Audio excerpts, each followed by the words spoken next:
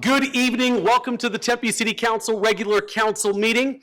Item number 1 is called to order. Council meetings can be watched in real time via Cox Cable Channel 11 and at tempe.gov/tempe11. Members of the public may also attend the meeting virtually through Microsoft Teams. If you have signed up to speak on items later on in the agenda, please know that as the presiding officer, I have the discretion to introduce items out of their regular order as listed on the agenda. I may change the order of items from time to time to accommodate scheduling or to allow us to address a number of items with a large number of speaker cards, so those wishing to speak on those items don't have to wait until later on in the meeting or to otherwise expedite the business of the meeting. If you wish to speak on an agenda item and you haven't filled out a speaker card yet, please make sure to fill out and submit your completed card to the city clerk prior to the agenda item coming forward for council discussion. I will call your name when it is your turn for public comment. I'd now like to invite everyone who's able and willing to stand and join us in a moment of silence, followed by the Pledge of Allegiance.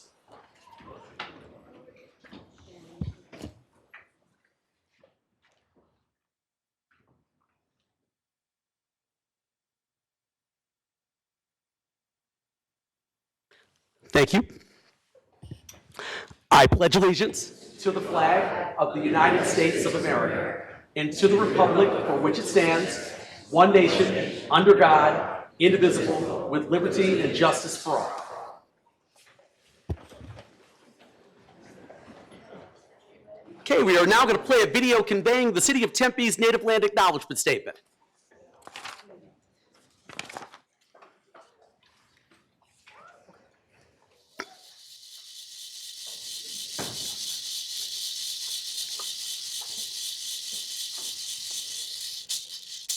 We acknowledge that Tempe lies on the ancestral land of the native peoples who have lived here since time immemorial.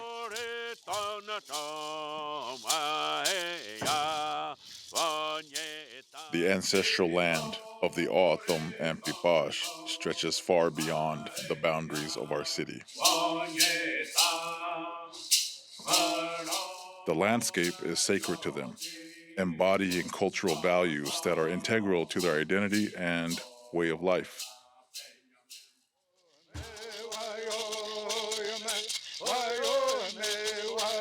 The O'odham and Pipash continue to maintain a deep spiritual connection to this land.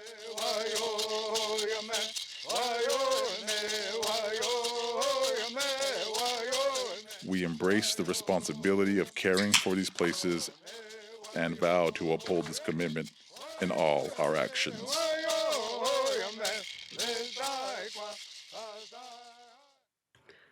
Thank you. Next up, item number 4, meeting minutes. Tonight I'll be assisted by Vice Mayor Garland. Vice Mayor. Thank you so much. I wasn't paying attention. You're good.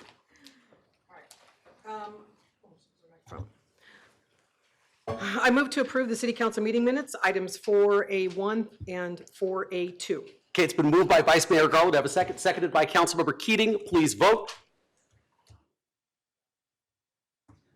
And that item passes 7-0. Next up, item 4B, acceptance of board, commission, and committee meeting minutes. Vice Mayor Garland. I move to accept the board, commission, and committee meeting minutes, items 4B1 through 4B6. Okay, it's been moved by Vice Mayor Garland and seconded by Councilmember Hodge. Please vote. And that item also passes 7-0. Okay, next up, I've got some reports and announcements.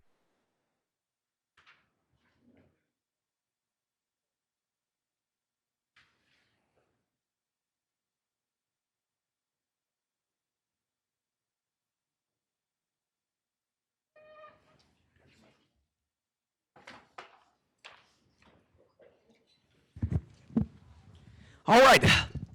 First up, item 5A1, Mental Health Awareness Month Proclamation.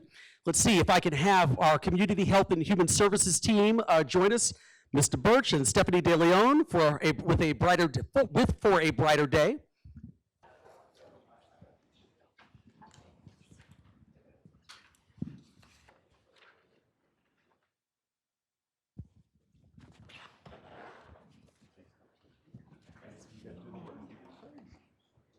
All right.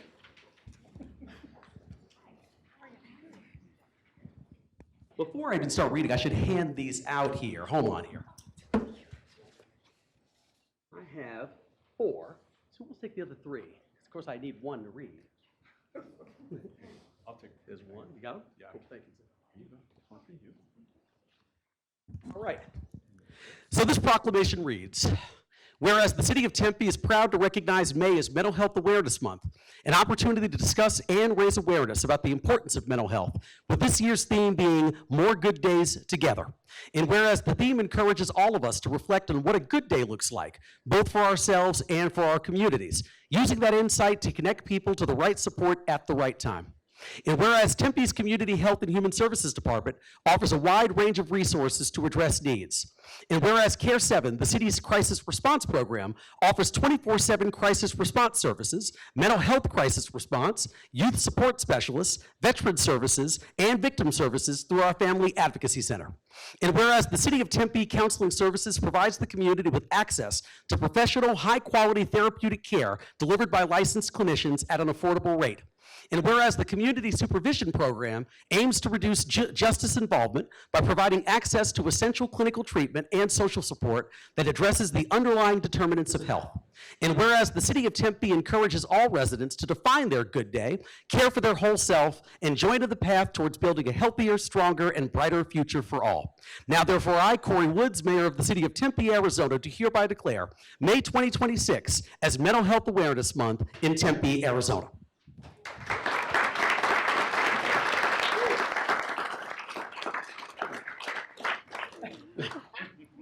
I'm not allowed to take it home.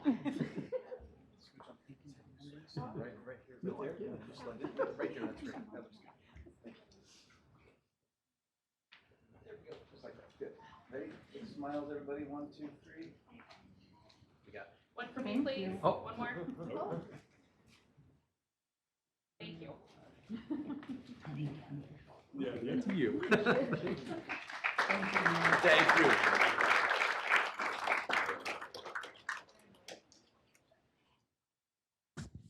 All right, next up, Asian American and Pacific Islander Heritage Month proclamation.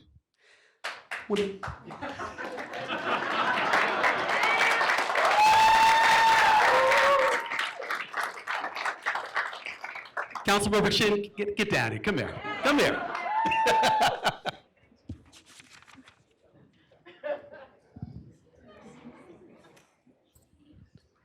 So we have with us this evening Tina Gwynn and members of the ASU's Asian Pacific American Students Coalition to join us. Councilmember Chin, can you do the honors? I would love to.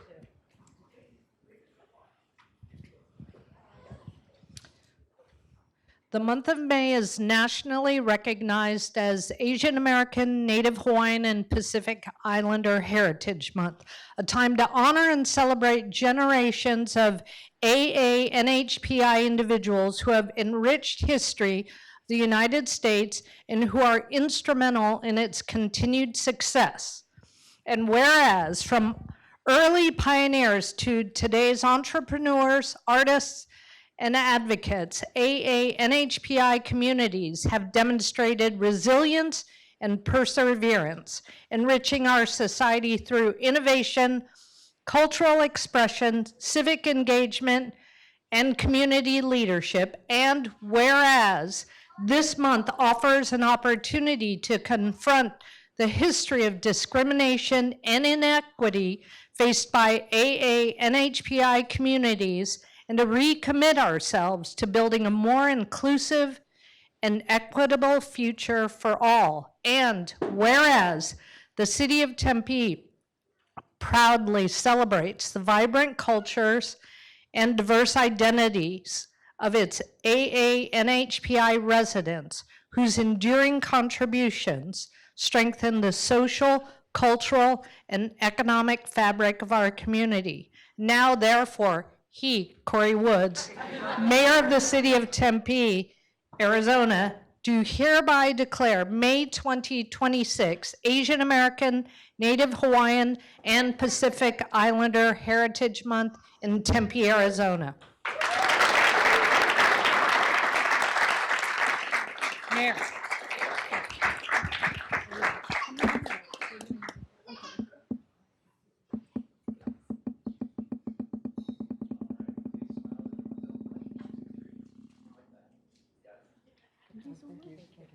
Thank you so much. Yes. Thank you so much. Thank you.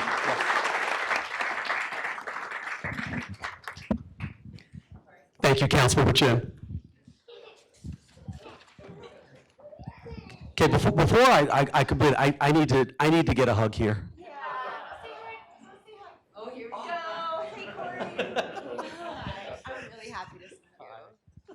Thanks for doing this, man. Absolutely. I was like, I know that baby. All right, next up, item 5A3, Jewish American Heritage Month proclamation. Arnold, I saw you. Come on up. So Arnold is the president of Temple Emmanuel's board of directors and a good friend of mine. So. Give another hug.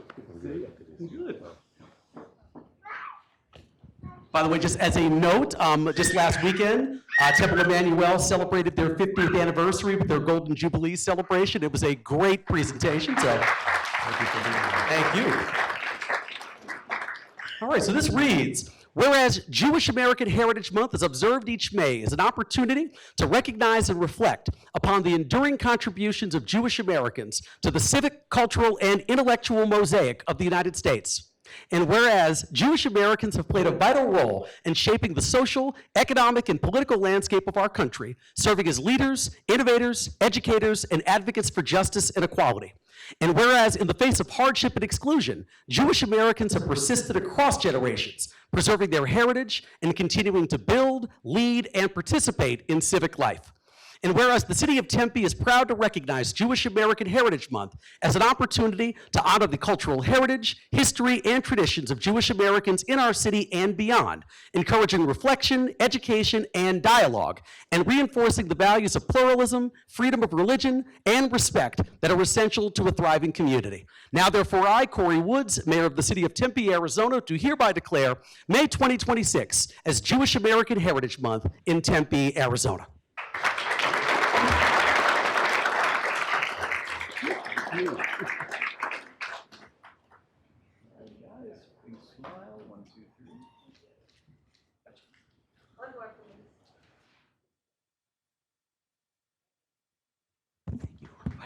3.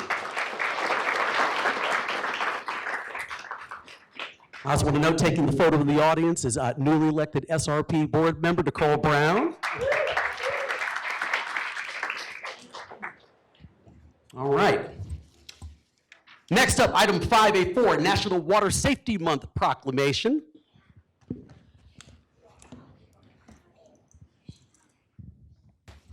There's always lots of Post-its and sticky notes and, all right, come on up.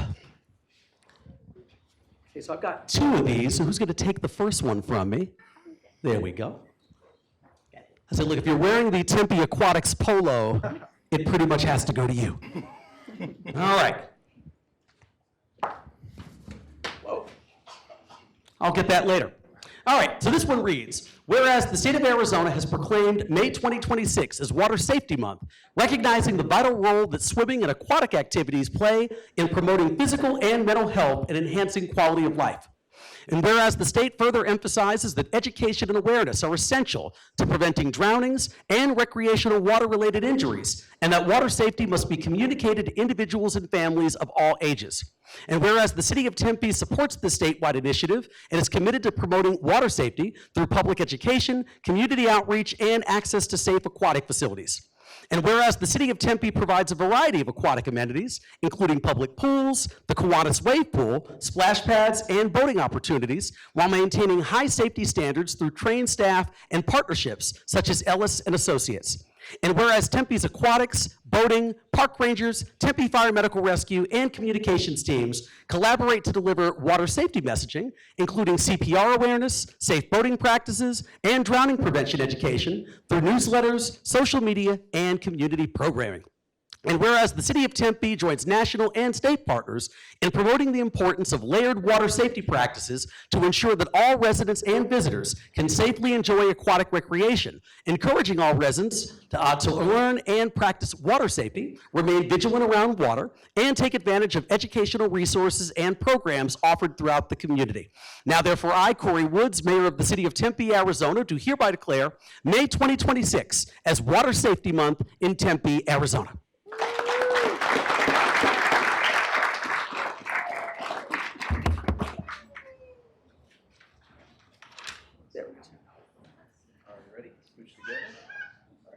big smile. 1, 2, 3.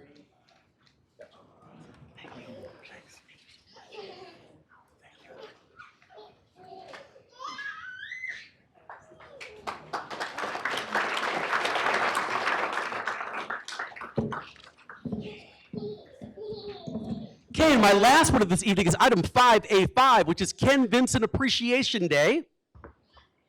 Come on forward.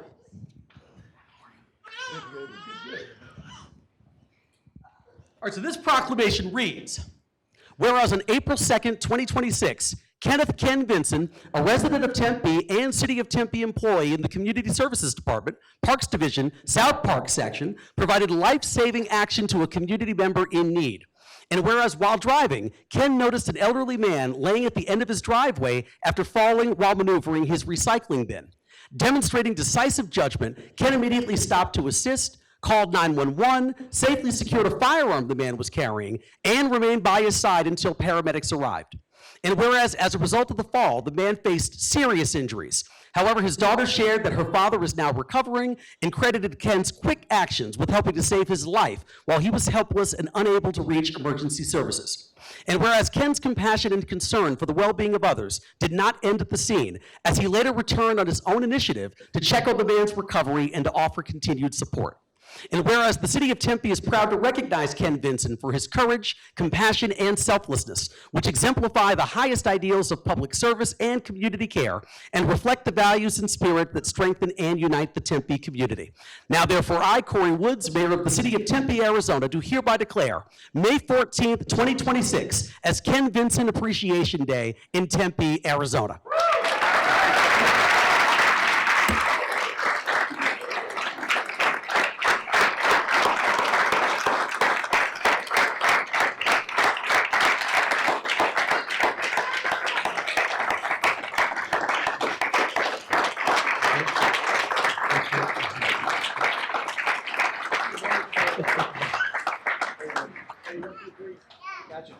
Thank you, Ken. Appreciate it. And that ends my announcements. Madam City Manager, any announcements on your end? Not this evening. Thank you, Mr. Mayor. All right.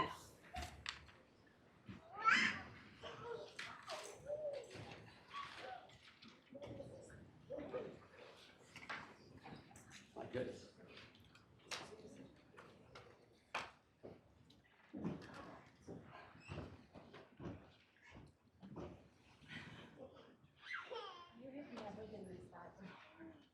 Sorry, you see there's a number of, I get tons of Post-it notes and binder clips and things I have to collect. As my mom always said when I was a kid, Corey, when you're done with things, leave things as you found them. All right. Yeah, she left that part out. No. All right. Just kidding. All right, next up here, item number 6. But before we get to item number 6, which is public appearances, I want to take a moment to address campaign-related activity, especially as we are now in the 2026 election season. City council meetings are open to the public and are a vital forum for civic engagement. We welcome all individuals, including candidates, to speak on matters of public concern during the public comment portion of the meeting. However, because this is an official city council meeting that is both televised and live streamed using city resources, we ask all candidates, including any current council members, to refrain from electioneering or campaign-related activity while participating in the meeting. That means no discussing your candidacy, asking for votes or signatures, or displaying campaign materials such as signs, t-shirts, or literature while speaking. Thank you for helping us maintain the integrity and neutrality of our public meetings. All right, so tonight's agenda has a number of items that the City Council must consider in order to conduct city business. Guidelines for conduct at City Council meetings are on the table near the entrance for those in attendance at tonight's meeting. We will now play a video with the proper protocol for ensuring the appropriate conduct at City Council meetings.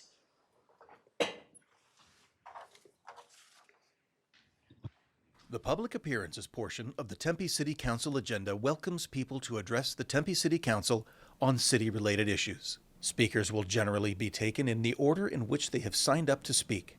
No visual aids or pre-recorded materials are allowed. People may speak once during public appearances for up to 3 minutes. If there is a large number of speakers, the mayor may limit the amount of time allotted for each person. The City Council as a whole is prohibited by state law from discussing, responding to, or taking action on matters that are not on the current agenda. However, an individual council member may respond to criticism made by those who have addressed the public body, may ask the staff to review a matter, or may ask that a matter be put on a future agenda. The City Council Rules of Procedure provides everyone with an opportunity to speak. However, rules of decorum are in effect, and behavior that disrupts, disturbs, or otherwise impedes the orderly conduct of any City Council meeting is not permitted. This includes behavior at the podium, inside or adjacent to the council chambers. Speakers shall refrain from name-calling, making personal or insulting comments, or slanderous remarks while addressing the City Council or while attending the meeting. Should a speaker become disorderly, action will be taken. First, the mayor may issue a verbal warning, and if the speaker continues disruptive behavior, the speaker will forfeit any remaining time for public comment and will be asked to leave the podium. Further disruption beyond that may result in removal from the council chambers, and the mayor may ask security officers to remove the speaker. If the speaker refuses to leave, security will warn the speaker that they are now trespassing, and the next step is an arrest for disorderly conduct, trespassing, or both. If necessary to maintain order, the mayor may recess the meeting. Your right to address the Tempe City Council is important to us. These rules are intended to create an atmosphere that is conducive to thoughtful public speech. Thank you. All right, thank you very much. All right, once again, we're going to start then in the order in which the cards were received this evening. The first speaker I have this evening is virtual. It's Diane Melrose. Madam Clerk, is Diane Melrose in the virtual room? Yes, she is. Hello? Yes, hi. Please state your name and city of residence. You have 3 minutes. I was hoping I wasn't going to be first. Okay, my name is Diane. I live in Tempe. When I have a topic I want to discuss, I can easily meet up with Mayor Woods, Vice Mayor Garland, and Council Members Amberg, Chin, and Hodge. Councilmember Keating rarely responds to my emails, and Councilmember Adams has never responded to my emails. Last fall, I tried to meet with Adams after she reached out via the phone number associated with her campaign, asking to meet me for coffee. 3 separate times plans were made, and 3 separate times Adams canceled or changed those plans. Her final proposal was that I come to City Hall so I could meet her aide. I declined. I've heard similar stories of unsuccessful meetups from half a dozen friends in the community.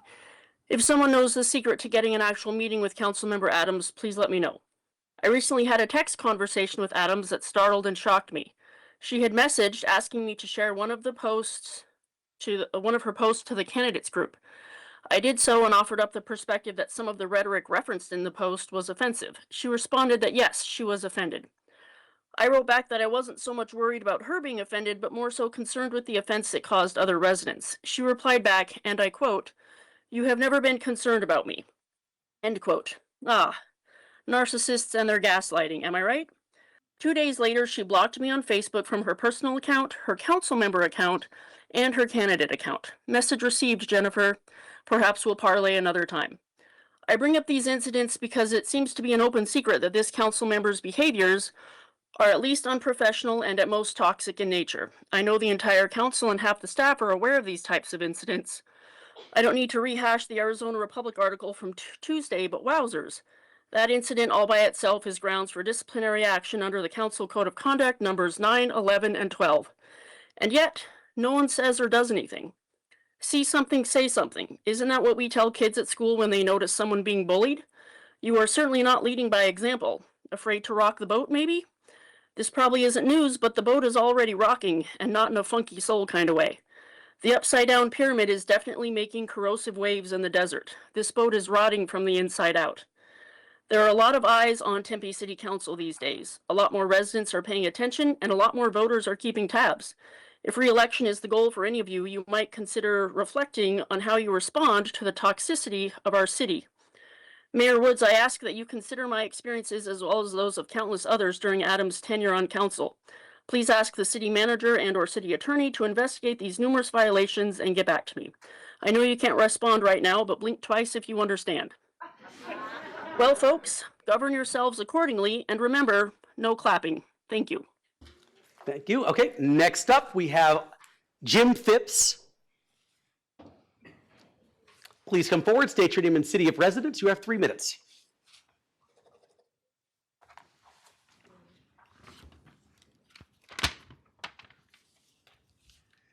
Not sure how popular this is going to be.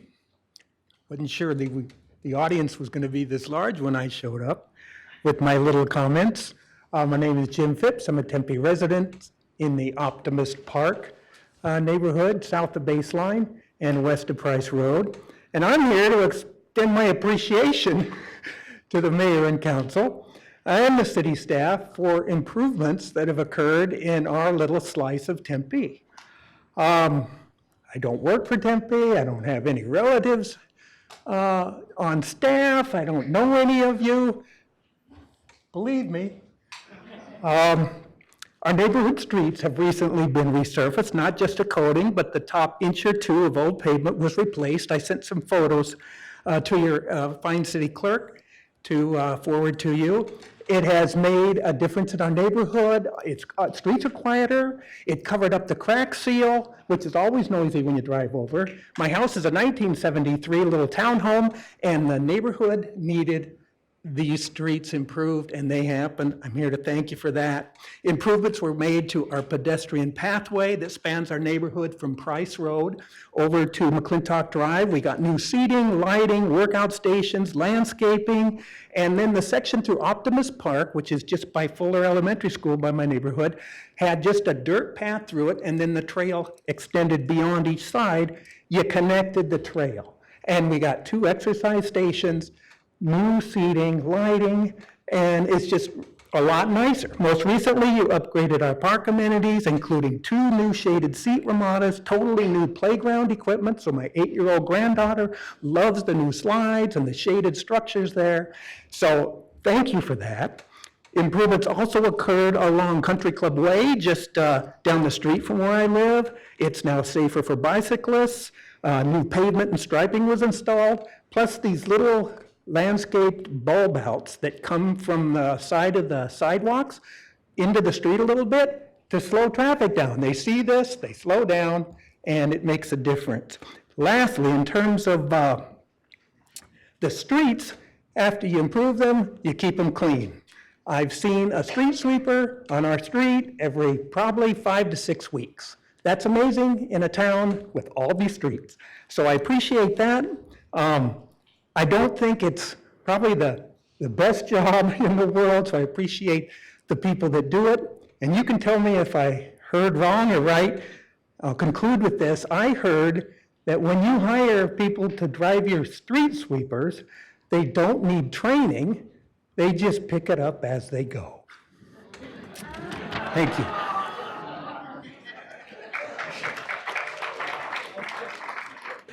All right. All right, the next speaker I have this evening is Mario Martinez. Please come forward, state your name and city of residence. You have 3 minutes.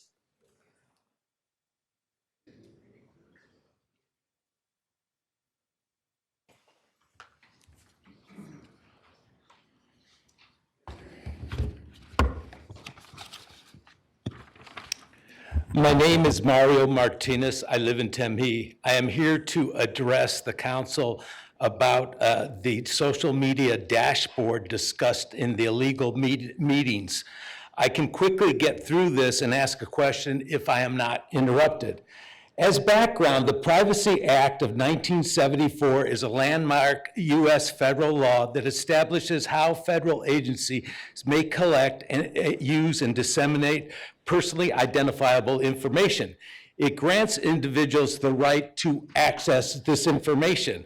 While Tempe is not subject to the Privacy Act, it is indisputable that Tempe's have a right to access the social media dashboard that was illegally concealed with us.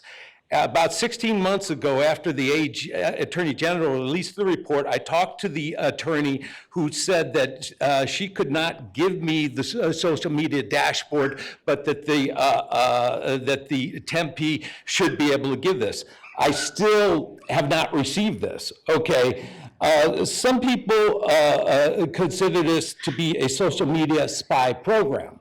Now, Corey, you can easily prove that this was not a spy program if you could release it and we could see what was done Okay, so my question is, will your administration continue to deny us the right to review this social media dashboard, which you were asserting was not spying?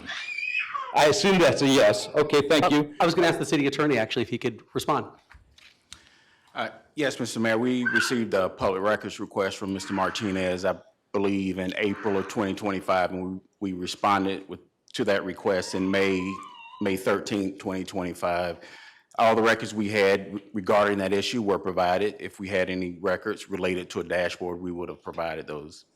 Okay. What happened to the dashboard? It was key evidence in the Attorney General's report. Where did it go? What was it? We paid $32,000 for it. What happened to this key evidence? Again, Mr. Mayor, we provided all the records that the city has, all the public records that the city had. We have no other records to provide Mr. Martinez. Okay, you're going to continue to deny it. Okay, thank you. Okay. Okay, the next speaker I have this evening is virtual, David Sokolowski. Mr. Sokolowski, can you hear me? Yep, can you hear me? Yes, please state your name and city of residence. You have 3 minutes. My name is David Sokolowski. I live in Tempe. Council members, for once, I'm not here to talk about housing. The city proposed a transit tax, but didn't tell its own transportation commission. I really doubt you woke up on a Friday and decided to pass the transit tax, but I could be wrong. Apparently, you woke up on a Thursday and decided to change the ballot question. And without a public survey for any tax increase. I don't want to raise taxes for police while crime is going down. The city needs to be more fiscally responsible. Back to my point, our Transportation Commission scheduled an emergency meeting. But after more than an hour, we failed to reach consensus. We scheduled a second emergency meeting to rubber stamp the transit tax for approval. We got a lecture from Lisette Camacho. The city council was disappointed, and we needed to make amends and speak at city council meetings. Many people on the commission are very unhappy. We changed our meeting minutes because we wanted a clear public record of what was said. Our Transportation Commission must be capable of operating independently and without pressure or influence from the city council or city staff. Now it's the city council that needs to make amends and restore trust and confidence in our commission. I sent a council communicator and all I got was thank you for the email. You shouldn't call it council communicator if you don't actually communicate with anyone. This isn't the only example. You're reviewing parking standards today, but where is the input from the Transportation Commission? You went to the Neighborhood Advisory Commission, and even the DRC got to vote on it. Why is the city excluding the Transportation Commission from providing recommendations on transportation policy? I'm disappointed in the city. The difference is that I'm a citizen and I have the right to say it. It's disrespectful to the commission if the city doesn't respect the process, even if some people don't like it. Based on today, I would rank our Transportation Commission at the lowest level for citizen participation. Mr. Mayor, you served on the Transportation Commission. How would you feel right now? I think everyone can understand the city is capable of including the commission before they schedule the city council meetings. Thank you for listening. Thank you. Okay, the next speaker I have this evening is Tim Palmer. Please come forward, state your name and city of residence. You have 3 minutes.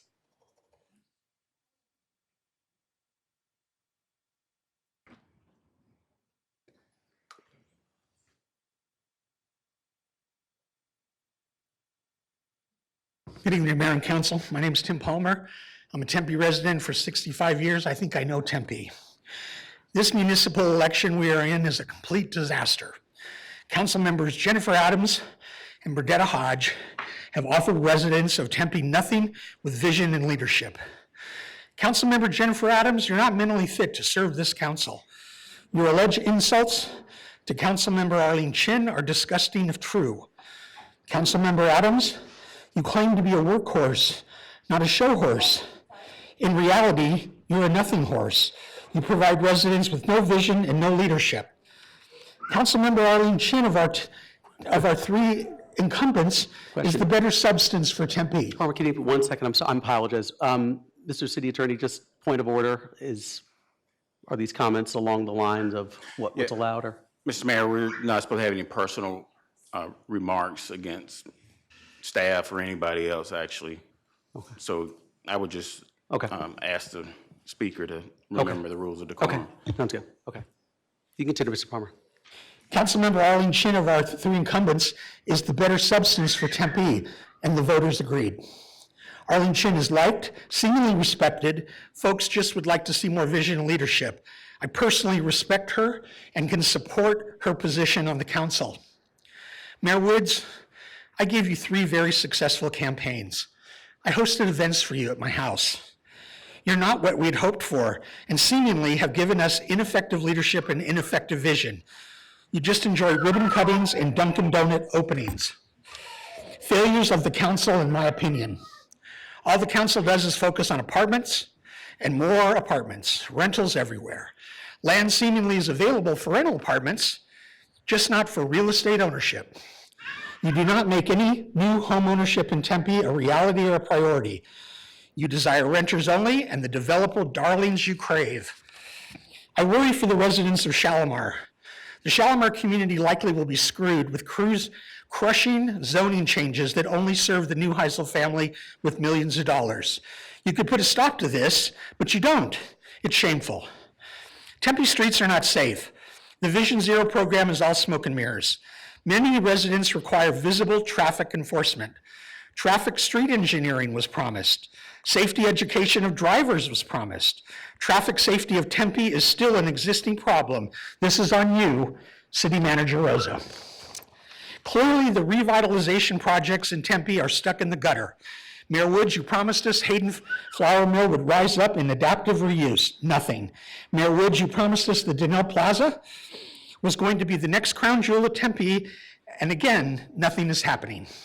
Obviously, no one's guiding the economic development on these projects. Epic failures, and that's on you, Mayor Woods. Clearly, council is not attempting to solve homelessness and needed policy that is meaningful and effective. This is the perception of thousands of Tempe residents. The city of Tempe is clearly more interested in pressing authoritarianism policy onto Tempe residents. Please focus on the magic of what Tempe is. Continue to make Tempe shine. That's time. Please design and drive that narrative. That's time. I'm serious. Y'all lack vision. Mr. Palmer, that's time. Leadership. Okay, the next speaker I have this evening is Noah James Markham. Please come forward and state your name and city of residence. You have 3 minutes.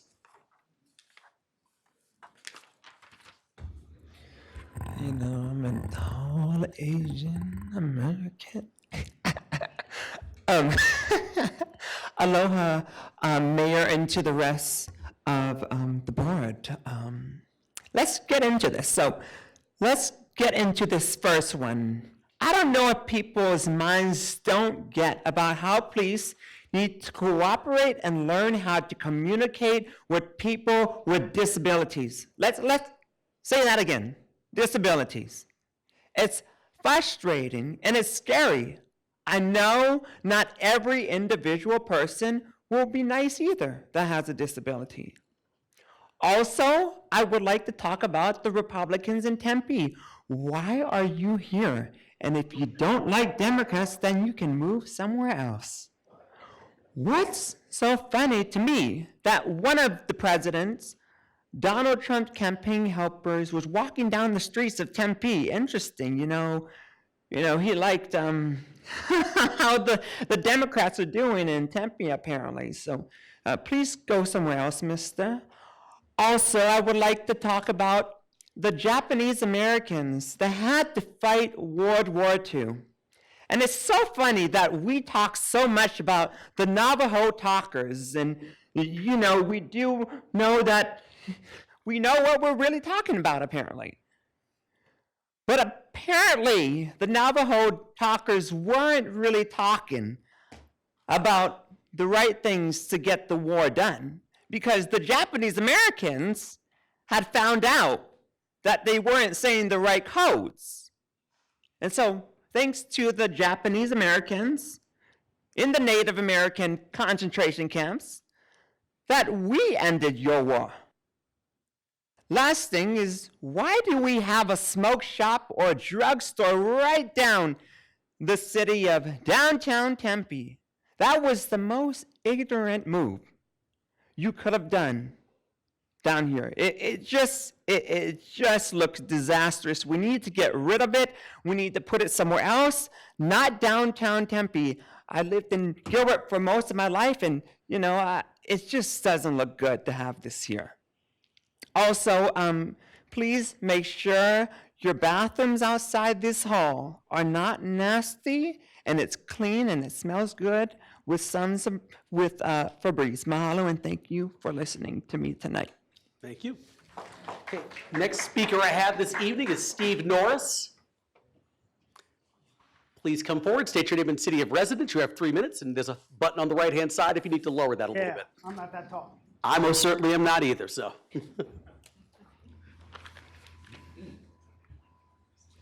That's fair.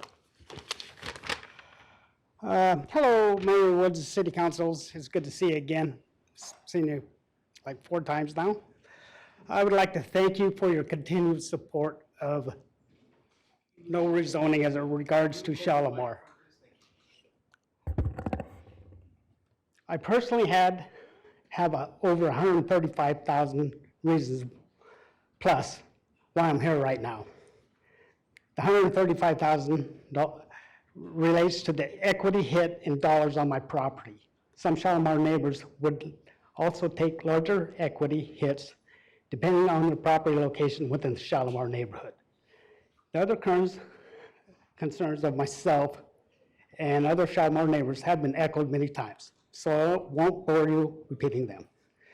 The Shalimar neighborhood looks forward to funding a resolution which is acceptable and meets the needs of Shalimar neighborhood, all of Tempe, and current or future owners of Shalimar. Thank you for your time and consideration. Thank you. Next speaker I have this evening is Joseph Forte Jr. Please come forward, state your name and city of residence. You have 3 minutes.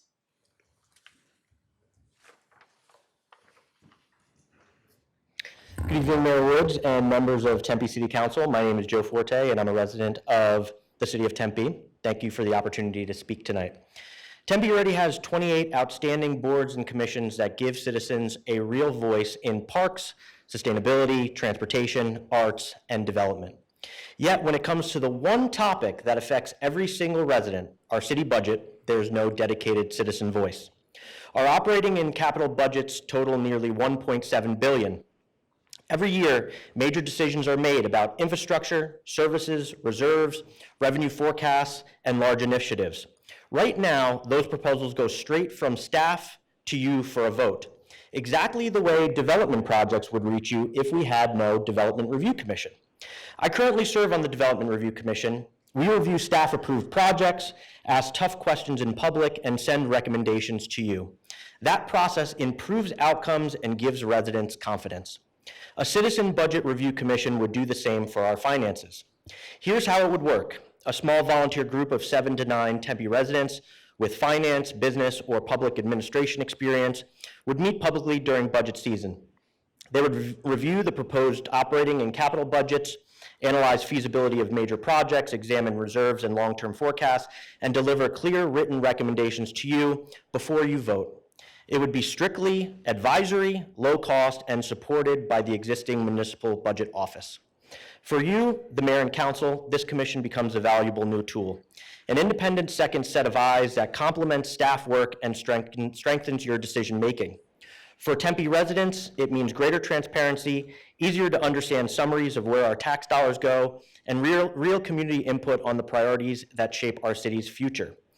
To show this idea has broad support, I launched a change.org petition. In just a short time, 238 people have signed, with at least 70% of them being Tempe residents. That number is important. It lines up exactly with the level of engagement the city sees in its own signature surveys when residents are asked about their top priorities. This is not a criticism of current leadership. It is a practical way to give you better information and give residents a meaningful seat at the table on issues that matter most. I respectfully ask for you to establish a Tempe Citizen Budget Review Commission. It will strengthen trust, improve decisions, and help keep Tempe fiscally strong for generations to come. Thank you. Thank you. Next speaker I have this evening is Lane Caraway. Please come forward, state your name and city of residence. You have 3 minutes. God, the short people can talk here. Good evening, I am Lane Caraway. I am a citizen of North Tempe, north of the lake for 32 plus years. First of all, I want to thank the mayor and council, you guys. I think it's a two-way street when you're trying to make appointments and meetings with you guys. Jennifer Adams, you respond. I don't know what the rhetoric is all about, but hey, we can't all be loved by some people. I'm here tonight about the nuisance ordinance.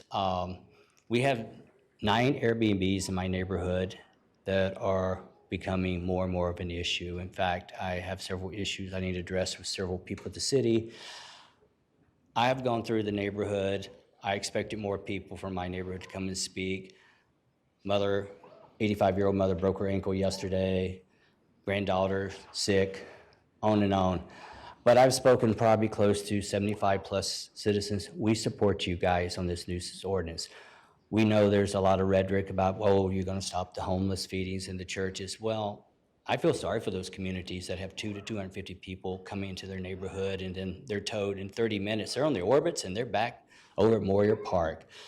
But that's about it. I just want to say we support you. We support the manager, city manager. We don't have issues. My neighborhood gets along with everybody. It seems like it's a two-way street of how you correspond with individuals. And I like to say, thank you, you're doing a great job. And I get to go home. Thank you, guys. Thank you. All right, the next speaker I have is Lynn P.J. Owens. Is Lynn P.J. Owens here? I'll pass. Pass? Okay, thank you. Okay, the next speaker is Melinda Morrison Gulick. Please come forward, state your name and city of residence. You have 3 minutes.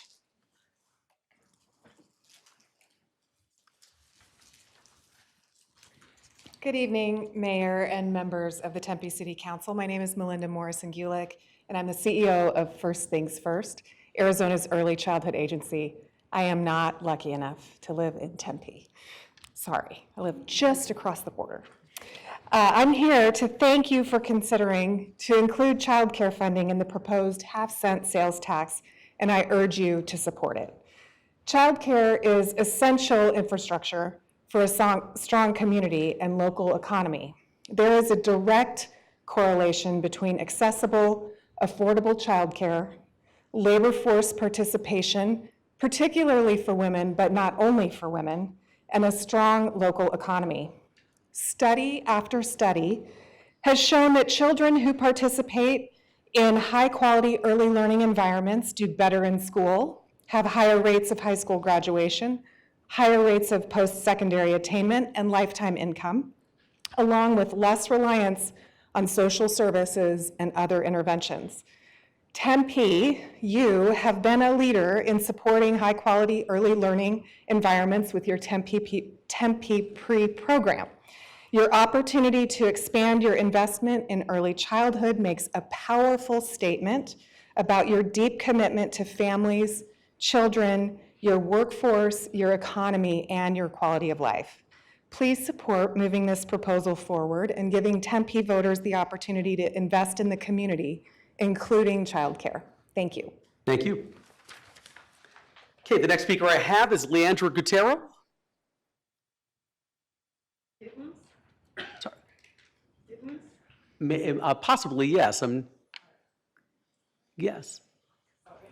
No, sound. So please come forward, state your name and city of residence. You have 3 minutes. Thank you, sir. Thank you guys for having me. Thank you. Leandra Giddens. I've been a Tempe resident since 1990, maybe. I grew up in the Shalimar neighborhood. We currently reside on Broadway and Mill. Wasn't prepared for this, but I don't have numbers and logistics and things like that, but I can just tell you what I see every day as a resident in my area. There's a homeless epidemic in our area for sure.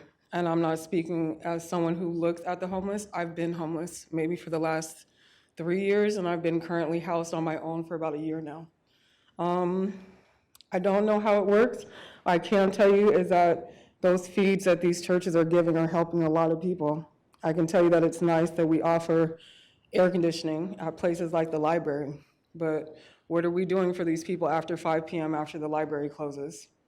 Where are they going? I heard a lot about us putting money into public safety, but honestly, ask people how they're feeling when our streets we can't sit at bus stops because there's so many people that are unhoused out. I don't know about, capping on the housing, and I'm a peer support specialist, so I hand out a lot of resources. I can tell you when I have girls coming to me and they're looking for financial assistance. Tempe has 2 spots, TCAA, or they can go to St. Vincent at the church. But we don't have a lot like that. So if we can't go to other cities for resources, I don't understand why. I hear people coming up here like, oh, the streets are really paved. We're doing all this great stuff. Well, why are we not helping these people? I'd rather be a part of the problem or a part of the solution. So I can't speak on what we could do, but I would love to know what even I can do as starting as a person to work with people like you guys to make a difference in this because it matters. Thank you. Thank you, appreciate it. All right, next speaker I have, I think we can't have any applause, but let's see, let me get to James Gregory, so. Is James Gregory here? Yeah, I'm coming. Oh, sure, sounds good. I'll get there. No, you got it, no worries. Please come forward, state your name and city of residence. You have 3 minutes.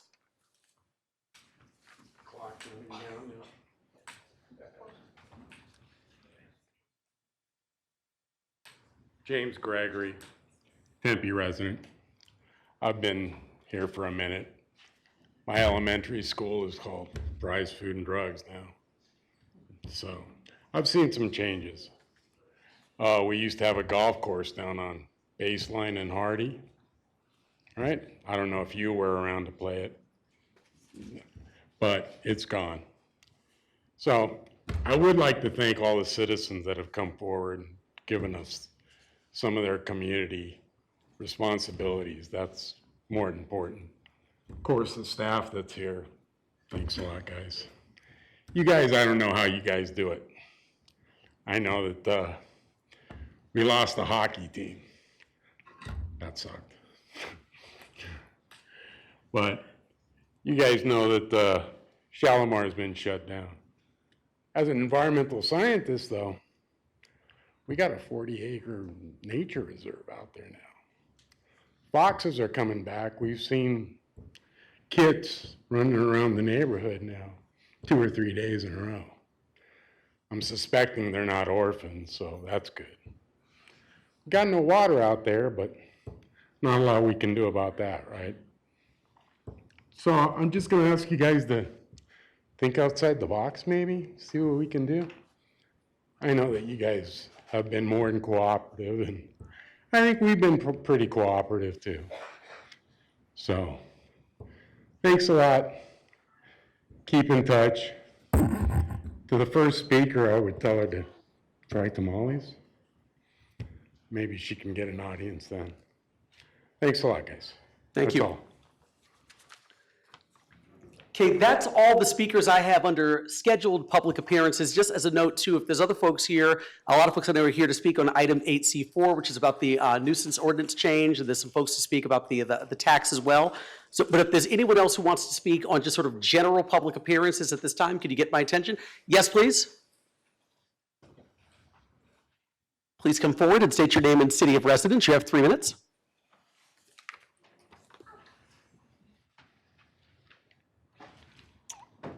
All right, my name is Megan. I am a resident of Tempe, Arizona, of 10 years now.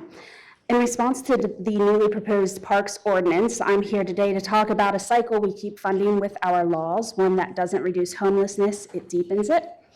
But first, I want to address something else. Last summer, the people of Tempe spoke. Over 4,500 of them signed a petition to undo an ordinance this council passed against the will of the community, 4,500 signatures. That's not a fringe movement. That is your constituents telling you clearly that we do not want this. And yet, here we are again. This council does not know how to take no for an answer, and the people of Tempe are watching. When someone receives a citation for urban camping for the act of just simply existing somewhere, that citation doesn't just disappear. It becomes a record that follows them, and it closes doors.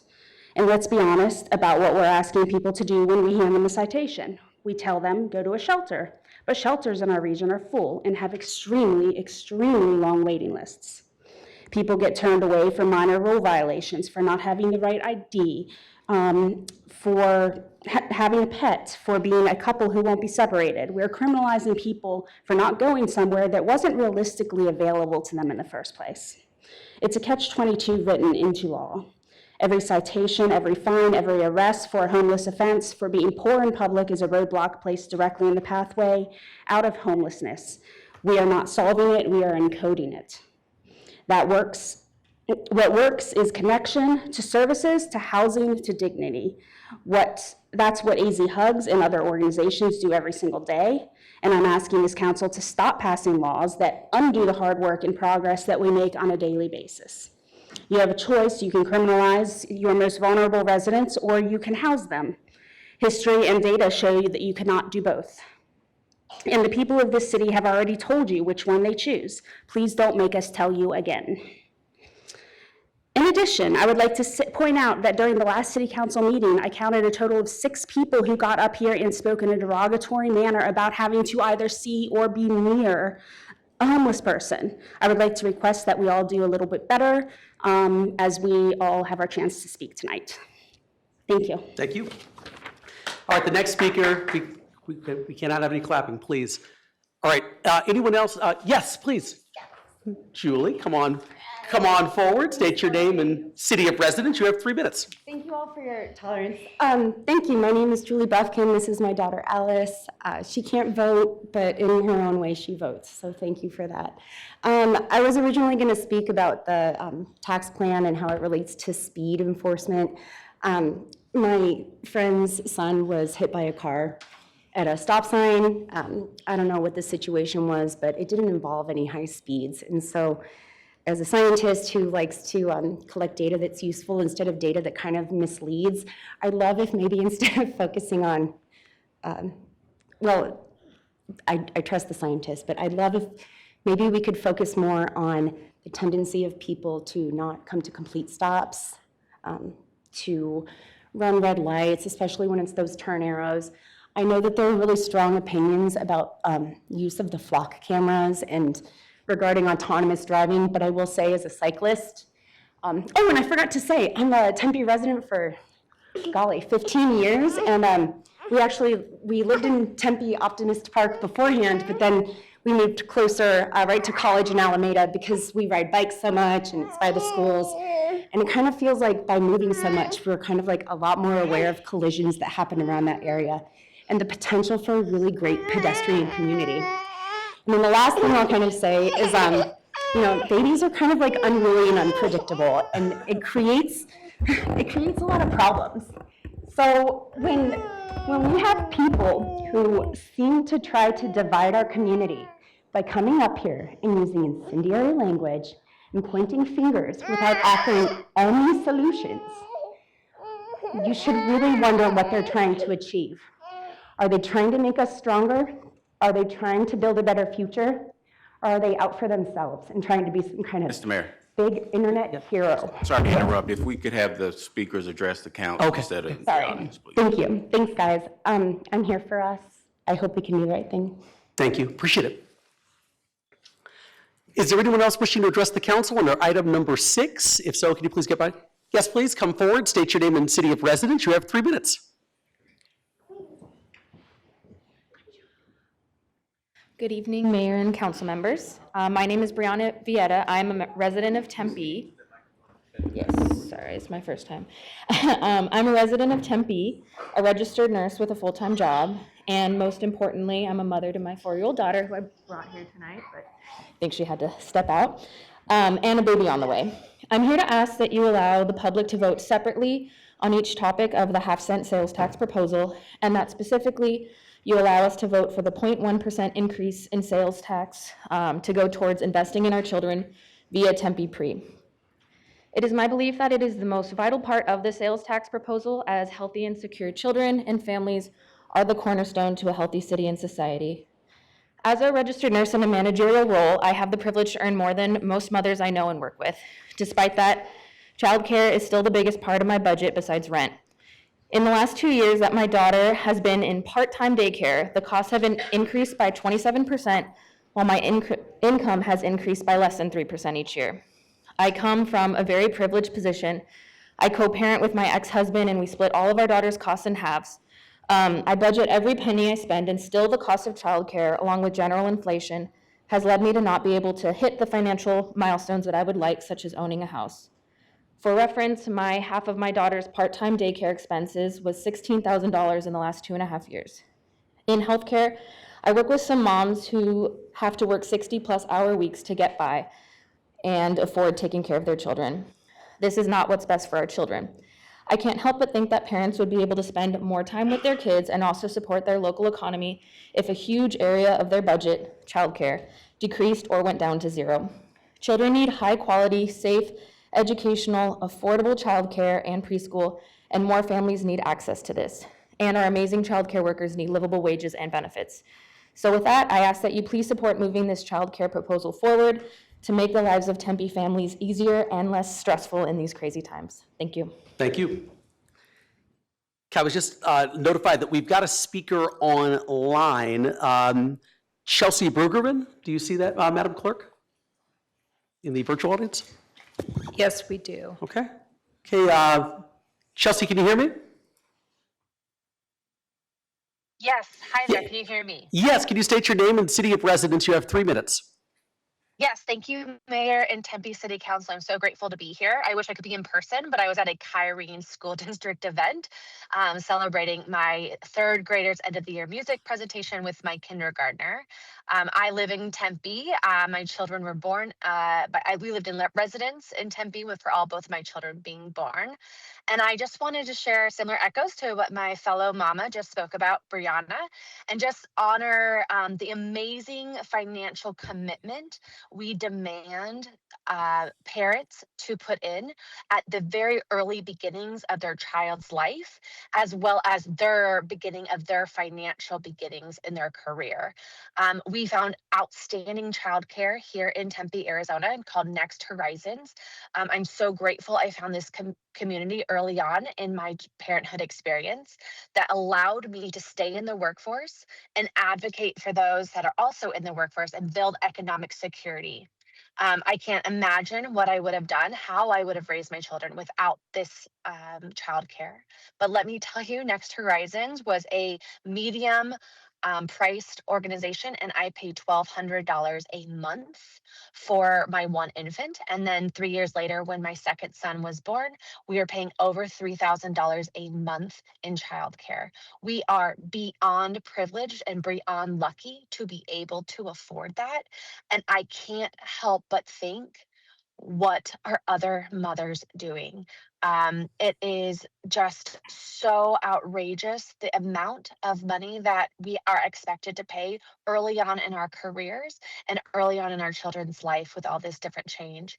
I would like to remind, which I hope you've heard, that childcare for one child is more expensive than in-state tuition for the universities here. So, and we prepare to pay for our children's college in the span of 18 years, right? We build out those plans early on.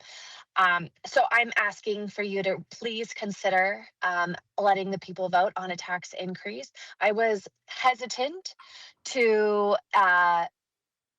to encourage a tax increase because I know, especially a regressive tax, but I also celebrate the idea of the financial windfall that would provide for families that are currently growing their family and growing a career, and what that would do for their end of their bottom line.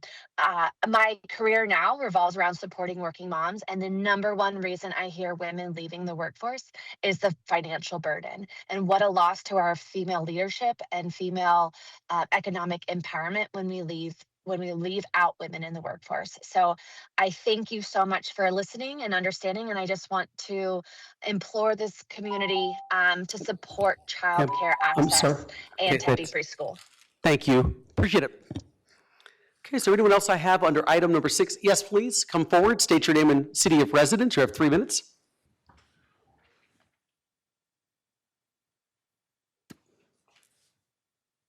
Hello, my name is Ben Pollitt. I'm a Tempe resident.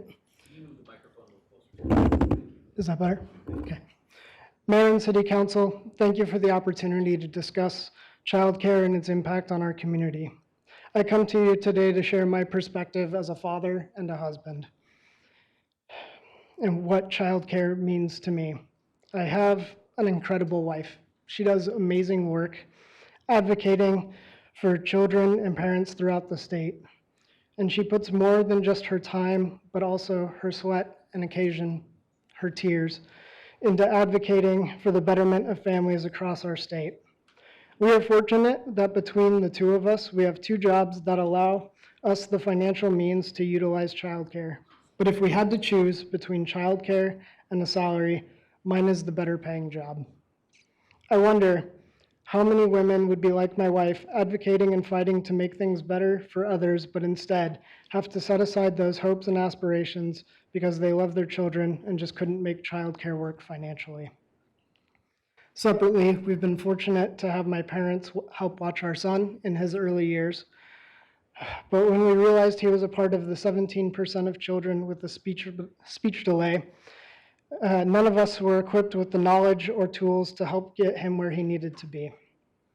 As a father, I want the best for my son, and I know there are other fathers in our community who are struggling silently right now.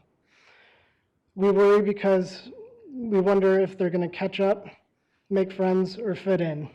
And since starting at preschool and working with qualified educators, I've seen my son make tremendous strides in speech and in his confidence. However, for my son to attend preschool just twice a week, we spend over $1,000 a month. I know that is not financially realistic for many families right now. I can't help but wonder how many families in our community are struggling right now because they don't have the means to help their children. How many are putting aside their career aspirations to help their family? How many are buckling under the weight of financial stress? I'm here to advocate on behalf of those families to strongly support solutions to make childcare more affordable and our community stronger. Thank you. Thank you. Okay, is there anyone else in the audience wish to address the council under general public appearances? If so, yes. Please come forward, state your name and city of residence. You have 3 minutes. How you guys doing? My name is Henry Guerrero. I've been homeless probably for like 18 years in Tempe. These past couple years, I would go to this church right here in the community, and I met a wonderful person that asked me what I needed, and I told her I need a bed. I need a bed. I had been going, no sleep, and she made a phone call, and she told me to call this number, and they gave me a bed. That week, the next day she told me to call her. I called her. She goes, "What do you plan on doing?" I go, "I'm gonna start looking for a job." And so I got a bed through the program that you guys offer, which is an excellent program. You guys have all the programs. You guys have all the money. But I think the problem here with things going on is sometimes, we don't check in on what's going on, why people are not going through this shelter, and why are they back homeless again? I thought they were in the shelter, and why they're back where they're at. And I think that's kind of where we lose the ball. I got the job. I saved. I started coming back to curfew. Just went to work. Just went to shelter. Went to work. Did the 90. Went to Mercy House. Did the 90. Moved into my own apartment. $6,000 in the bank on Rural and Southern. Kept doing that. Kept doing that. Worked my recovery. The city of Tempe helped me get a voucher through HMO to get me into the apartment, and took over my lease after the year. They weaned me into my lease. Basically, they would pay, and I pay a percentage, and then by the year, I was fully supporting myself. 6 months into my second year lease, which is my own lease, the city of Tempe pulls out a warrant for my arrest for an old drug charge in 2023, and they arrest me. It's my third conviction drug felony, and it's mandatory prison time.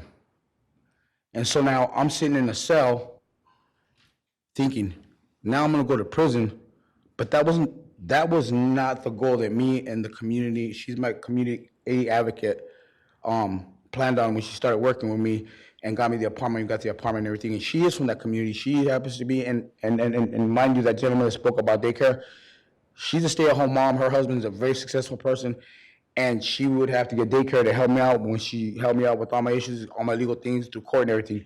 And I'm so grateful and thankful for her, man. And if it wasn't for her, I would have never got an apartment. But I lost it. I lost it when that warrant came out. And the only thing that bothered me about it was I felt kind of funny. I was like, how am I going to get a voucher from the city or from the federal government to get off the streets and stop doing whatever? And then after the voucher runs out, now I'm going to go to prison, and that's also whatever revenues to the prison. So I just felt like I said, I felt kind of a little lost. But you guys have the services, and I appreciate everything you guys do. Thank you, appreciate it. Is there anyone else in the audience wishing to address the council under item number 6, general public appearances? Yes, please come forward. State your name and city of residence. You have 3 minutes. Hi. I have never spoken at something like this, so I'm a little nervous. But I just wanted to approach you all and bring up the ordinance against unhoused folks just existing. I could sit here all day and talk about how people just deserve dignity and medical care and food and all of those things. But I feel like, frankly, we should know that.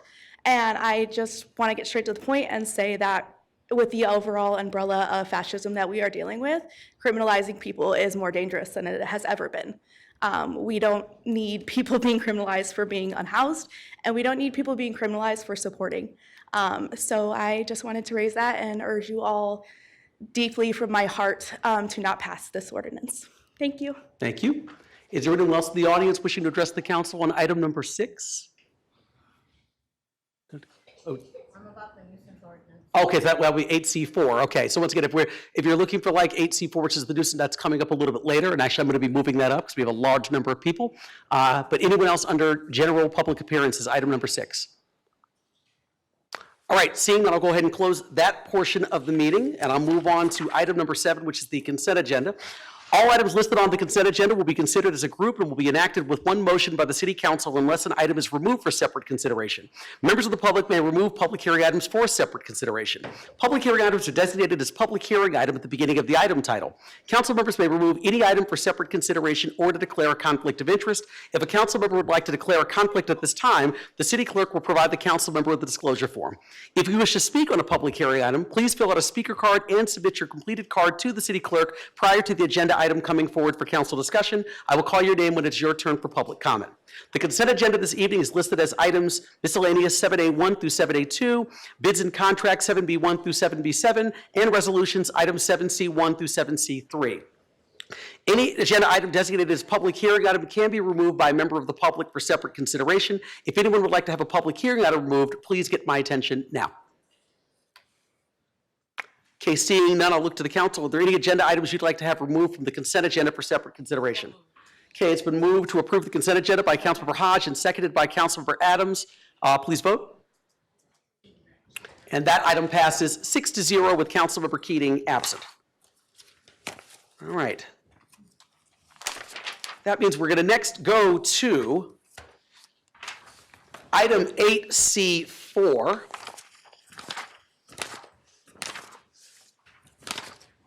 Actually, excuse me a second, I'm a little out of order here.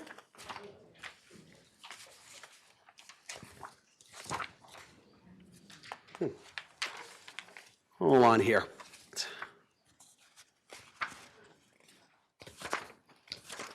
Where is that?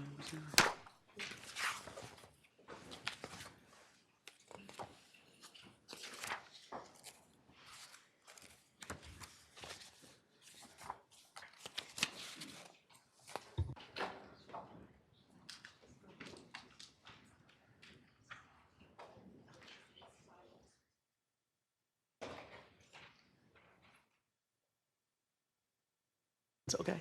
It's okay. All right, 8C4 is a public hearing item to hold the second and final hearing to adopt an ordinance for amending the Tempe City Code, Chapter 21, relating to nuisances by adding a new subsection 21.3B22 related to enumerated violations. The first public hearing was held back on April 30th, 2026. Is there any staff presentation on this item prior to getting into the public comment section? Thank you. All right, just a quick note here, since there's no staff presentation. We're going to open up the public comment section. Before I do, I'd like to mention that we have a significant number of people here to speak on this item. Just out of note too, because a couple of people asked about this. As of 3 p.m. today, we had received 128 signatures on a change.org petition.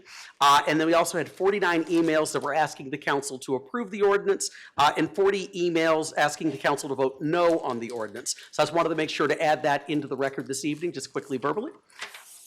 With that said, though,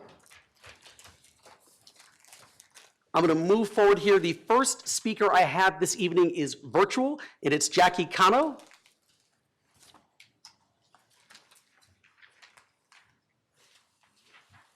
Is Jackie Cano in the virtual audience?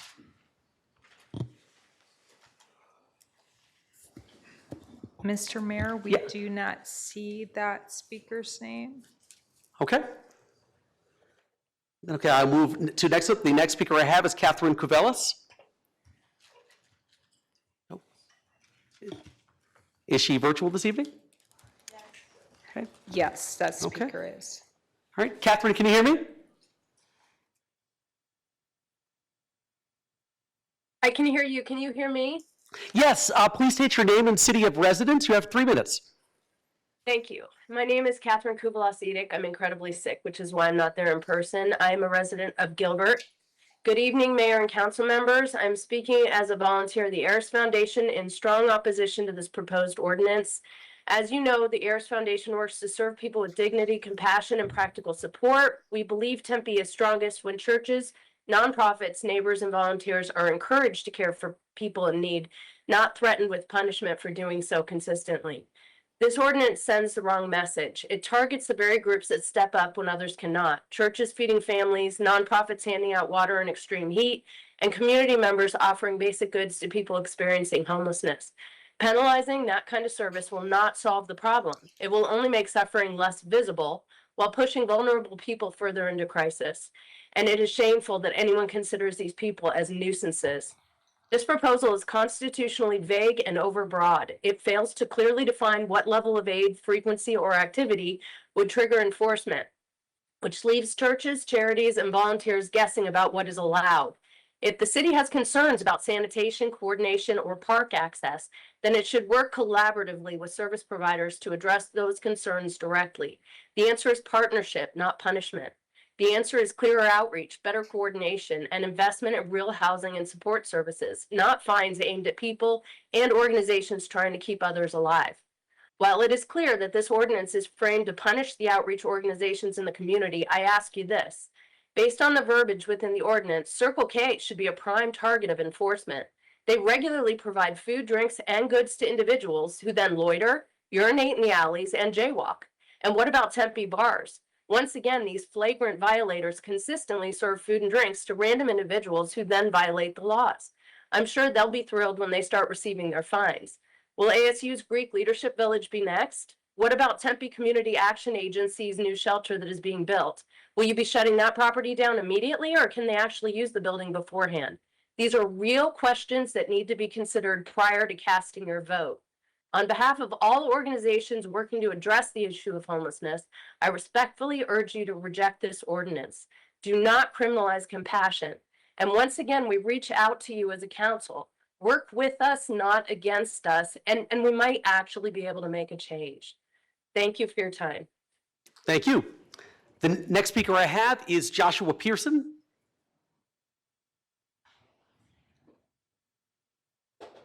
Please come forward, state your name and city of residence. You have 3 minutes.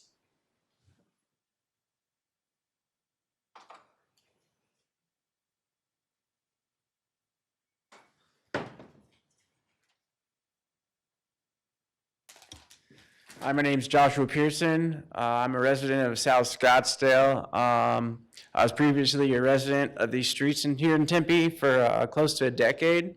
I've changed my life with the help of my own willpower and a lot of help from outside contributions such as Aris Foundation. And I think it's a little bit ridiculous that you're trying to pass an ordinance to stop these organizations and nonprofits from being able to help people struggling in the most vulnerable time of their lives when they're struggling the most.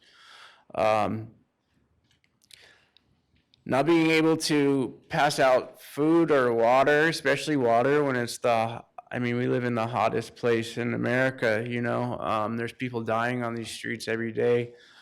Not only from drug overdoses, but from dehydration. I didn't really prepare a speech, so I'm speaking from the bottom of my heart to reconsider this ordinance that you're trying to pass against helping feed and help people struggling. That's it, thanks. Thank you. Next speaker I have is Debbie Ron.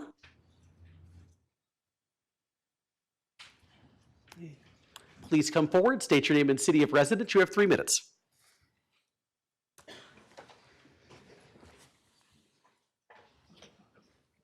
Hello, my name is Debbie Ron. Mayor Woods, Vice Mayor, and City Council members. I've been a Tempe resident for over 40 years. I want to let our Daly Park neighbors know that I hear them. I would not want the problems in my neighborhood that they have had to deal with. There must be a better solution for them without neglecting our friends without homes. I appreciate everyone for being here tonight and listening. Homelessness has hit very close to home for me. My son, now age 53, was addicted to meth and alcohol and was homeless. He sometimes spent the night in a bathroom stall in a Walgreens. He often ate food from a dumpster. I'm happy to say that he got sober in 2010 and is now gainfully employed, married, and a homeowner. He once told me that he should write a book, From Homeless to Homeowner in 5 years. I agree.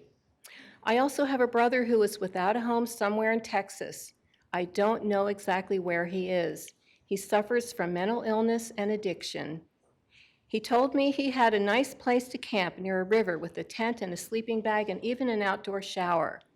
One day, all of these were stolen, and he was left to sleep on the ground with nothing to sleep on.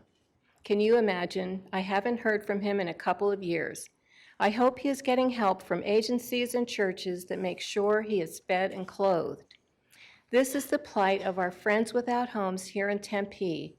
I like to refer to them as friends without homes rather than labeling them homeless or unhoused.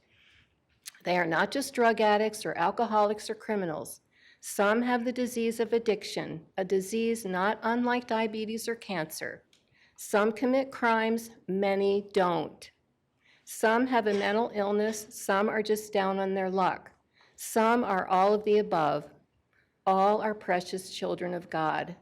I hope you can see them as people. They could be your son or daughter, brother or sister, even your mom or dad. If they were here tonight, could you look in their faces and see their humanity?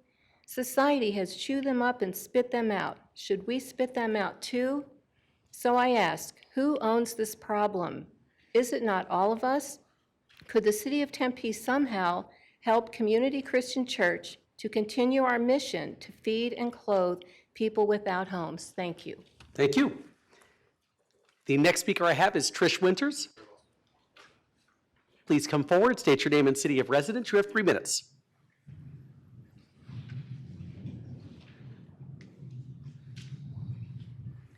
Greetings. I am Reverend Trish Winters. I get to be the minister of Community Christian Church, and unfortunately, I live in Surprise, but I oppose this proposed code ordinance for 3 reasons. 1, it does not get to the root of the problem. 2, it criminalizes mutual aid and charity. And 3, it impedes the mission of Community Christian Church in the exercise of our faith, which is compelled by the tenets of our religion. For over a decade, we have responded to the needs of those who are food insecure by sharing one portable meal a day. We have also provided weekly iHelp shelter and a shared cooling center. We do this work with multiple partners, neighbors, and city entities, some of whom will speak this evening. At our last city council meeting, several housed folks from our neighborhood expressed their fear and their anger, verging on slander, when speaking of the impact that this work has had on our beloved park and embedded neighborhood. And I get it. Feeling safe in your home is absolutely a reasonable expectation. I also get that compassion fatigue is real. I do not fault our housed neighbors for their frustration. But I would be remiss if I did not say for the record that our church has, since October of 2024, when our neighbors came to us to share their concerns, engaged in conversation, taken their concerns to heart, and even made significant changes to the ministry we provide in order to take steps toward accommodation.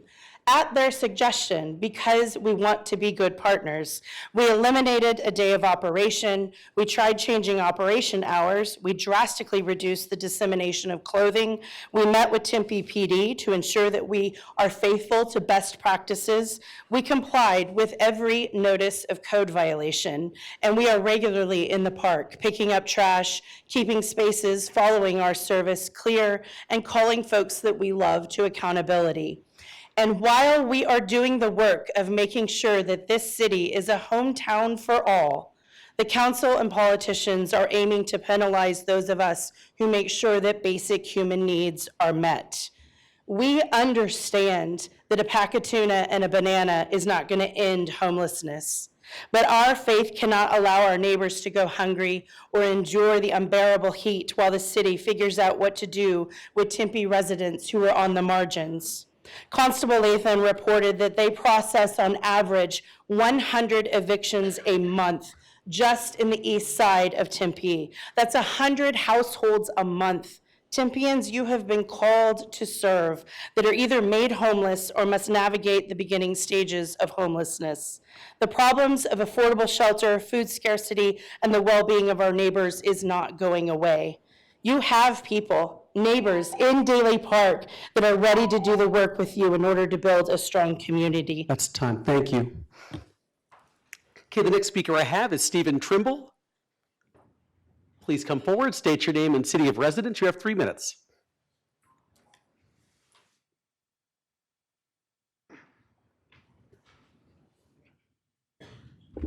My name is Stephen Trimble.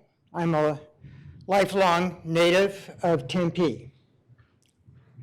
I grew up on College Avenue, 5 houses north of Daly Park. I'm a member of Tempe Community Christian Church. I appreciate all the dedication and hard work this council does to serve the city. I also know that all our neighbors are caring individuals who deserve a safe neighborhood. But there are still some of our Tempe family that are hungry, unsheltered, and have no bathroom to use.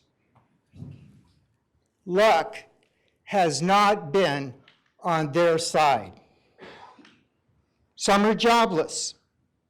Others are the working poor, while still others are fighting unwanted demons. This is the real issue, not the ordinance.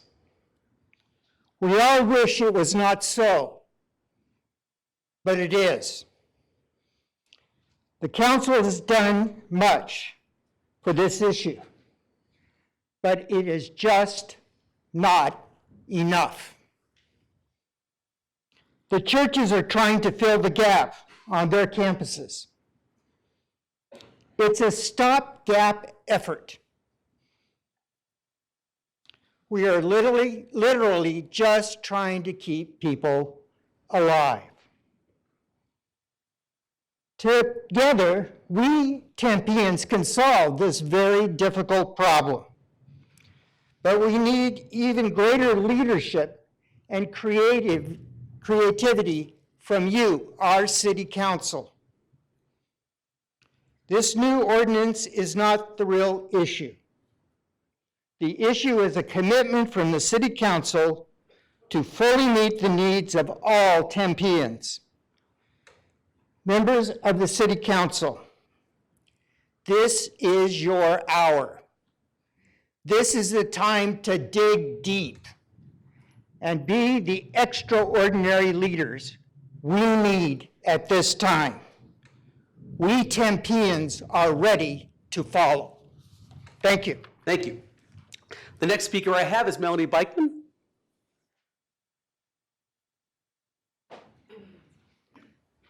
Please come forward, state your name and city of residence. You have 3 minutes.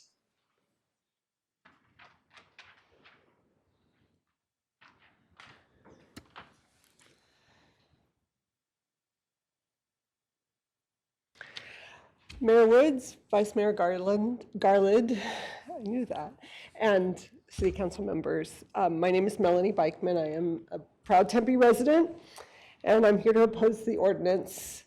I want to thank you all for taking on hard decisions and for allowing public comment tonight and all that you've done on housing in past years.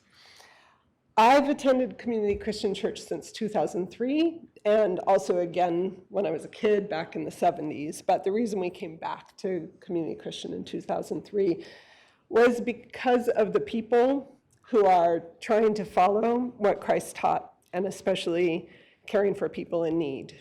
And actually, there's a lot of really nice people there too, so that made a difference. Back in 2003, even then, I noticed that there were a lot of homeless people in that neighborhood, even compared to mine in Tempe.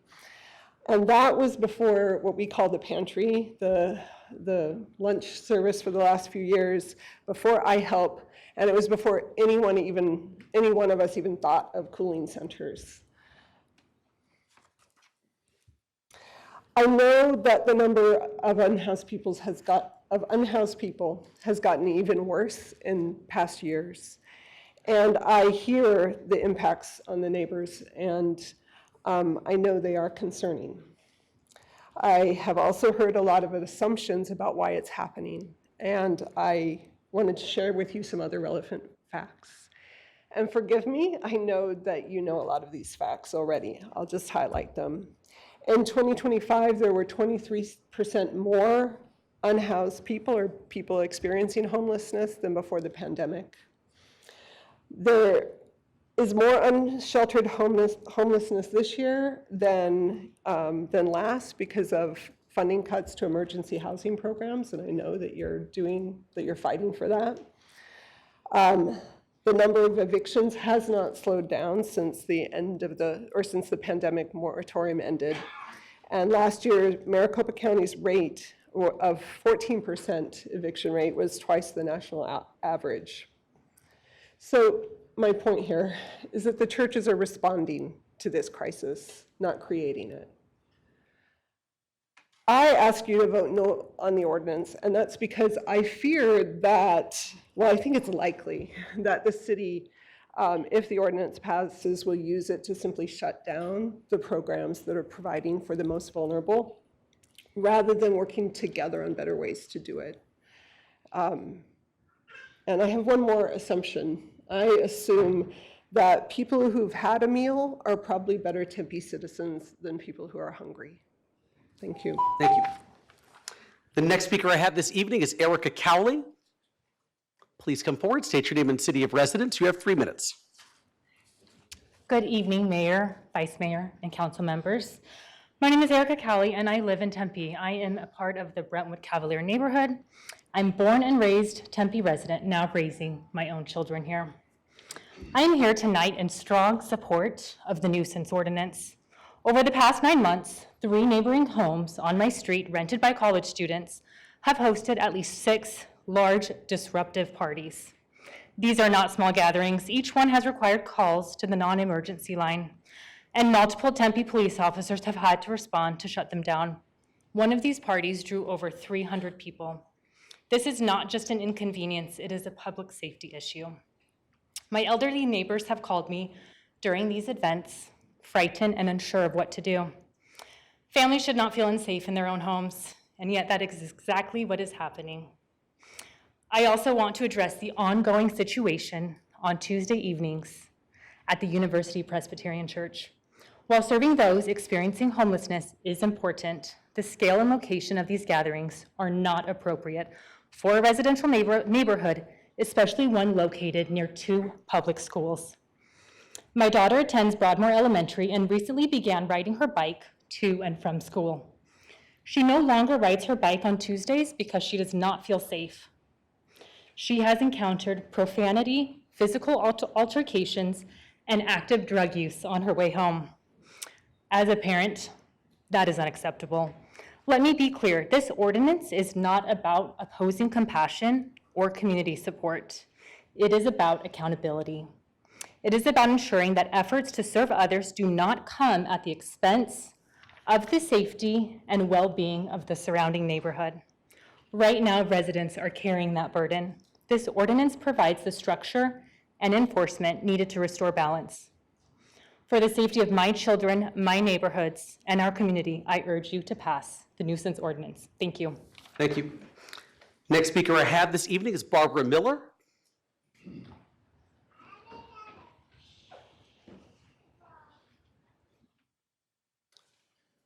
Please come forward, state your name and city of residence. You have 3 minutes.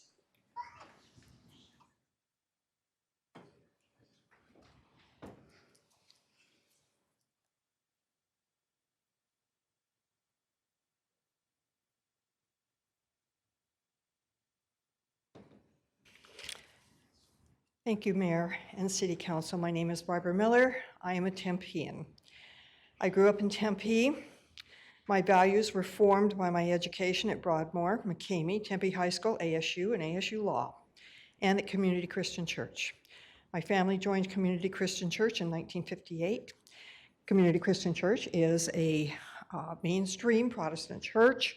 I think our membership pretty much reflects the profile of Tempe. We have professors, students, teachers, doctors, lawyers, a lot of public servants, and we even had one mayor of the city of Tempe.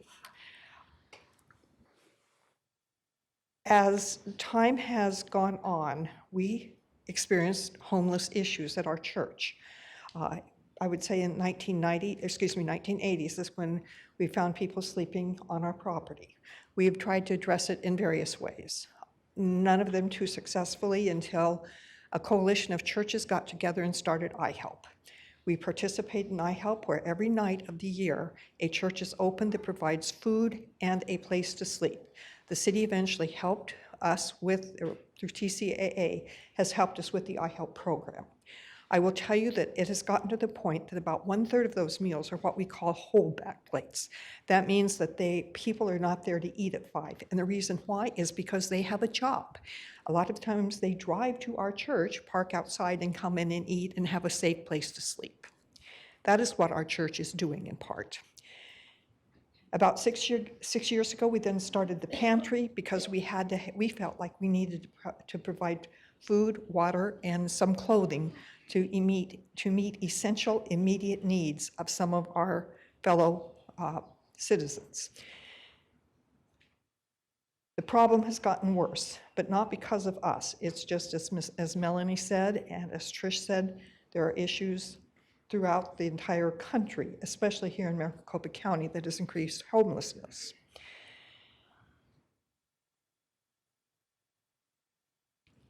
Feeding the poor and tending the poor are basic tenets of our religion.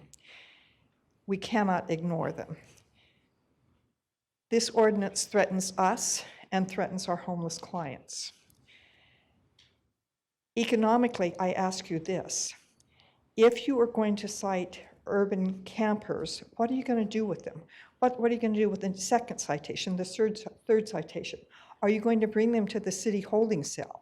Are you going to send them down to county jail to house? How much am I as a citizen going to have to pay to support the county jail cost of housing them? Or are you just going to bring them before the magistrate the next morning and release them again and again and again? What is the plan?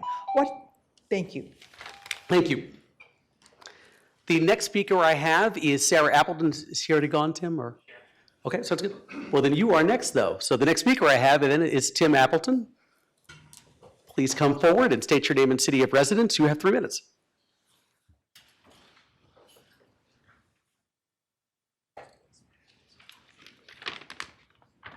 My name is Tim Appleton, Tempe native and current resident.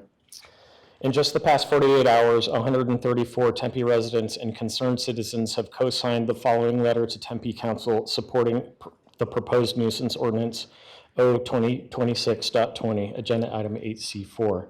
To Mayor Woods, Vice Mayor, and members of the Tempe City Council, we, the undersigned residents and supporters of safe neighborhoods and responsible humanitarian efforts, respectfully urge you to adopt ordinance number O-2026.20.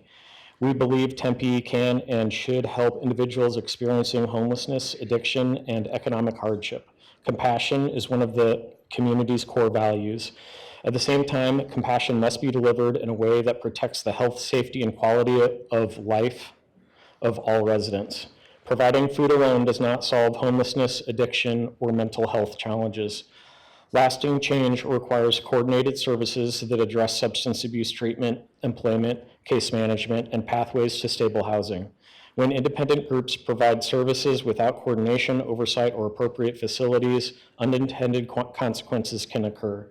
In neighborhoods across Tempe, residents have experienced drug activity, discarded needles and fentanyl foils, overdoses, public urination and defecation, litter, and other serious public health and safety concerns near homes, schools, parks, and playgrounds.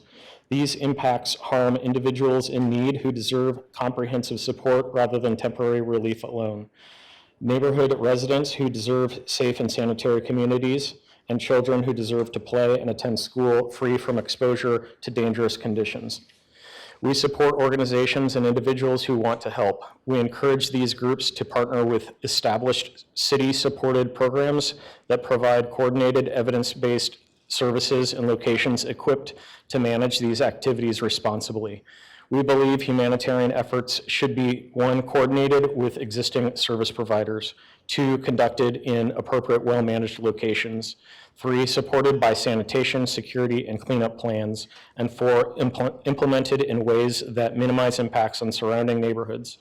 The proposed ordinance is a reasonable and necessary step to provide the city with tools to address recurring activities that create substantial nuisances and harm neighboring properties and public spaces.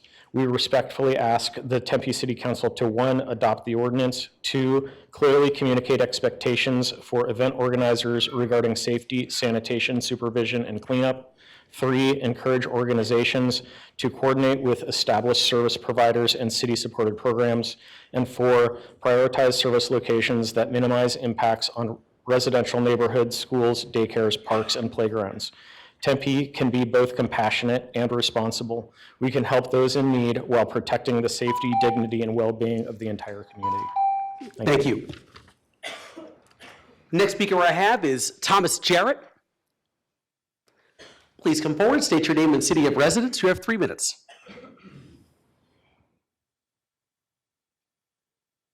Good evening. My name is Thomas Jarrett. I'm a resident of the city of Glendale. Unfortunately, I was homeless in the city of Tempe for almost 20 years. If it wasn't for the love and compassion and support of these organizations such as Harris Foundation and AZ Hugs, I wouldn't be standing here today. These organizations were there to support me and love me and help me out in any way they could, anytime they could. I understand there's some issues the way the residents are feeling, but at the same time, at these events, I have still to this day, because I'm now a certified peer and recovery support specialist with Choice Health Integrated IOP, they reach out to me on a regular basis and we coordinate together to get people into detox, into our program. We have people that are from these organizations in our program currently right now. This is one of those things that's near and dear to my heart because I spent so long out there. I spent 30 years in active addiction. I recently celebrated 5 years of recovery. I found my sponsor at Harris Foundation. I'm involved in the 12-step program. I'm involved in the recovery field. I'm also involved in homeless outreach. It's something that we need in this world. You know, we don't always have the ability as a city to put forth the things that are needed. And I can honestly say that these people care. They genuinely care. They love and support people no matter where they're at in their lives and in this world. And without that support, I can't stress to you enough, I would not be here today. I would either be dead or in prison. Those are the only two options I had. I went to prison for my 5th time, and the lady who spoke earlier, Catherine, supported me the whole way. She let me know about my family members who were also here, my homeless family members, who had sobered up and who had started leading a proper life. And it was one of those things that encouraged me to keep pushing forward in my mission. And since I've been out almost 2 years. I now have my own apartment, I have a car, I have a dog. I always brag about my dog. You know, I have all the things in life I never thought I'd achieve. For the first time at 51 years old, I'm doing things most 18, 19, 20, 21-year-old kids are doing. I'm doing the bills, I'm doing all these things. You know, I started using heavy drugs when I was 16. And I cannot stress the point enough that without this organization and without these people, I would not be standing before you today. We have volunteers here that are like family to me. They still support and love me. When I moved into my own place, I needed furniture for my home. I reached out to them, they provided furniture for my home. I didn't know what I was gonna do, but to this day, I still don't feel alone in this world. I still don't feel lost. I still feel like I have a family out there and I have people who love and support me through every day of my life. Thank you. Thank you. Yep. The next speaker I have this evening is Jesse Kissel. Please come forward, state your name and city of residence. You have 3 minutes.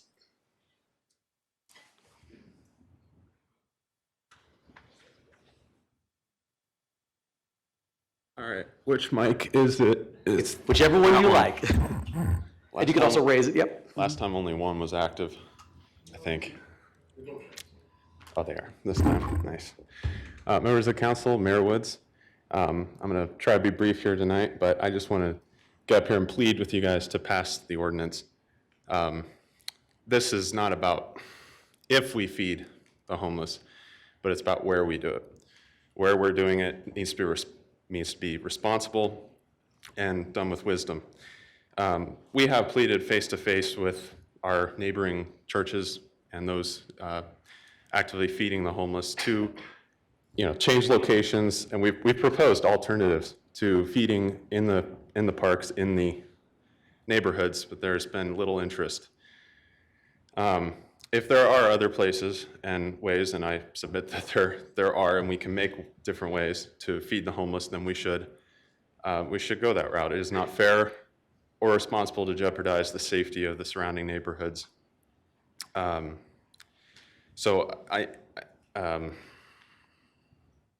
If you guys don't act now, this will continue. I know it's a very difficult subject, but there is a safety issue, and I think that takes priority.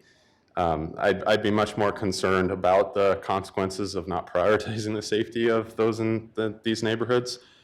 Myself included, I'm a resident in Tempe.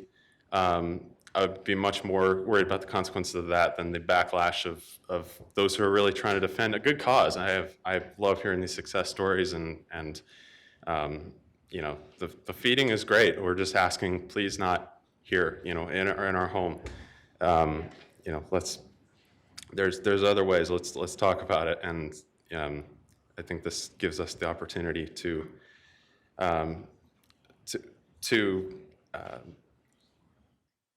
help improve the safety of the community.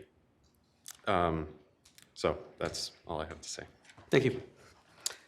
Next speaker I have is Stephen Kissel. Please come forward, state your name and city of residence. You have 3 minutes. I'm glad I followed Jesse. My name is Steve Kissel. I'm a 37-year resident of Daly Park, and I've been coming up here for about 3 years now. We're 3 generations of mayors now: Giuliano, Scott Mitchell, and now you. I've heard the people come up here, and I too also want to say that I'm a man of compassion. I mean, I feel for those homeless as well. And so my mom also told me that if you're not a part of the solution, you're part of the problem. So what I have done is I've actually partnered with the city and the church, but let me start with the city, where I went out with the police to the various parks that were full of homeless, and met a lot of homeless people there. And I did ask them, I said, hey, tell me something, do you want to get off drugs? He said, yeah, sure. And I would say, what about hope? When hope comes up to you and says, hey, we've got places for you to stay, we've got opportunities for you to get off drugs, do you want it? And they said, well, no. Well, why not? Because we have everything we need right here in the park. We actually did partner with the church. The church in our park daily that's feeding the homeless, we have no problems with them. They've been great neighbors, excellent neighbors. We just asked them, please feed somewhere else besides the park. The reason being is because of the crime that follows the homeless to our park. Not all the homeless are criminals, but a lot of them are drug addicts. And we have suffered a lot with needles and fentanyl wrappers. And just recently, just last Sunday, as you know, you may have heard, at the apartment right across the street from the church, there was a lady that approached two homeless men when they were doing their drugs. And exactly. And so I wanted to say that she was stabbed in the head or face, I'm not sure which. And it's just really scary. My wife is afraid to walk around the park. It's not the same park that you guys all have known for years. It's a problem now. We have the compassion. I, myself, and our family have also joined iHelp and have allowed them to have showers and food, etc. But the problem is a lot of these homeless that I speak to, they don't want the service. They don't say they don't need the service. They like their drug addictions. And one guy said, I said, there's housing for you. He said, yeah, but I can't bring my dog. I have a curfew and I have to be sober. I have to be off drugs. I said, what's wrong with that? He said, he didn't have an answer. There are those that want it. And it's wonderful when they get help and they get to run their life the way they want and to get off of drugs. It's awesome. That's what we want. Thank you. Thank you. Next speaker I have is Marianne Kissel. Please come forward and state your name and city of residence. You have 3 minutes. And that button's on the side there on the right if you need to pull it down a little. Yeah. There you Getting go. used to this. My name is Marianne Kissel. I'm a resident of Tempe since 1989. I just wanted to start by saying that I recently read an environmental planner who likened a city to an ecosystem. I thought that was interesting. He said the goal isn't a perfectly efficient, frictionless city. It's a resilient human one. And I thought, wow, how do you become resilient? It seems to me that the parts of the ecosystem have to work together, right, to make it function. So that means good stewardship, and that's what Daily Park neighbors have been and are working towards. We want to work with Community Christian Church, and like my husband said, we have tried, and my son said, but they don't want to work with us. This issue is not about helping the homeless, it's about safety. We raised, not just by myself, 3 sons, and in the 90s, I could go down there by myself. Even in 2000, Jesse was born, I could walk down there alone with them, take them to the park, take them to the trees where they could climb, run, not a problem.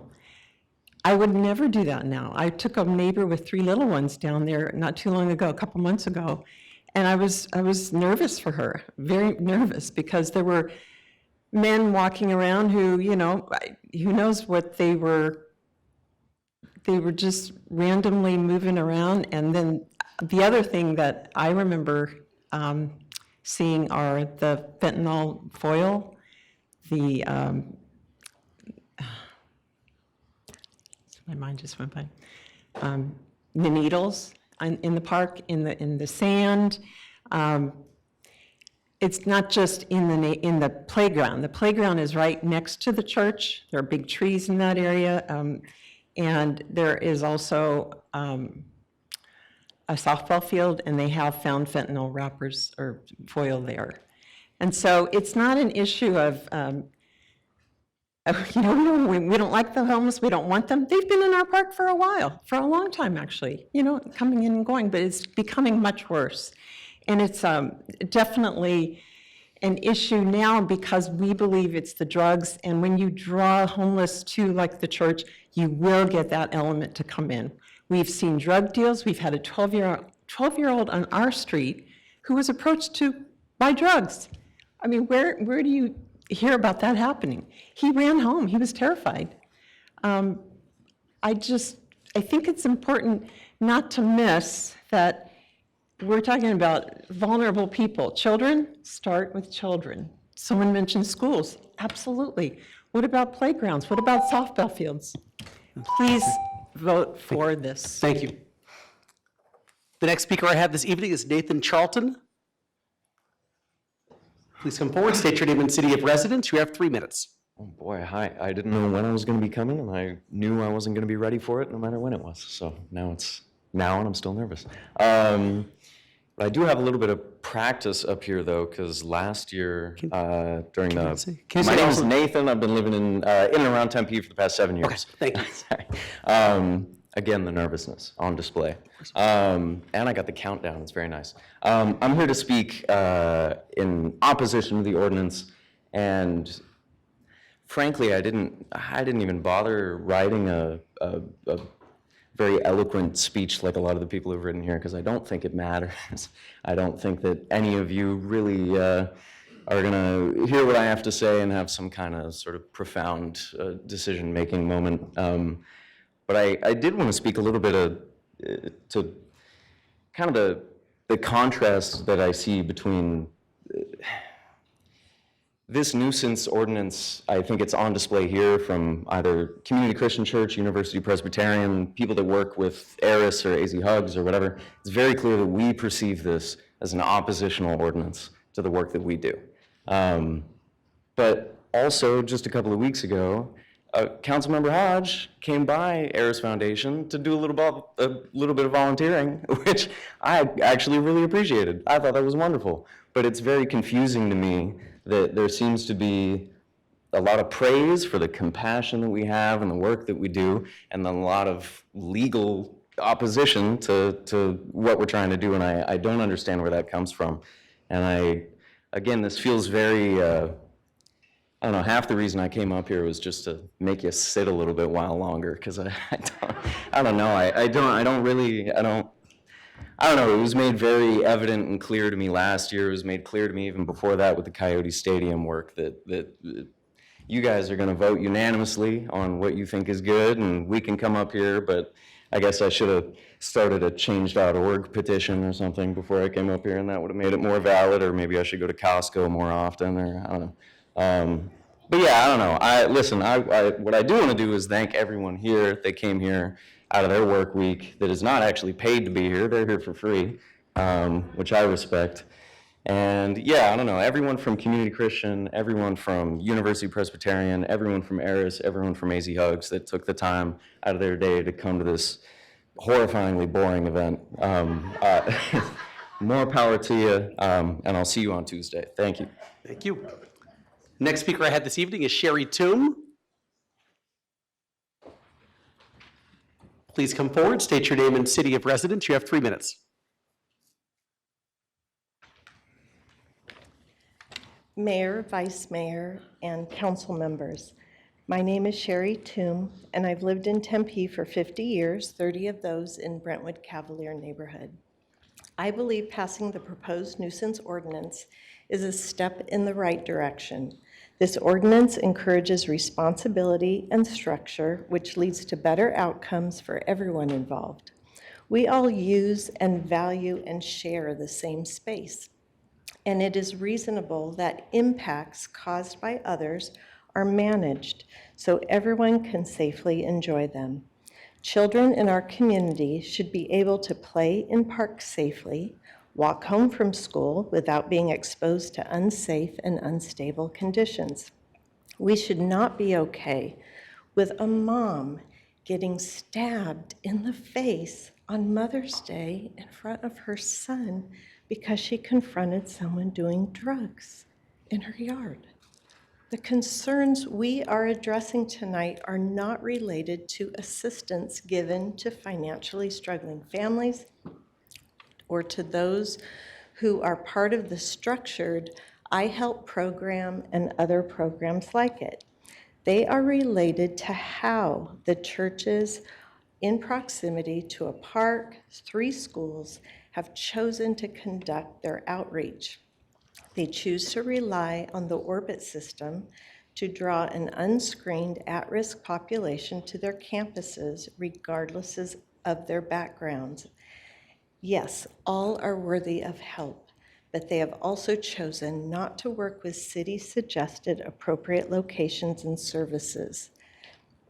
They have basically repurposed their church campuses as health and human service centers and have resulted in making a park uninhabitable for the public and a magnet for more crime in our area.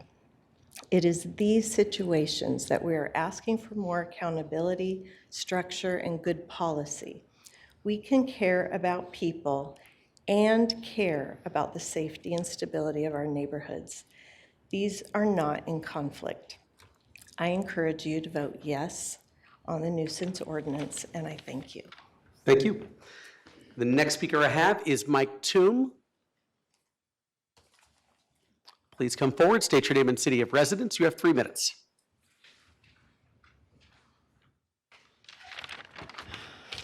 Good evening, Mayor, Vice Mayor, Council members. My name is Mike Toom, and my wife and I raised our family in the Brentwood Cavalier neighborhood where we currently reside. I've been a resident of Tempe for nearly 40 years. Over the years, we've seen many changes in our neighborhood. Many were improvements which were made possible through strong partnerships with the city and local neighborhoods. I think of calming traffic decisions, marked bike lanes, art installations, and tree planting along College Avenue. The efforts have made our neighborhood a better place to live, so thank you for your good governance. The nuisance ordinance is another opportunity for that kind of partnership, and I urge you to vote yes on it. Generally speaking, the ordinance is about shared responsibility and accountability. Groups hosting large gatherings should be responsible and accountable for their impacts. That is not too much to ask. Importantly, it is not about stopping outreach. It's about making sure it happens in a way that is coordinated, effective, and appropriate for the location. Programs like iHelp work because it is structured, coordinated, and connected to broader systems of support, including partnerships with the city. In contrast, we are now seeing large recurring gatherings within a residential neighborhood in close proximity to schools, occurring at times that overlap with student dismissal and drawing at-risk people from outside the area into locations that are not equipped to support them. The combination is not a good fit for a residential neighborhood. I believe these efforts come from a place of compassion, but they would be more effective and more sustainable if they were better coordinated and located in areas with appropriate infrastructure and support. This ordinance helped us move forward into that direction by creating responsible expectations and giving neighborhoods a voice. I respectfully ask that you vote yes on the nuisance ordinance. Thank you. Thank you. The next speaker I have this evening is Patty Howard.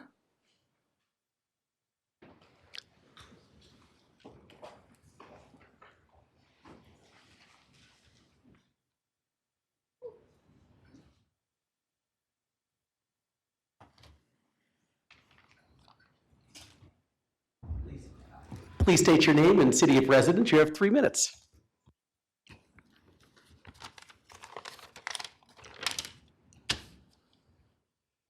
Mayor Woods, Vice Mayor, and council members. My name is Patty Howard, and I am a resident of Tempe. In addition to being a resident of Tempe, I'm a member of the Disciples of Christ Community Christian Church. As you have heard, my church is located across from Daly Park. My church conducts a mission to feed the homeless and provide other necessities. I have listened to the comments supporting this amendment, and it seems most believe that approving this ordinance would force my church to end the mission at our church. Some have shared the belief that if we don't feed them, they will move on. Data has shown that when these services are withheld, crime rates in the community increase. Federal and state law protect church missions. Even if a church was deemed to be in violation of a city ordinance, existing law requires that the issue be handled in the least restrictive manner. Community Christian Church has had no part in the creation of homeless population. I do enjoy conversations with individuals at Daly Park, And I recently spoke with an individual who is staying in the surrounding area. He shared that he had been in the area for 3 days before he even found out about our mission. And asking him what brought him to the community, he responded that he loved the environment and he felt safe here. Most comments in support of this ordinance have already linked it to our church mission, and their hope that approval will result in our mission being stopped by the city of Tempe. I believe approving this amendment as worded will result in unsubstantiated complaints that would create an undue administrative burden on the city. The result being increased costs and a potential impact on our taxes. As a Tempe resident, I ask you not to approve this as worded. Thank you for listening to me. Thank you. The next speaker I have is Susan Goodenberger.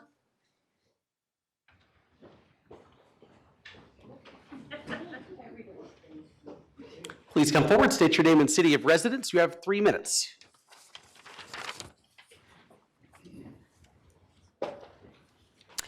My name is Susan Goodenberger. I am a resident of Tempe and a retired kindergarten teacher. I have been an active member of Community Christian Church for over 40 years.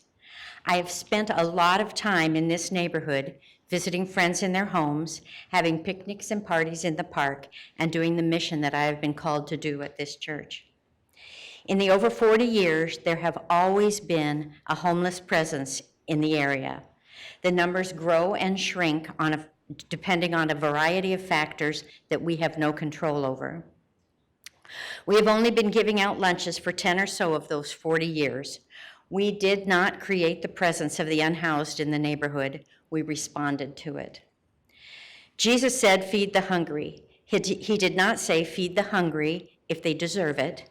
Feed the hungry if it's not too inconvenient, or feed the hungry that you know."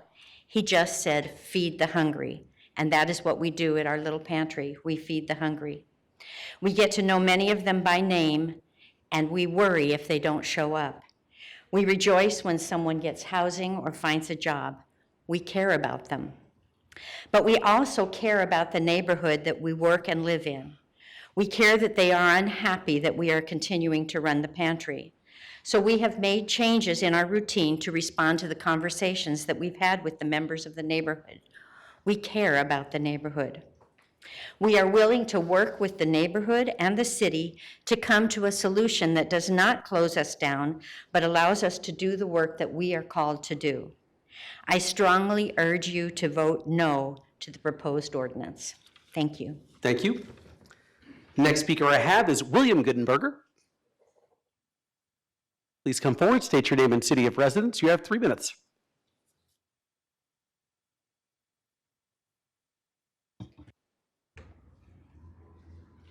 Good evening. My name is William Goodenberger. I've lived in Tempe for 13 years. I'm a voter, just like those who are pushing for this ordinance, which I oppose. I am also a Christian. As such, I believe in the teachings of Jesus Christ, which include the command to love my neighbor as myself. Homeless people are our neighbors too, who in most cases are in that situation through circumstances beyond their control. The decisions of leadership at many levels, and automation, and just plain selfishness have contributed to more and more people not being able to keep a roof over their heads or feed themselves. That is where assistance programs in many neighborhood churches in Tempe come in. For Community Christian Church specifically, we have had homeless neighbors at Daly Park for the 43 years that I have been attending there. We did not call them, we are responding to their needs. Homelessness is a very difficult problem. There are many reasons for it. We need to work together to come up with solutions that don't criminalize it or criminalize trying to alleviate it. Please work with your constituents to solve the problem, not criminalize it. Many, many more dollars are needed to solve this issue. Religious institutions may well help at a lower cost than government can do. Allowing churches to help is the Christian thing to do. Whatever you do to these, the least of these, you do to me. It is the Muslim thing to do, for whom it is a religious obligation. It is the Buddhist thing to do through Buddhist Global Relief, It is the Sikh thing to do through Langar, where millions are fed around the globe. In the current climate of governments of all levels reducing and deleting programs for our lower income citizens, religious institutions are becoming the de facto place to go for help. Passing this ordinance would be just one more punch in the gut of homeless people. It will not solve the homelessness problem. It is likely to make people more desperate. Desperate people do desperate things. Why risk new issues or crimes because of it? Just as the first item on the agenda this evening said, let us proclaim a good day for our food insecure neighbors and reject this proposed ordinance. Thank you for listening. Thank you. The next speaker I have is virtual, Cynthia Sharkey.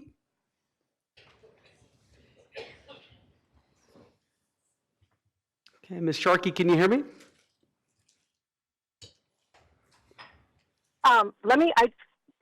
I just went out to my car. I'm at work and I just left the kitchen. Let me walk back inside so I'm not driving. No, definitely be safe over there. So, yes, we can hear you. Can you state your name and city of residence? You have 3 minutes. Sure. My name is Cynthia Sharkey, and I live in Daly Park at Tempe. And I'm rushing back in. I'm in the kitchen. Let's see. This is actually the same kitchen I was in on Sunday, and I worked a half day. And on my drive home, happened to see a whole bunch of police cars, like on Broadway and Canto by the Wells Fargo there. And then I pulled down College, and in front of the Vintage Apartments were a whole bunch of other police cars. Like a dozen police cars. I'm like, oh, great, what's going on now? So I drive into my driveway of my house, and a little boy, well, he's 12, he probably doesn't let me call him a little boy, young man comes running up to me, and I know him. He lives in the Vintage Apartments, and I'm like, what's going on over there? It's like pandemonium. And he says to me, my friend's mom got stabbed in the face by some homeless guy. I'm like, are you kidding me? And at that same time, my son comes out of the house. This is on Mother's Day, and says, Mom, there were 4 gunshots. So I'm looking at my notes here. Sorry, I was just in the car. And so this little boy, he's totally shaken. And he says, yeah, they were saying, stab her, stab her, stab her. And so they shot at the guys, and they all ran away. And that's why the police were there. That's why they were over by the Wells Fargo, because they had scattered. Mom was taken to the hospital. She looks like she is now back. She is not accepting visitors. We went over to Vintage. I know people over there. It's crazy. 3 families there are moving out because of this incident. It's like, we don't feel safe here. 2 of the families are moving back to Chicago. 1 of the families is moving to Chandler. It's like our kids' toys are get stolen. You know, you can't even go in the curtilage of your own home and ask people to stop using drugs on Mother's Day without getting stabbed in the face. It is insane. We pulled a police report on it. I just wanted to make sure that my facts were accurate. I'm telling you exactly what this little boy told me. That he saw it. He was there with his friends. Other kids saw it. In 2024, we had 2 park surveys. We said loud and clear, without being prompted, we wanted safety in our park. People were talking about pickleball courts. We were offered everything. We said we want safety. The overwhelming passage of Prop 312 once again spoke loudly. It was almost a 60% approval rate. We're tired. We're very tired. This is not the place. You know, this is not the place. Heart Prince Daycare is right there. There's a playground right there. Kids have a bus stop right there. I'm sorry, Ms. Sharkey, that's time. I'm sorry. Okay, not a problem at all. Thank you so much for listening to me. Thank you. Okay, the next speaker I have is Lisa Bain. Please come forward, state your name and city of residence. You have 3 minutes. My name is Lisa Bain, and I am from Tempe, Arizona. And thank you all very much for being here tonight. I really appreciate you. I am here to please ask you to adopt the nuisance ordinance tonight, please. And also, please, could you all stand? Oops, can you stand? If you're in the audience and you're in favor of adopting the nuisance ordinance tonight, would you all stand? No? Okay. I've lived in Daly Park neighborhood for 31 years. My parents and my son also live in our neighborhood. We all have separate homes. We support Tempe Community Action Agency financially and have been for years. I believe in taking care of our less fortunate and treating all humans with dignity and with care. Tonight, I'm advocating for safe neighborhoods and for responsible humanitarianism. We believe that true humanitarians understand that people who need and want help need much more than a meal for the day. When organizations simply provide a meal without a systematic program to eliminate drug abuse, provide jobs, and a pathway to housing, they are not diminishing suffering. They are trapping people in an endless cycle of suffering by enabling the conditions that keep people dependent on drugs and chronically unhoused. That cycle, promoted by well-intentioned but ill-equipped or ill-informed people, has a lasting negative effect on those in need and our neighborhoods and communities. People and organizations that want help need to partner with already established city-supported programs, such as TCAA, that provide these comprehensive services in a setting that's appropriately equipped, rather than providing a minimal meal service inside of family neighborhoods. We are seeing the horrific impacts of the splintered services approach every day. Drug dealing and abuse, dirty needles, fentanyl foils, violent assaults, overdoses, and health emergencies. I never know how to say this. Defecation and urination in streets, parks, and alleys, all just yards away from playgrounds and schools. For the good of everyone, the establishment of this ordinance is one step that needs to take place to help channel humanitarian resources into programs that are proven to work. The lack of coordination needs to end. It's time to work together. Our plea to independent groups is to embrace the city coordination of aid. My plea to the City Council is to please adopt this nuisance ordinance tonight. In the future, please support onboarding the resources from these independent groups into organized and responsibly administered aid programs outside of family neighborhoods and away from daycares and playgrounds. Thank you. You're welcome. Okay, the next speaker I have is Sabrina Shanna. Please come forward, state your name and city of residence. You have 3 minutes.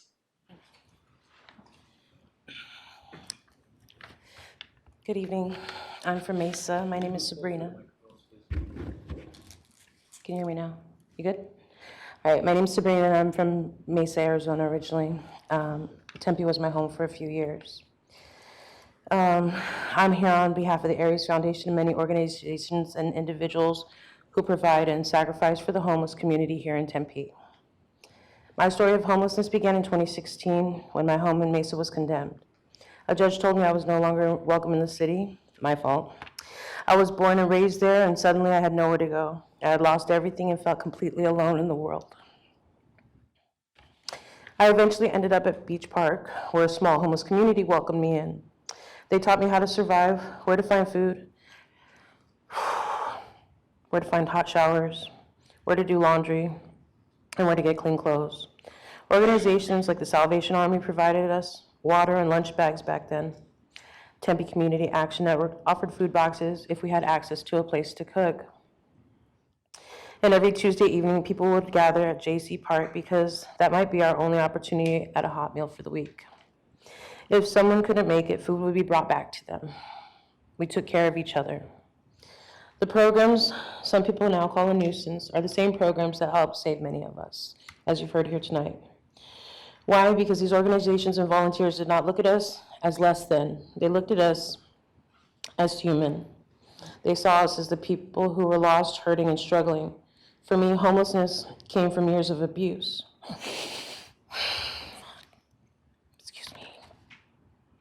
Codependency, depression, and surviving domestic violence. What happened? I'm sorry. What helped pull me out of the darkness was love, consistency, and support from organizations like the Aries Foundation, Sonoran Prevention Works, Gazy Hugs, and many others who believed in me before I believed in myself. They encouraged me to keep going. Even now, 7 years into my recovery, I can still call the people who love me where I was at, not just for who I could become. Today I have healed, and now I help others heal. I hold a fingerprint clearance card and work as a behavioral health technician at the same rehab where I once received treatment. Many of my brothers and sisters from the streets now work in detox and recovery centers too. We are living proof that recovery and change are possible. Please do not stop us from trying to save the street family that we've left behind. Removing these outreach programs will not solve homelessness. It will only isolate and damage people further. Tempe has long been known as a city that helps people in need. Please do not let it become a place that shames, shuns, or condemns those who are struggling. These outreach programs matter because they give people hope. They allow those still sick and suffering to see people who once stood exactly where they are now. Thank you. Okay, next, Megan, did you already speak about this or something else? Was it? Parks ordinance. Parks, that's right, you did say that. Okay, yes, please come forward. Thank you for you did say parks in your first one. So yeah, please state your name and city of residence. You have 3 minutes. Before I start, can I make a comment about the change of the agenda? Mr. Deputy City Attorney? I just want to make sure. Yeah, Mr. Mayor, we're on the nuisance order, so we need to be talking about the nuisance order. What she was saying about making a comment about the changing of the agenda, the order of the items of the agenda? Yeah. Is she allowed to do that? Okay. I just Briefly. want to, it'll be brief, I promise. Okay. I just want to say we had dozens of folks who wanted to be here for this particular part of the agenda. We told them all it was at the end of the meeting. They were getting their one meal of the day when you guys rearranged it, and they are rushing to get here so that they can be present. I just wanted to acknowledge that. Okay. Sounds Thank good. you. Thank you. Okay, my name is Megan McCarrick. I am a Tempe resident of 10 years. I'm here tonight to ask this council to vote no on the nuisance ordinance update. What we need is not a nuisance ordinance, we need housing. I want to start with something that might seem like a stretch, but I'd ask you to hear me out. The Geneva Conventions, which the United States helped draft and ratify, established a foundational principle that civilians in crisis have the right to receive humanitarian aid, and that obstructing that aid is a moral violation, regardless of how that obstruction is packaged legally. I'm aware that our federal government no longer seems to respect that principle, but I came here tonight, and I believe that our local leaders still might. Tonight, you are being asked to pass an ordinance that would allow the city to classify the regular distribution of food, water, and basic goods as a nuisance. You claim that you are not targeting any single group, but we all know that that is not true. We've heard that before. We heard it last summer about the parks ordinance, and this community showed up 4,500 signatures strong and said, "We see what this is." When you make it legally, financially, and procedurally harder to feed someone who is hungry, you are not solving homelessness, you are solving the visibility of homelessness. And there is a profound moral difference between those two things. Churches, mutual aid groups, and nonprofits operating on private property are the last line of care for people in this city that has no plans to house the residents.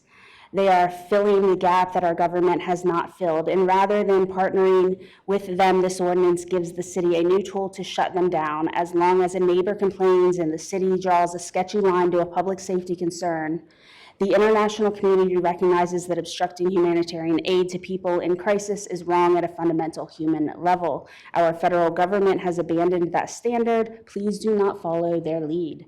Vote no tonight. If this ordinance passes, you will face legal challenges, continued public opposition, and the same reversal that happened with the parks ordinance, except this time the harm will have already landed on organizations and on people who had nowhere else to turn.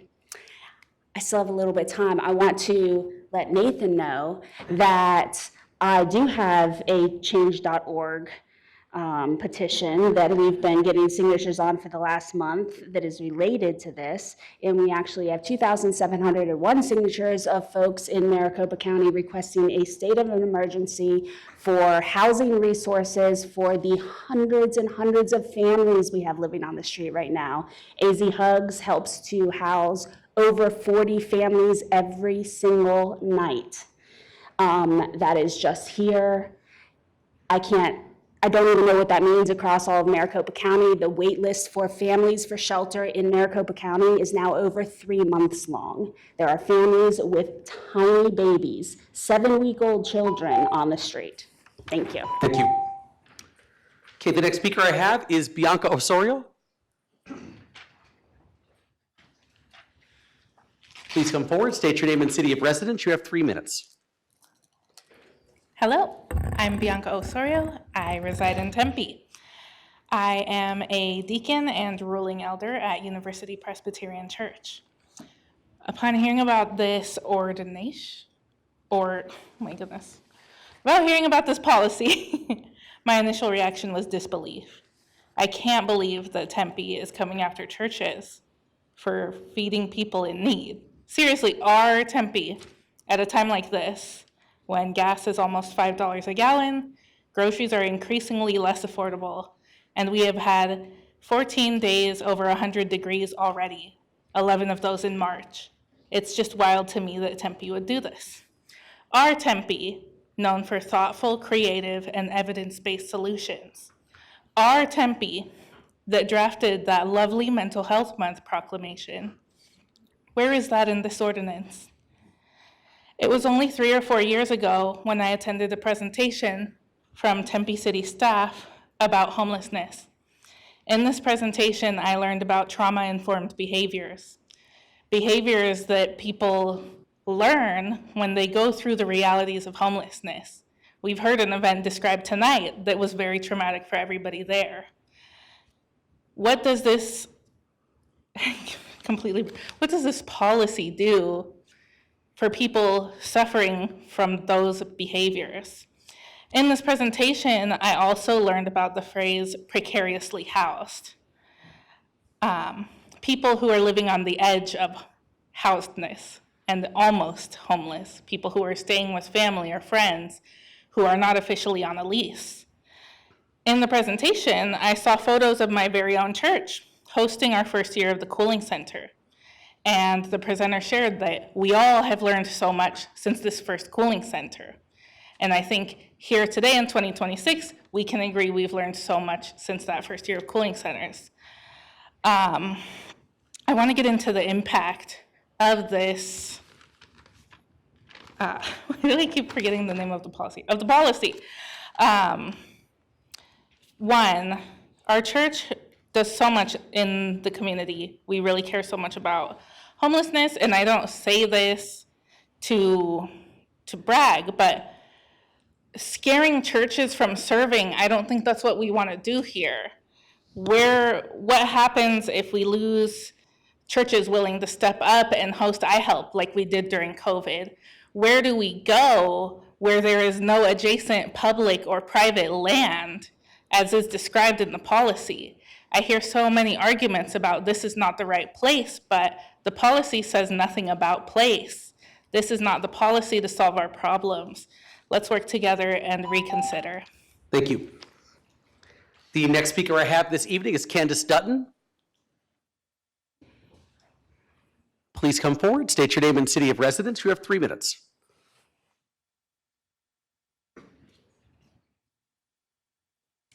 Hello and good evening, everybody. Good evening, Mayor, Vice Mayor, and Tempe City Council. My name's Candace, and I'm speaking tonight as a resident of Tempe for the past 17 years. I live in the Broadmoor neighborhood.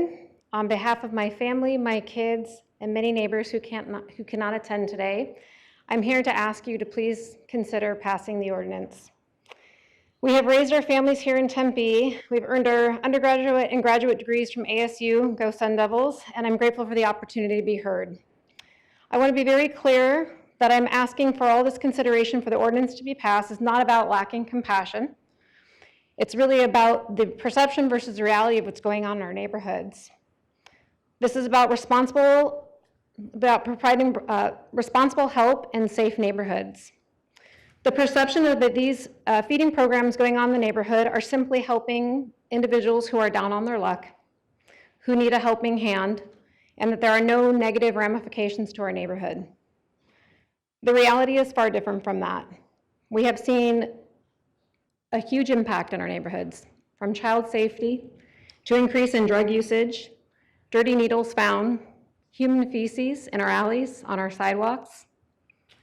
We're having problems with individuals who are lingering in the neighborhoods, sleeping in the bushes. We have trespassing, we have car break-ins, and all of this is happening just streets away from our schools where our kids attend, and even our parks. Our biggest fear was something tragic to happen, somebody being injured, and that came true this Sunday on Mother's Day. We were devastated to learn that a mother in our neighborhood was stabbed while confronting an individual on her lawn. It's heartbreaking as a resident, someone who resides in the parks, somebody who utilizes the neighborhood, who walks, who exercises, to not feel safe and to have that is really heartbreaking for us. I'm not here to say that this program lacks compassion or it's not effective. I'm questioning if our neighborhood is the right location. To impact the residents and not allow them to feel safe in their own neighborhood is absolutely horrifying. I want to mention that the program, the ARIS program, is currently bringing in over 250 people. Our orbit can only carry 30 people at one time. If we're talking about responsible programs, where can these individuals go to use the restroom post-program? They're left in our neighborhoods. They don't have things and items to meet their needs, and it's not dignifying to them, and it's surely very challenging in our neighborhoods. We're not asking to end help. We're asking to pass this nuisance order so that the city can provide real oversight and coordination. Independent efforts should partner with established and comprehensive city support. Thank you so much for the time and the opportunity. Appreciate it. Thank you. Okay, the next speaker, it looks like it's virtual, but I don't think we see him in the virtual audience. It's Jake Bowen. And not in the virtual audience, Madam Clerk? No, we do not see that name. Okay, so is Jake Bowen, does he happen to be here in the physical audience? Oh, okay, thank you very much. Okay, the next speaker I have then is Jessica Bannister.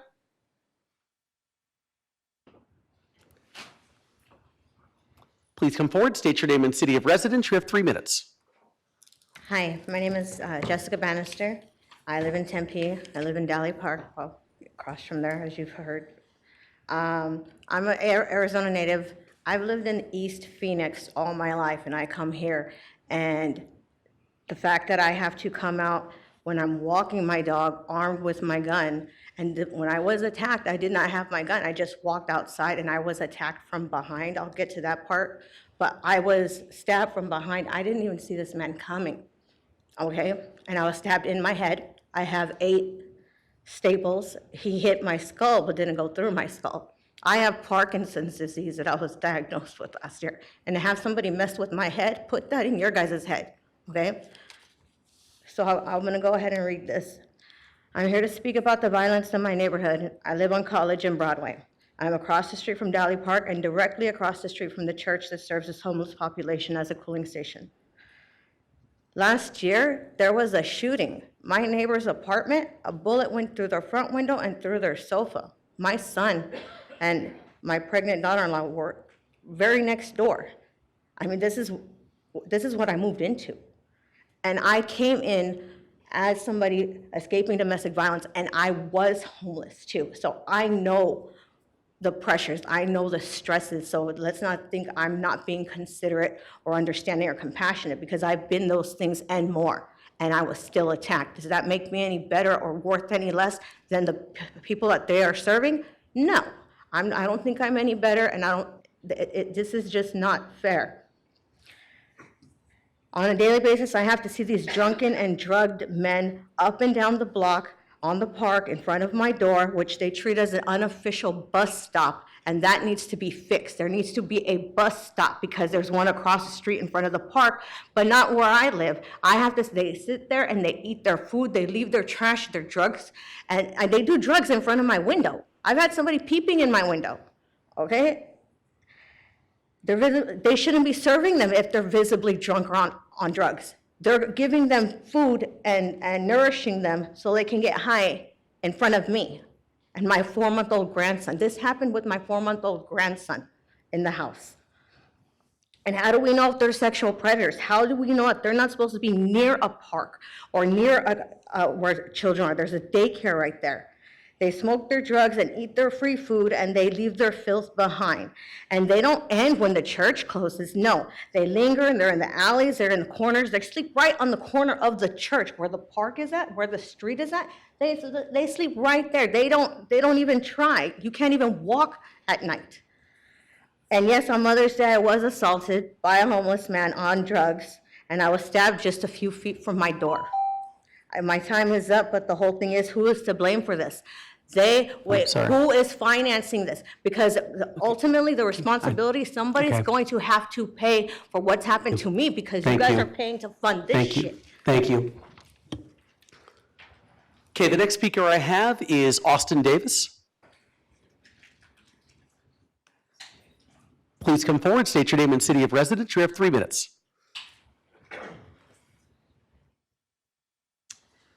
Hi there. My name is Austin Davis, and I currently reside in Scottsdale. I am the founder of AZ Hugs, a homeless outreach program here in Tempe. Us, along with community partners, serve a daily meal on the streets. And the point of our meal is, one, to provide folks with basic human necessities, access to food.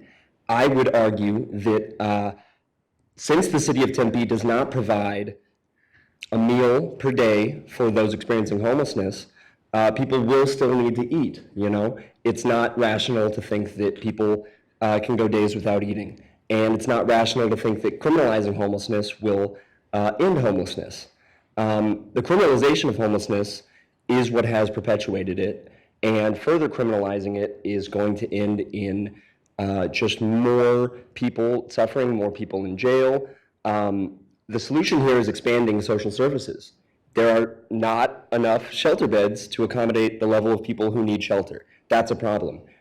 We don't have an infrastructure set up here that serves people a daily meal or provides people with these basic human essentials. What we have learned is that creating a safe space where people can get their basic needs met and build trust with the community is key to helping people move out of their complicated situations. Again, the solution here is not to further criminalize this. Over 450,000 people in Arizona have lost their SNAP benefits so far. Those people still need food. Right now, we're serving 40 families a day who need shelter. So grouping people together all in one category as violent, that is a common stigma of homelessness, but it's not representative of the actual demographic out on the streets. Yes, there are people that need mental health services. Yes, there are people that need addiction services, but let's provide those mental health services and addiction services instead of further criminalizing them and pushing them out. I've been jailed for feeding people 3 times. I have 34 charges on my record for feeding folks. Every time that I've been in the Tempe jail, I have known the people around me, and they're homeless, and they're in there for trespassing, for urban camping, for very non-violent offenses. Further criminalization of homelessness is going to lead to more people ending up in the jails and then back out on the streets. That is not the solution here. Thank you. Thank you. Okay, the next speaker I have is virtual, but I don't think we see them in the audience. It's Nora Krautier. Oh, you're here? Okay. Yes. Please come forward, state your name and city of residence. You have 3 minutes. Hi, thank you, Mayor and Vice Mayor and council members. My name is Nora Courtier. I'm a resident of Phoenix, but I'll be speaking on behalf of the Phoenix Dignity Project founder, Sam Calvin. She won't be able to join us tonight, so I'm going to be reading some of her words. Good evening, Mayor and council members. My name is Samantha, and I'm the founder of Phoenix Dignity Project. Speaking tonight because I'm deeply concerned about how this ordinance will harm the very people that it claims not to target. Every week, we serve individuals and families in Tempe who are experiencing homelessness, instability, or crisis. They are not abstract nuisances. They're parents with young children, people who are working but living in their cars, and individuals trying to rebuild after trauma. And I want to be very clear about something. The people we serve are respectful, kind, and incredibly appreciative of the work we do. They are not the source of disruption that is being described. They are human beings trying to survive. In my work, I've seen what actually happens when you remove these access points. You don't solve the problem, but you disperse it. People don't disappear. They lose a meal and a safe space. They lose connection, they lose access to resources, and they lose relationships with people who know their names and treat them like human beings. They lose pathways to jobs, housing, and stability. And when that happens, outcomes get worse, not better. I understand the concerns from the neighbors. Truly, I do. Safety and quality of life matter, but we cannot confuse correlation with causation. Providing food, hygiene items, and human connection is not what creates crime. In fact, it often prevents it because people are supported, feel seen, and stabilized instead of pushed further into desperation. The work we do is not just distribution, it's relationship-based care. We help people get IDs, we connect them to employment. We support families who are in between, not yet off the waiting list for shelters, but not yet stable either. Those outcomes don't happen in isolation. They happen through consistent, trusted presence of the groups that support them through the hardest times in their lives.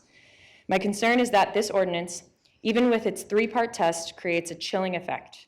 Organizations like mine will be threatened to scale back or stop services out of fear of being labeled a nuisance, not because they are causing harm, but because of how they might be interpreted. When you remove a grassroots relational support system, the burden doesn't go away, it shifts, often to emergency services, law enforcement, and already overextended systems. These systems already fall short in supporting the growing population of those in need of these resources. I would urge the council to consider this. How do we support neighborhoods and preserve the work that is actively helping people move towards stability? Because this is not a choice between compassion and safety. The most effective solutions do both. And right now, the people we serve and the work we do are part of that solution. Thank you for your time. Thank you. Okay, the next speaker I have is Haley Brown.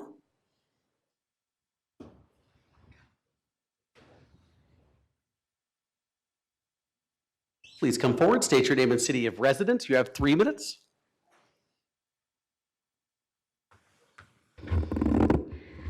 Hi, my name is Haley, and I live in North Tempe, and I am here to urge you to vote no on this ordinance. The ordinance defines nuisance in a way that courts selective enforcement. It treats mutual aid as the problem rather than recognizing it as a valuable expression of community care. People should be able to enjoy their private property, including by using it to help their neighbors. Groups like ERIS are showing the best of what Tempe can be, people supporting their fellow human beings when formal systems fall short. And let's be clear that in Tempe, they have absolutely fallen short. If people are turning to mutual aid operations instead of city services, the response should not be to punish the helpers. The response should be to ask what actually works. Meeting people where they are is not enabling. Making sure that someone has food, water, clothing, hygiene supplies, or human connection doesn't cause addiction. It keeps people alive long enough to get the support that they need. Survival resources are not rewards for being deserving. They are essential human rights, and they are essential to human dignity. I've heard a lot tonight about safety, but Tempe already has tools to address noise, disturbances, vandalism, and actual violence. Existing laws already allow intervention under these circumstances, and we don't need the ordinance to continue doing that. Someone without housing existing where you can see them does not actually make your neighborhood unsafe. Our unhoused neighbors are statistically far more likely to be victims of violence than perpetrators of it, and there's no evidence that criminalization of homelessness is going to improve public safety. I'm asking you to please vote no, and if we are worried about people going outside, we should probably just add more public bathrooms. Thank you. Next speaker I have is Catherine May. Please come forward, state your name and city of residence. You have 3 minutes.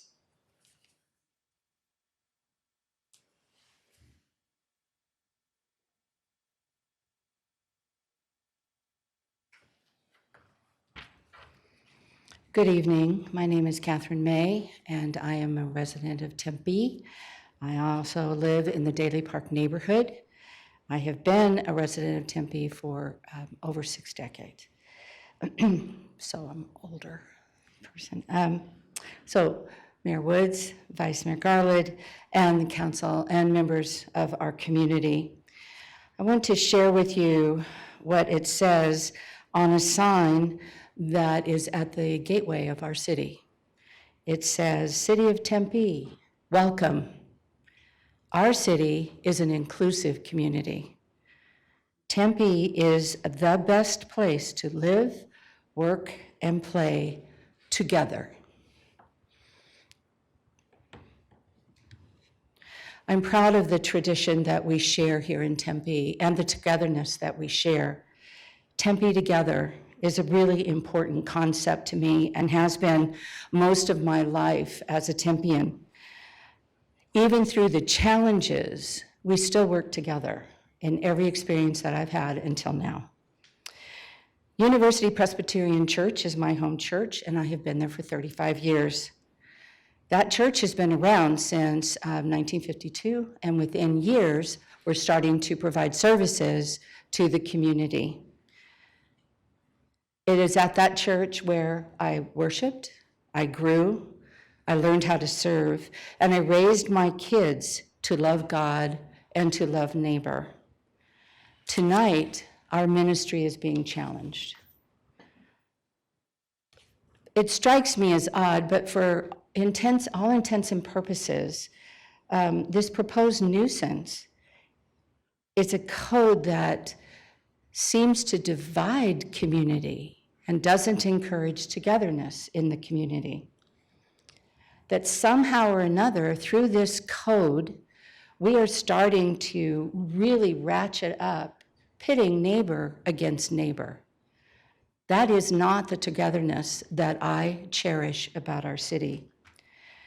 And central to that divide are the people who are in need of compassionate care, who are in need of food, basic food, shelter, and health care, of clothing, and perhaps a kind word.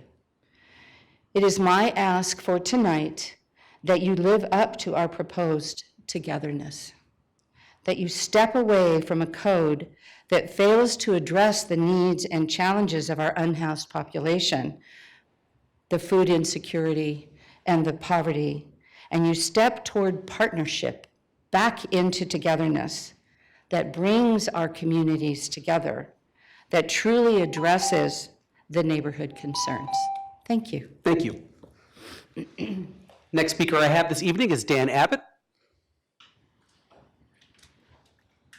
Please come forward, state your name and city of residence. You have 3 minutes.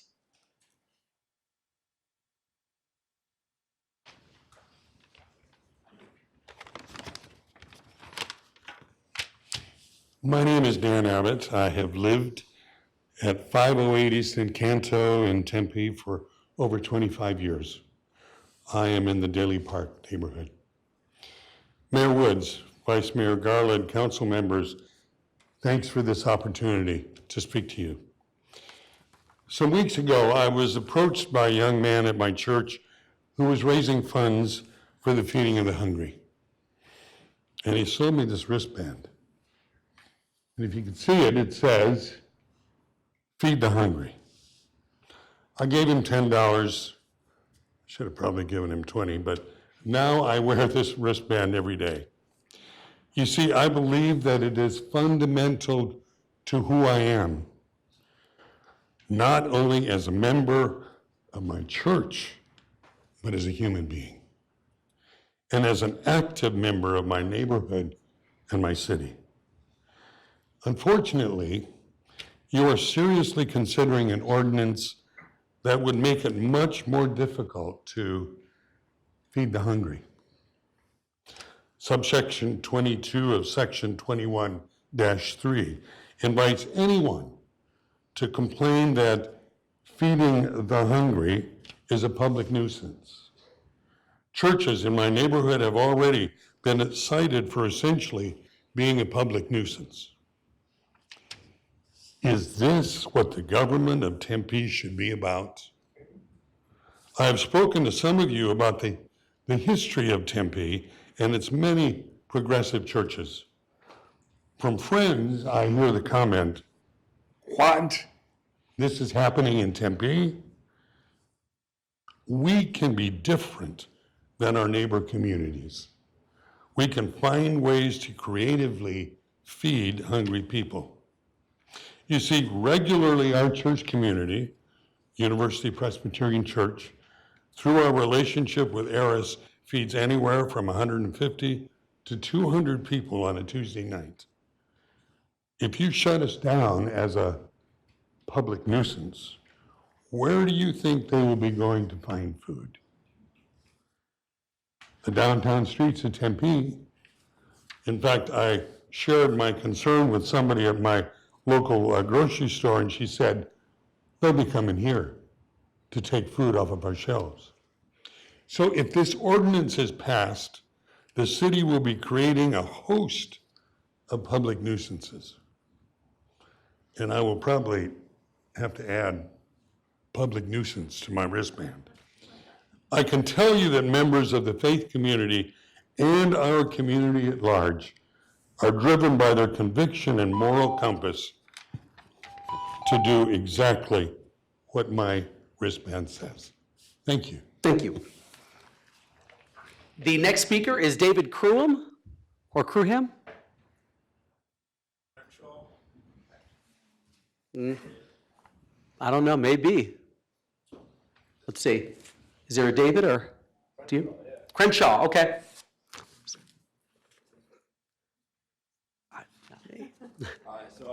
Please state your name and city of residence. You have 3 minutes. David Crenshaw, Tempe Daily Park. I really support the ordinance. Just sort of thinking outside the box. If you really want to support people, I've heard money being an issue. Perhaps you could sell your church and move to Surprise and provide better services there because you'd have more financial means. Just thinking outside the box. So again, support the ordinance. Thank you. Thank you. All right, next speaker I have is Susie Sharkey Johnson. Is Susie here? Oh, yes. Please come forward, state your name and city of residence. You have 3 minutes. I'm running because I didn't know if the time starts. No, only starts once you get here. Don't worry. Okay, sorry. I don't know the rules. My name is Susie Sharkey Johnson. I am a Daly Park native. My parents, sister, nephew, and children all live in the Daly Park neighborhood. It is our home.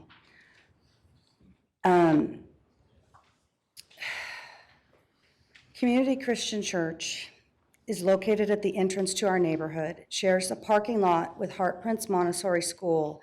It is located across the street from Daly Park. A block to the north is ASU, a block to the south is Broadmoor Elementary and McCamey Junior High. All those schools, well, my dad was high school up.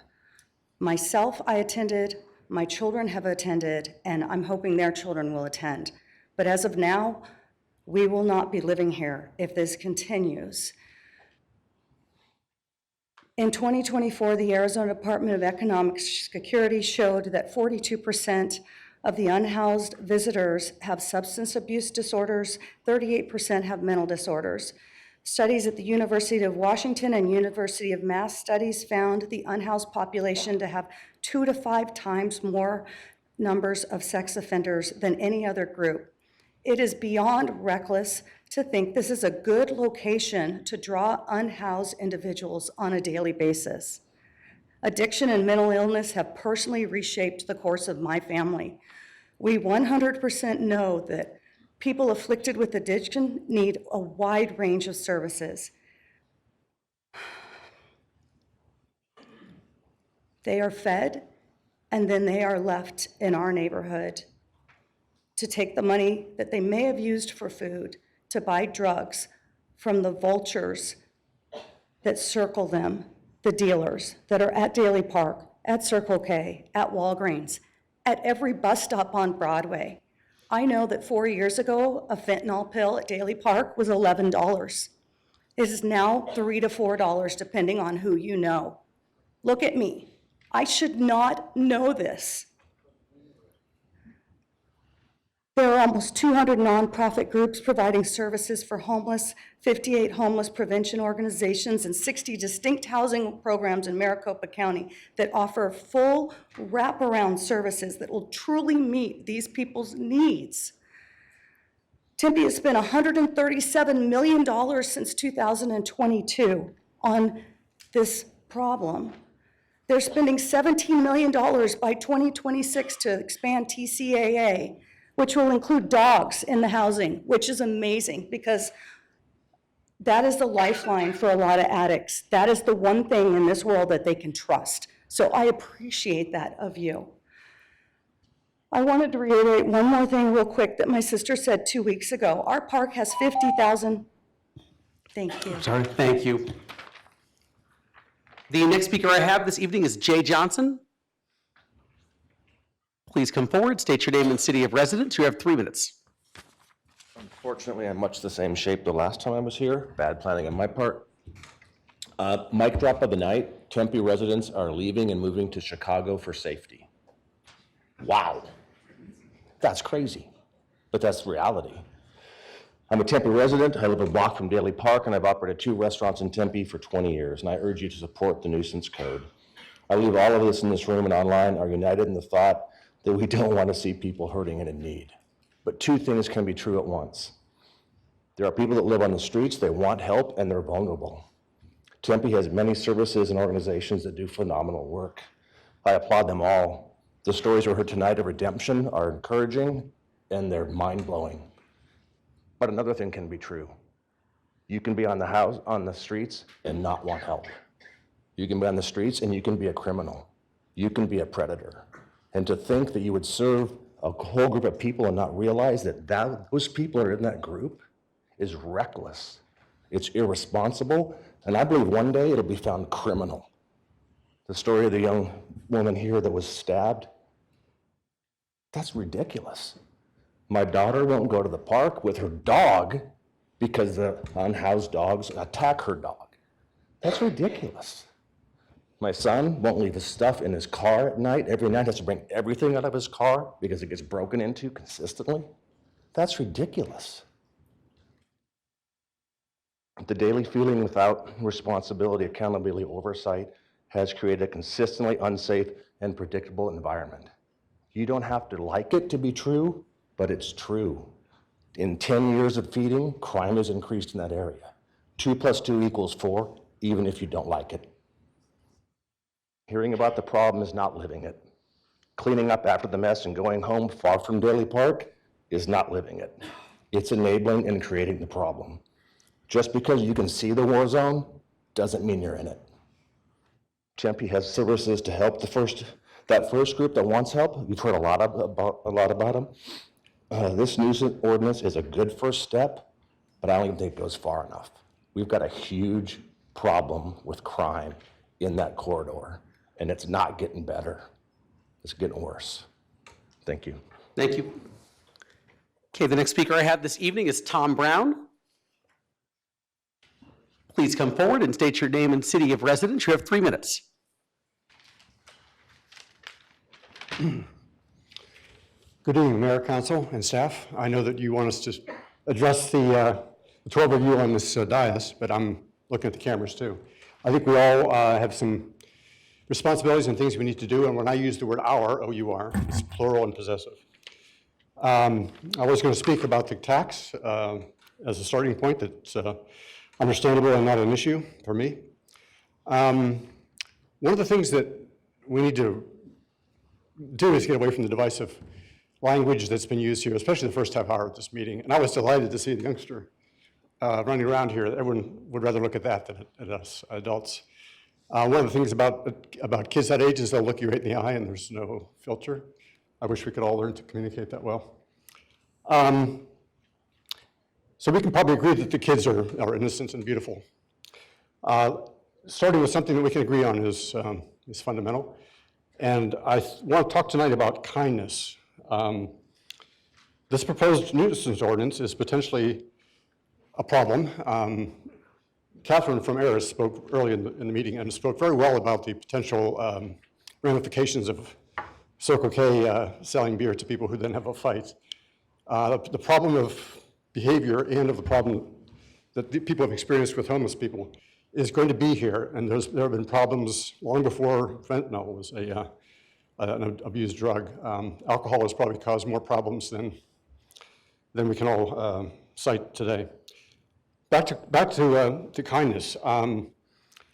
People are not a nuisance. A noisy party at 9 at night does become a nuisance, and there's a proper time for the cops to show up and say, quiet down. But feeding people in need, whether it's once or whether it's weekly, is a choice, not a solid foundation of a nuisance. This proposed ordinance, if passed, I fear will be weaponized by people who have hearts of stone. So we need to break those hearts of stone and give them hearts for love alone. Our purpose in life is to help others, not just make it easy to get real estate tax breaks and worship profitable businesses. Helping people in need, no matter how they got there, no matter if they're service resistant or if they offend someone's delicate sensibilities, is helping them is fundamental kindness. And that's what we should expect. This is the hour, the plural hour. We should expect that from our neighbors, from our social services, and from our council members. 4,000 people said that in just a matter of weeks last summer. I ask you to listen to your constituents and thank you for serving Tempe. Thank you. Okay, the next speaker I have this evening is Darlene Justice.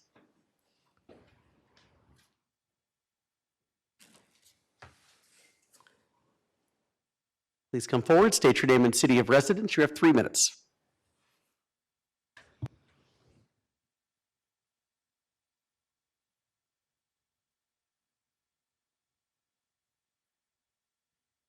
Thank you, Mayor, Vice Mayor, council members.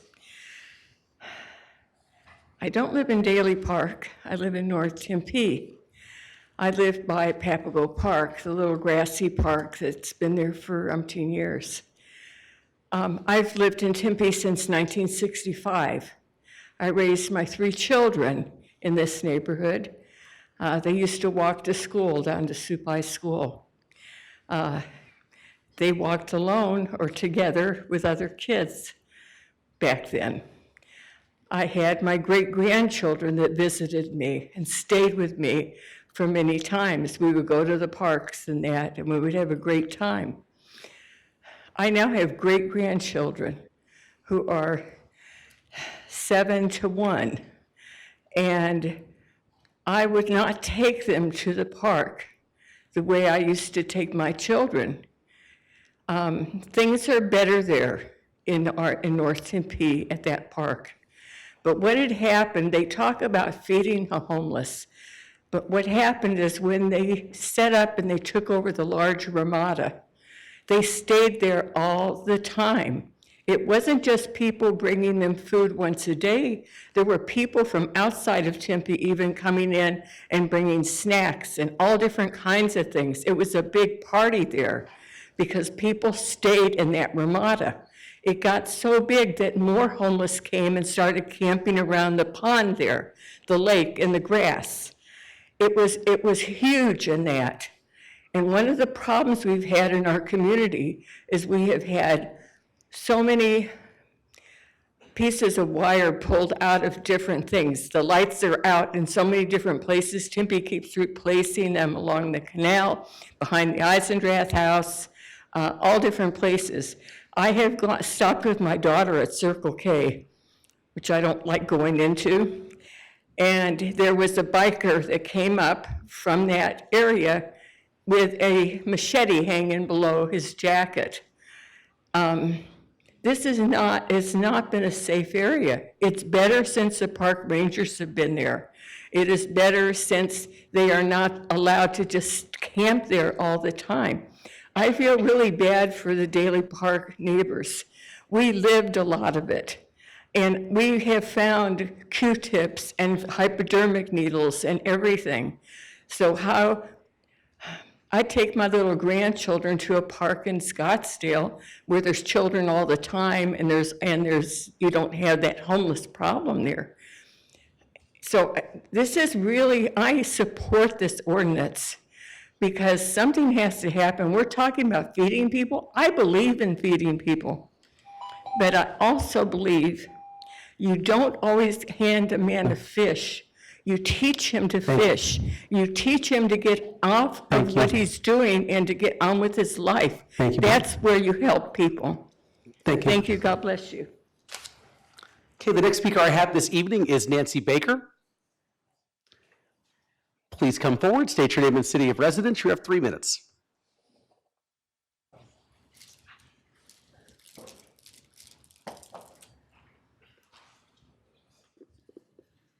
Good evening, Mayor, Vice Mayor Garland, council members, city manager, staff, community members. My name is Nancy Baker, and I'm a resident of North Tempe, the Cavalier Hills neighborhood. Papago and Moore Parks are our neighbors. I urge adoption of the ordinance. I'm a daughter of 2 Korean Navy War veterans, one of whom was attached to the Marines at the Chosin Reservoir, 1950. Every U.S. service person was a rifleman. My father was a medic. Rifle and morphine, starving, frozen, literally. Our father at age 20 found his way with PTSD and as a functional addict. I am ever grateful for his service to our country, and our lives were forever changed. The reason I share this is the seriousness of this ordinance. Balancing justice and safety in our community is critical. Mental health and addiction is not easy to navigate. Many times it's intermittently solvable. Many more times it is not.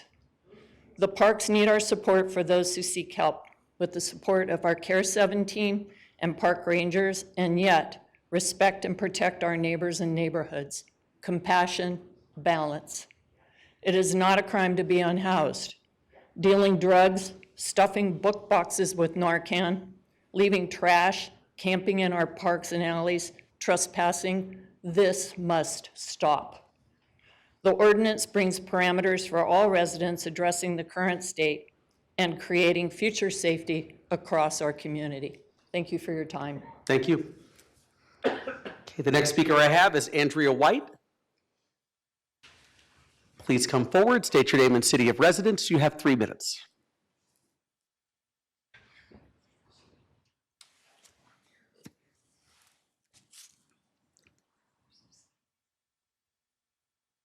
Good evening. I'm Andrea White. I moved to Tempe, Arizona in 1961. Don't do the math, just say it. It's too late for math, though. Too late, yeah. I raised my daughter in Tempe, and I'm a member of University Presbyterian Church, where more than 20 members of our church are graduates of the Tempe Leadership Program, and many have been awarded with Don Carlos award-winning prizes. In fact, I was lucky enough to get the Impact Award last year. So I speak from a background of service for myself and for the church. That being said, I do have a great deal of compassion for the voices we've heard tonight of people that have been aggrieved or hurt physically or feel threatened. My daughter, now 37, is a far better parent than I ever would be. If she, as a child, did something that made me uncomfortable or unsafe or broke a rule, I would punish her, send her to her room, or take away privileges, or even install a financial penalty, like taking away her allowance. Thankfully, she's a better parent than I. When my sweet granddaughter has a disappointing or unsafe behavior, my daughter pushes the pause button, and they talk about it before rushing to punishment.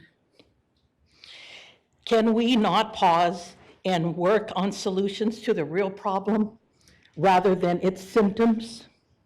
Please vote no on this ordinance, and let's work together on solving the real problem. Thank you. The next speaker is Rick Casanova.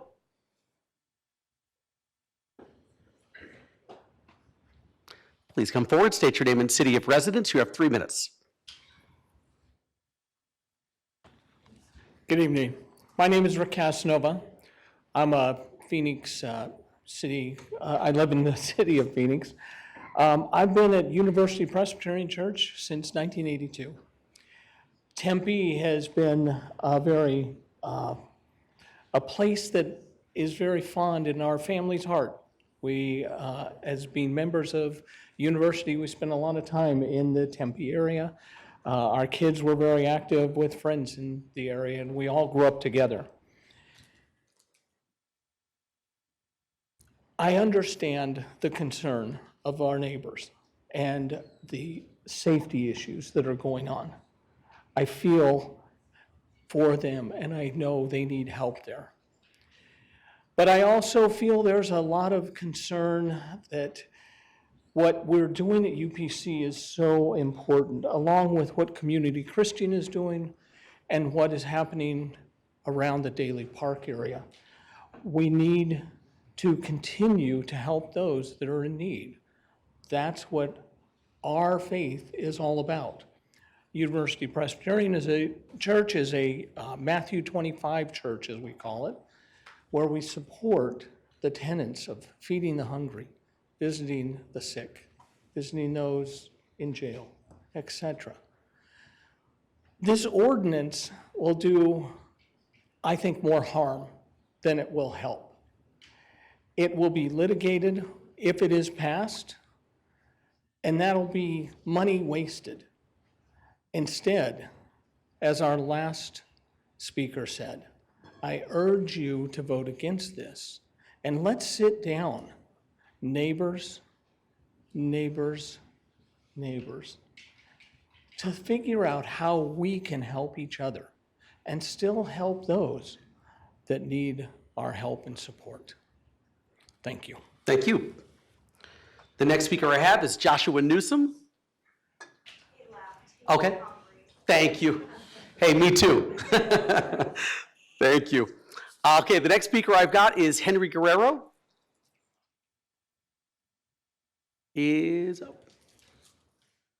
What, like, I think you already spoke. But not on this subject. I was speaking on the other one. This subject right here, it's the nuisance on at Daly Park. Okay. I eat there. My name is Henry Guerrero. I'm here about the nuisance at Daly Park. I've been going there probably for 15 years. I really never. Maybe you guys see me. Maybe you see me because I don't have a place to live. But I can't see people inside because they live inside the house. So, but I'm pretty sure like what I do is I go get a sandwich, get my snack, and then I live on Mill Avenue. So I want to first thank Tempe Bike Hop and your security here at the Capitol. They're the ones that always come. They're the ones that get called. They're the ones that have to deal with the nuisance. And they have no answers because I don't know what they give them, but they call them because they're the ones that they deal with the nuisance. And you know, and I'm thankful for them because they're like, Henry, you drunk again? Yeah, they're like, come on, let's go to the cell. They're like, hey man, do you need some help? Can we offer you some help? And like, for reals? But you see, we don't give Tempe police that tool that they need. I don't know why we don't give it to them. So they just keep it wherever you guys keep those tools in your guys' offices in here. A lot of empty ones, by the way. And you know, I know more about your community than you guys know about your own community. There's 18 charges for sexual misconduct. A very high-ranking, maybe teacher from the university that loves artwork, and his artwork is all over the place. 18 charges for sexual misconduct against women, let alone women that are coming to college to learn how to be a prosperous artist.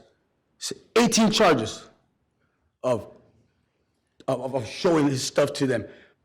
My homeless sister says, I don't like that guy. I go, well, stay with him. He gives us money because we're homeless, and he asks us for sexual favors. But he lives in your community. I don't live in your community. And hey, look, I leave.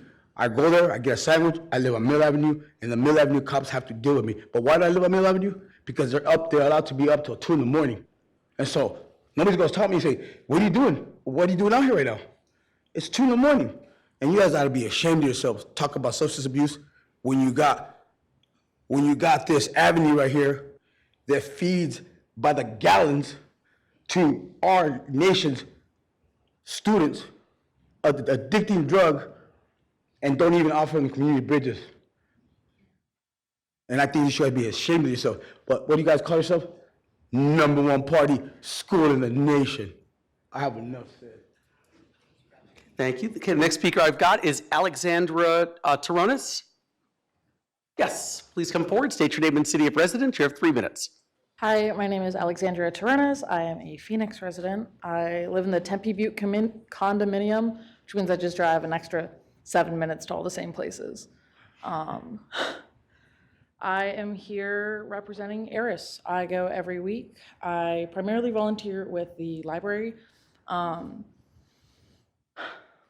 The providing of a single meal for our friends who live on the street is a necessity, and I get to be a part of something less life essential, you know, something as simple as handing out books and art supplies, and that's a huge privilege, and it is only possible because we are also providing food.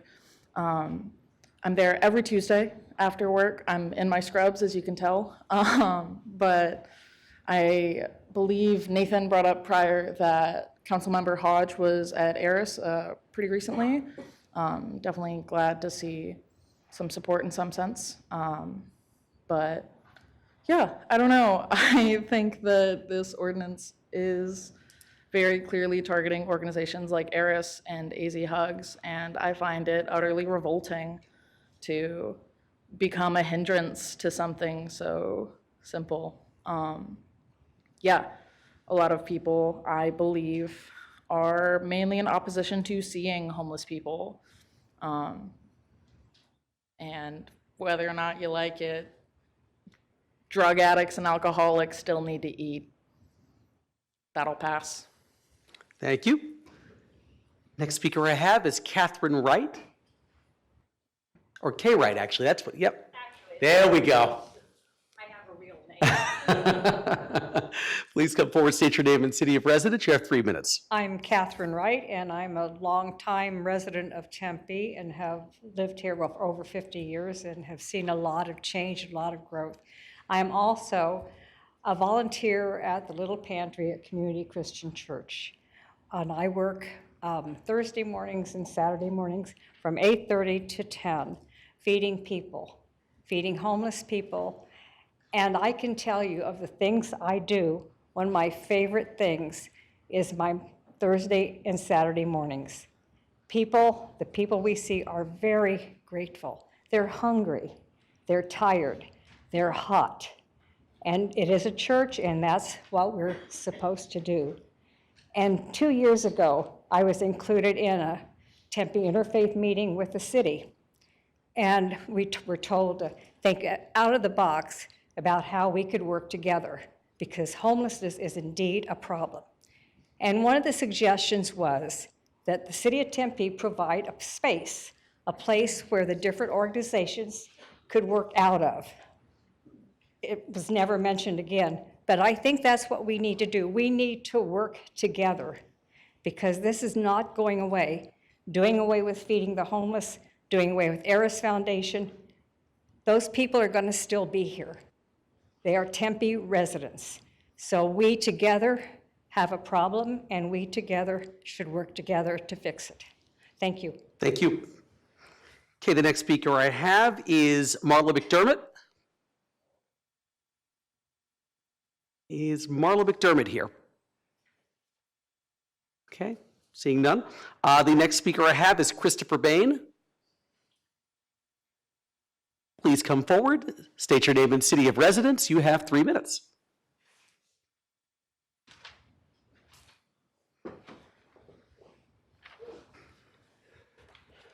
Good evening, Honorable Mayor Woods and City Council, Vice Mayor. My name is Christopher Bain.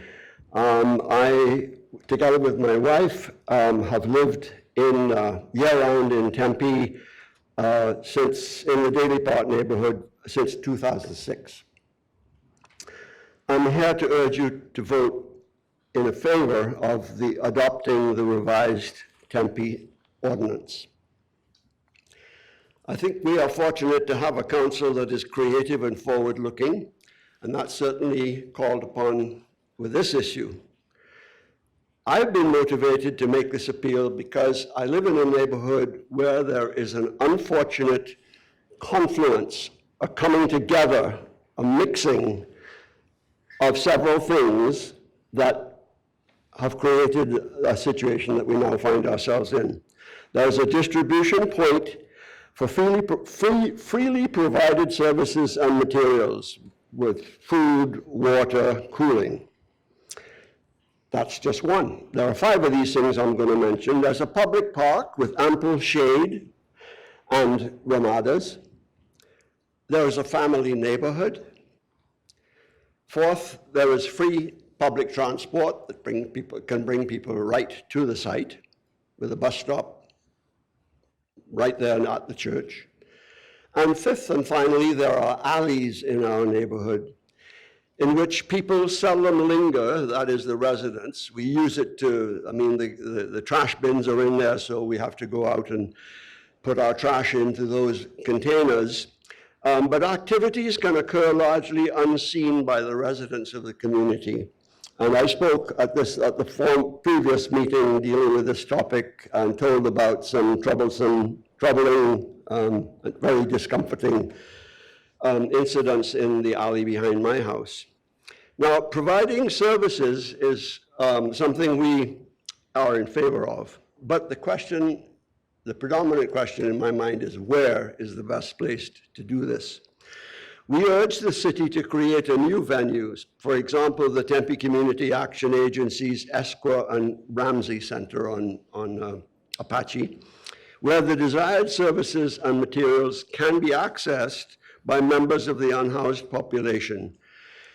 These services and materials could possibly be provided by members of the Christian Church and the University Presbyterian Church, the churches in our neighborhood, if they would be willing to participate in actually relocating where they provide the food and the other and liquids. So in view of the quality of life concerns that have been discussed here, we respectfully ask you to pass this resolution and enforce it humanely. Thank you. And with compassion. Thank you. Okay, the next speaker I have is Ted Gutierrez. Please come forward, state your name and city of residence. You have 3 minutes.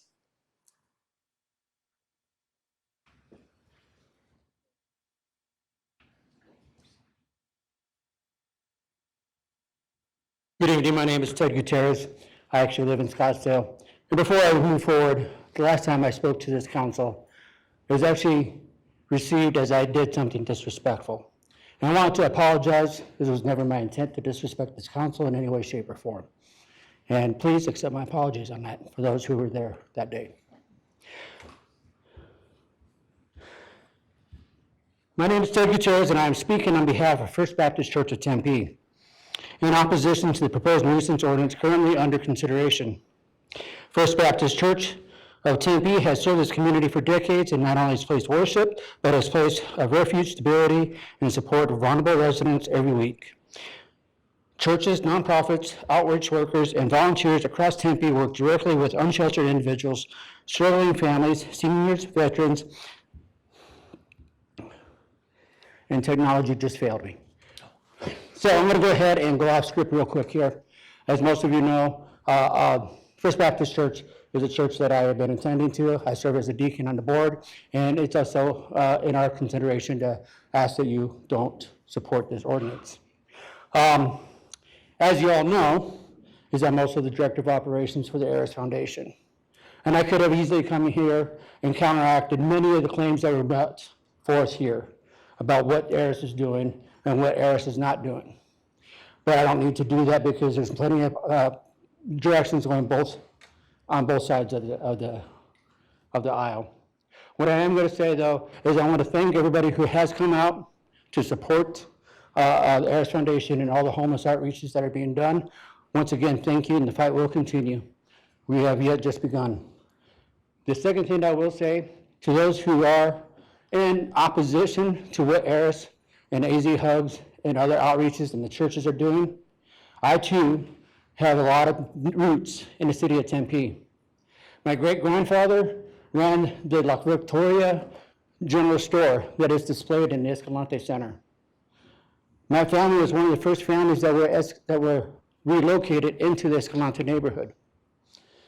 My parents bleed blue and white. My daughters went to McClintock. Conflict there, but nonetheless. Tempe has always been a place that I have always drawn near to my heart. My first night of being homeless was done in J.C. Park myself. This Saturday, God willing, I'll celebrate 14 years of sobriety. And it was because of other organizations and other people who showed that compassion and that kindness. I'm asking and further to continue to sit down and let's talk. The majority of the people on this council do have my phone number. Please reach out. Thank you. Thank you. Okay, the next speaker I have is virtual this evening, Catherine Dorn.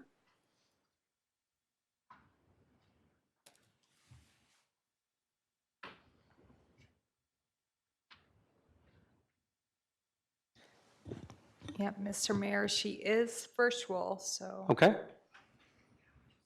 All right, Ms. Dorn, can you hear me?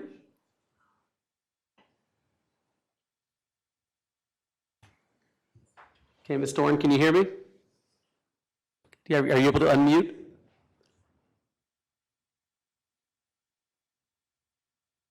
All right, let me move forward. I can try to come back. The next speaker I have is Sarah Covey. Is Sarah Covey here? Oh, yes. Please come forward, state your name and city of residence. You have 3 minutes.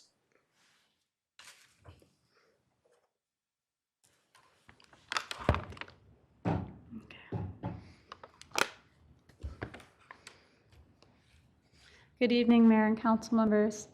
My name is Sarah Covey and I'm a Tempe resident. I also volunteer every week with ARIS. It may be unfamiliar to the council, but I've been helping lead DSA's mutual aid work for the past few years, especially with the Tempe Really Free Market. I'm speaking tonight on behalf of my local DSA chapter's hundreds of Tempe members. At a time when our city is facing an ongoing housing and affordability crisis, this ordinance moves us in the wrong direction.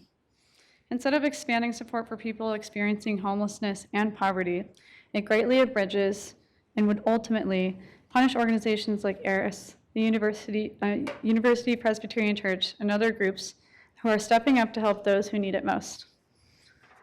For many churches, feeding the hungry is not a political activity. It is a core moral and religious obligation. Criminalizing or restricting that work undermines both compassion and religious freedom.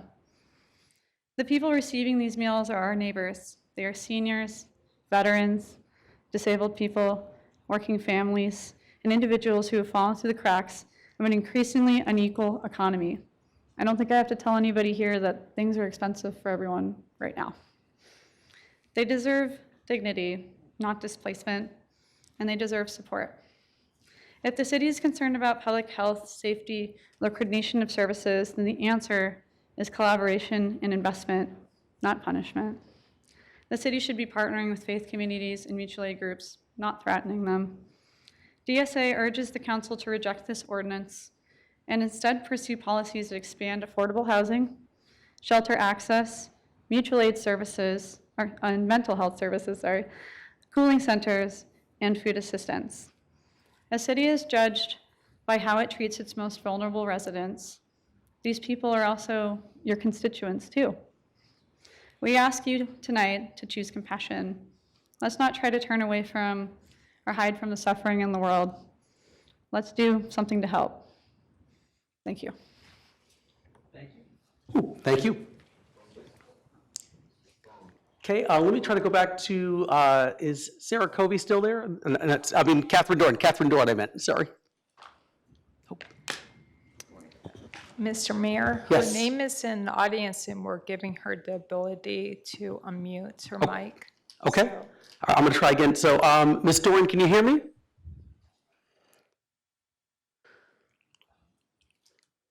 Ms. Dorn, okay, I'll try one more time. Ms. Dorn, can you hear me? Are you able to unmute? Okay. All right, I'm gonna have to go forward, I'm sorry. Okay, the next speaker is Senator Lauren Kuby. Please come forward, state your name and city of residence. You have 3 minutes. Good evening, Mayor, Vice Mayor, council members. Lauren Kuby. I live at Alameda in College, right near the First Presby. I'm compelled to be here tonight because this ordinance is unneighborly, constitutionally questionable, and financially risky.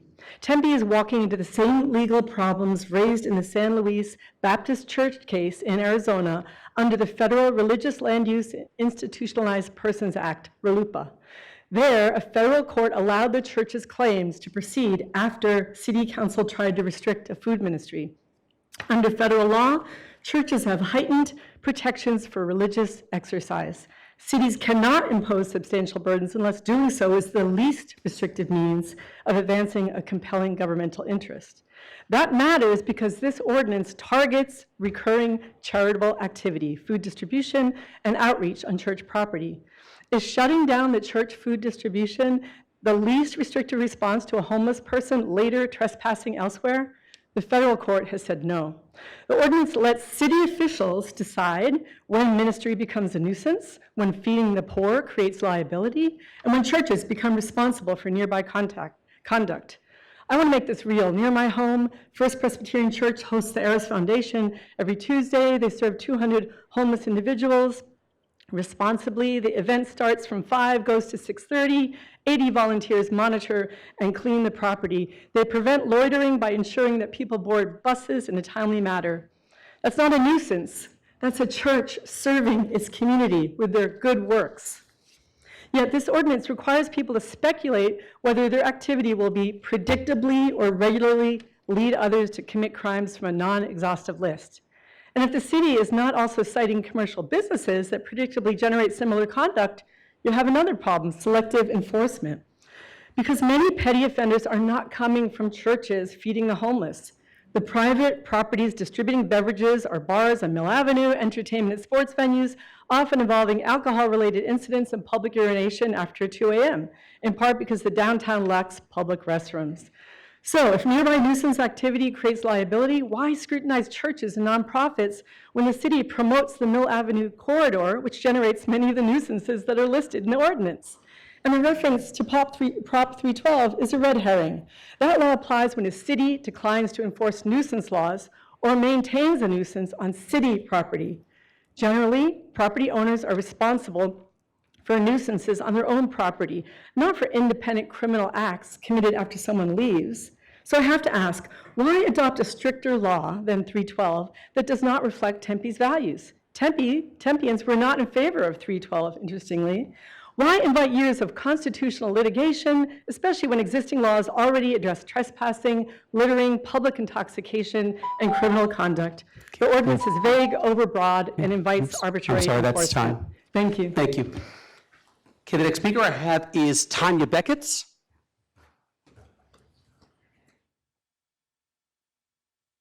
Yes, please come forward, state your name and city of residence. You have 3 minutes. Hello, my name is Tanya Beckett. I am a Tempe resident. I am actually new to this, so I apologize. Which one? Okay. Well, I'm homeless actually, and for Austin, which is AZ Hugs, for helping me out, for me being kicked out of a shelter, which is UMall.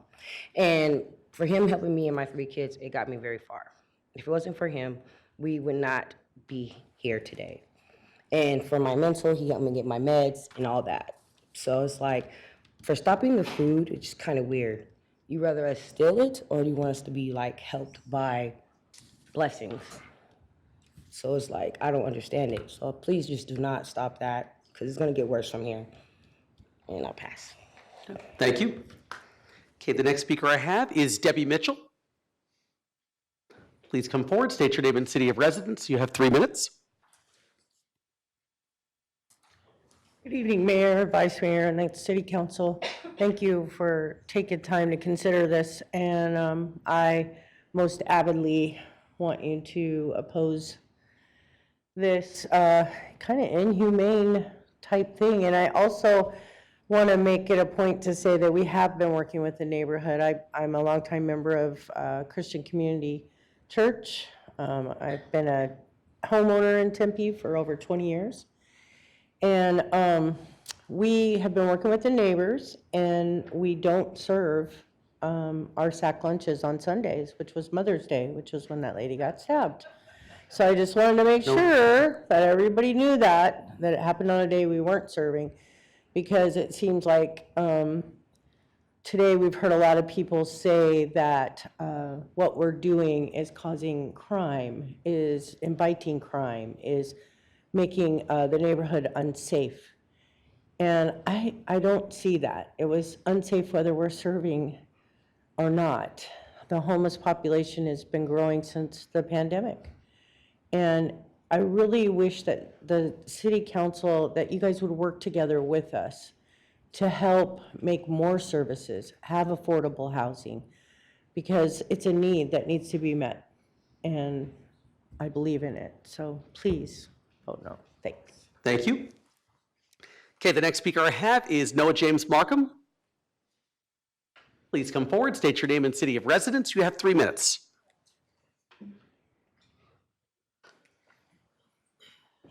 Oh my goodness. Okay, hold on. Aloha, Mayor, and to the rest of the City Council. My name is Noah James Markham, and I live in the great, beautiful city of Tempe. Okay, so what I need to talk about, in Hawaii, I have this story. In Hawaii, there was this man that was named the Mango Man. And we would call him the Mango Man, just, I don't know why, he never picked mangoes, but, it was a thing in Hawaii that we would just see him just, living his life as a homeless person. And I would always ask my mom, like, why is he there all the time? And, and he's just homeless, living his life. And we would say hi all the time to this homeless person. And he's like a big thing in Hawaii, if you ever knew the Mango Man. And so, we have a lot of homeless people in Hawaii, and we do not and now I can understand living from Hawaii and coming to Arizona, I can understand how people are so picky about the wrong things we should be picky about. And this is one of them. I mean, homeless people, you know what? I'd rather be by homeless people on the street. I'd rather feed them than some of these Trumpers out here. I mean, the Trumpers, geez. I mean, wow. These ones out there, I would be a little scared. I don't know what would happen to me around them. Homeless Trumpers, they... I don't know if I want to feed them, but I would feed the other people. But so I just don't understand. And Mayor Gallego, I know you have something in Phoenix just like this, and I hope we do not follow the footsteps of this unbelievable lady there. I hope we will not follow those footsteps of this Gallego lady. I like her, but this is something she should have never done, and she will be talked to when I see her next time. Mahalo, thank you so much. Thank you. Okay, the next speaker I have is Placida Delgado. Please come forward, state your name and city of residence. You have 3 minutes. My name is Placida Delgado Pluger, and I am a Tempe resident. I'm also a Sierra Vista resident.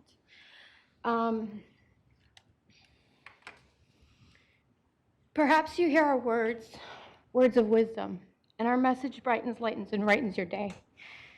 They say this is a talent, to see, hear, taste, and feel the words loose from a poet's heart, mind, and every other internal organ and part of our glorious beings and bodies. Thank you for tipping me, trading me, and valuing me. For wisdom well written, poets win wars.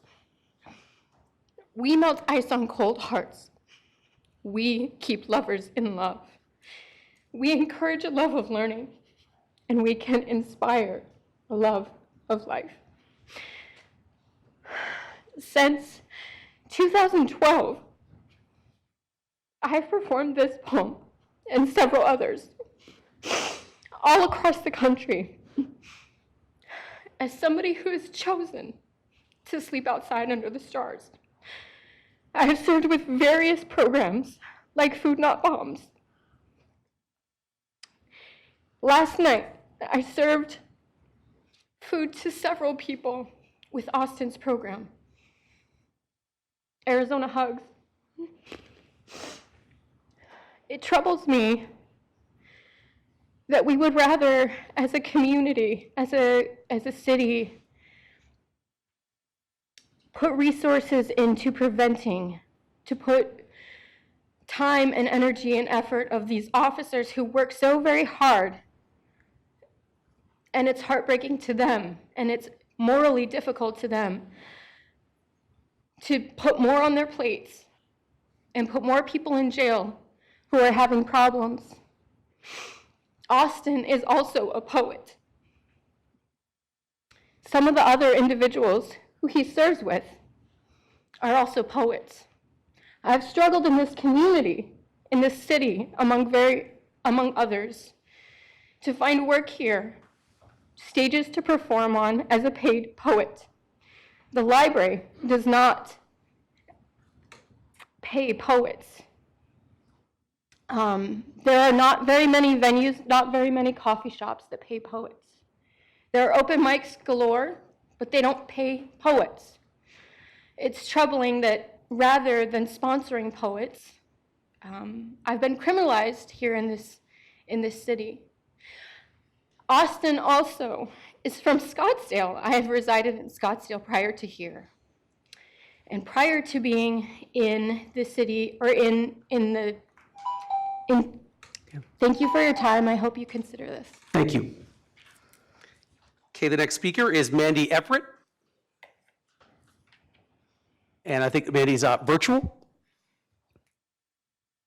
Yes, she is.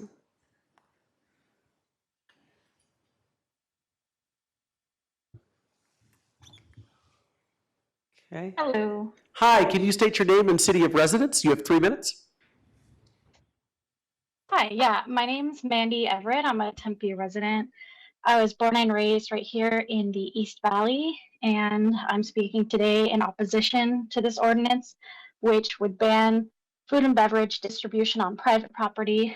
And I feel it should be noted that's private property everywhere in the city, not just where it's inconvenient or anything like that. So I both live and work here in Tempe, and like many working class people, I'm one illness or misfortune away from losing my housing or having no money left for food after rent. And I'm grateful to know I can turn to the kindness of my neighbors here in Tempe if I need it. And yet this ordinance seeks to outlaw their help. I honestly can't believe we're here again. Last year, after this council unanimously passed a similarly unpopular anti-mutual aid ordinance, I spoke to hundreds of Tempe residents while gathering signatures to oppose that ordinance, and I can tell you what you're considering today is not reflective of the Tempe I've come to know. Also, this is not an evidence-based, solution-focused ordinance.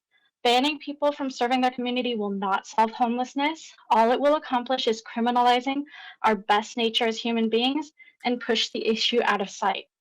Anyone who actually cares about helping people experiencing financial hardship and who isn't just paying service to caring before demanding that the city ban mutual aid on private property, anyone who actually cares will be happy to hear there is an evidence-based solution that is also the humane solution, and that solution is a housing-first approach.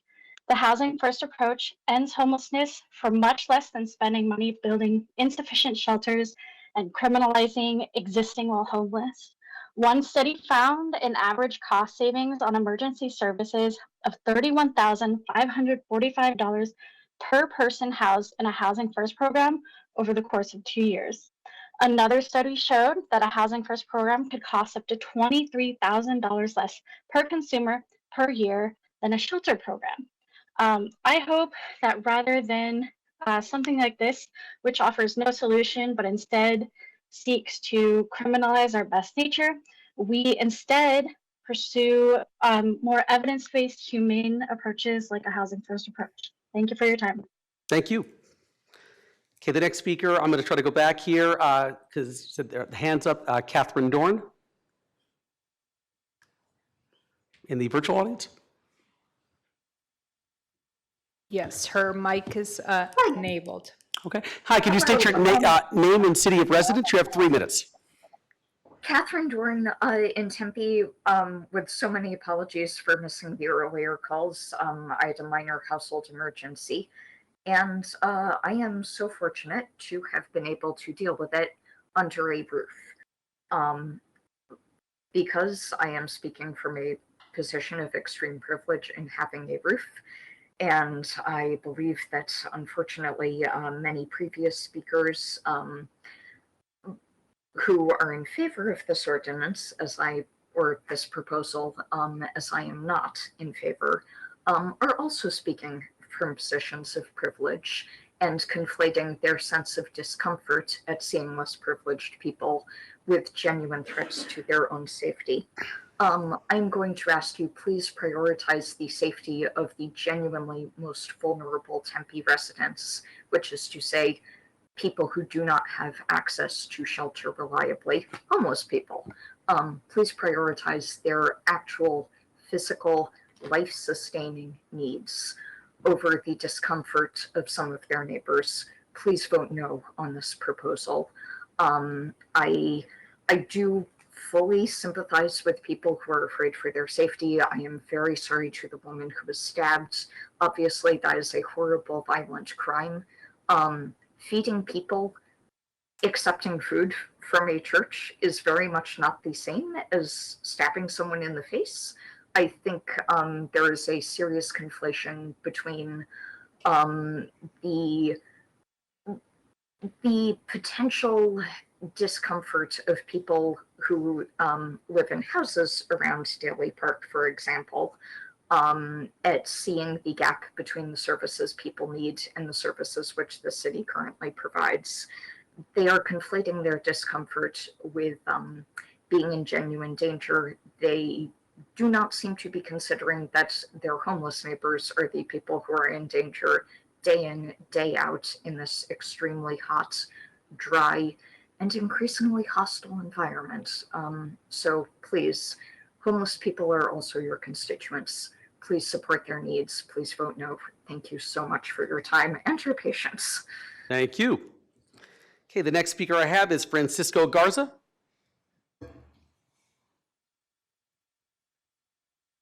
Please come forward, state your name and city of residence. You have 3 minutes.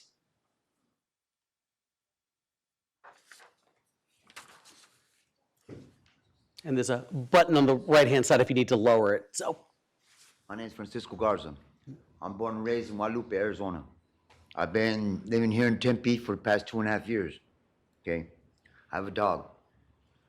Sir, can you move closer to the microphones, please? My dog is an ADA dog. I have been shot in the head. I have seizures. Okay, I've been having a lot of problems with a lot of different things because I have a dog. I can't get into programming because I have a dog.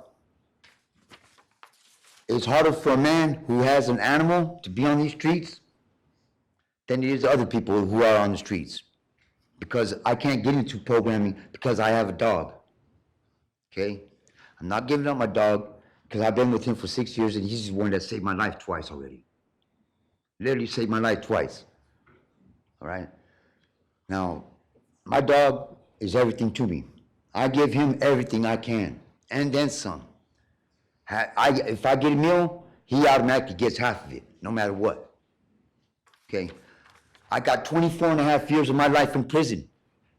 That's right, 24.5 years of life in prison here in Arizona.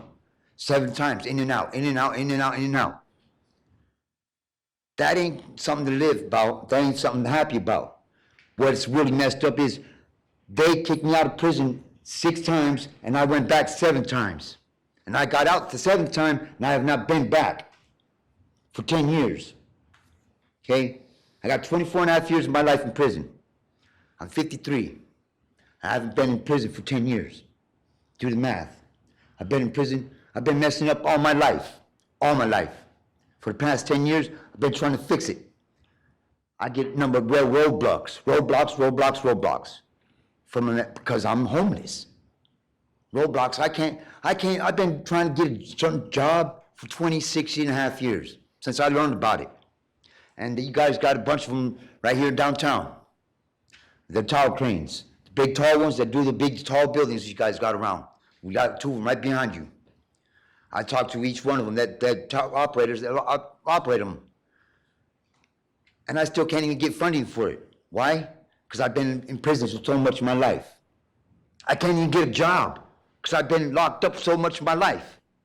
I have no work history, so nobody wants to give me a job.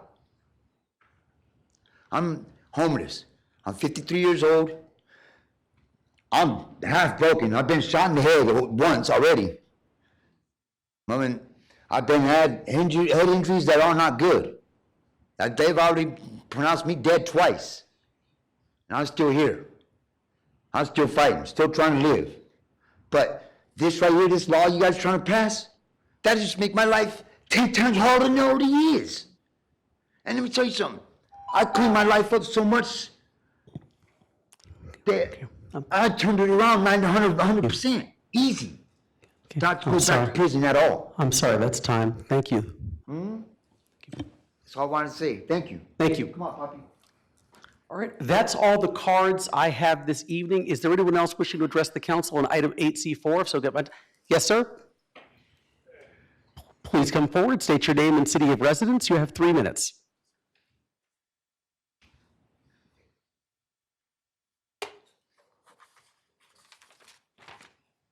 Yeah, yes, my name's Alan Domsky.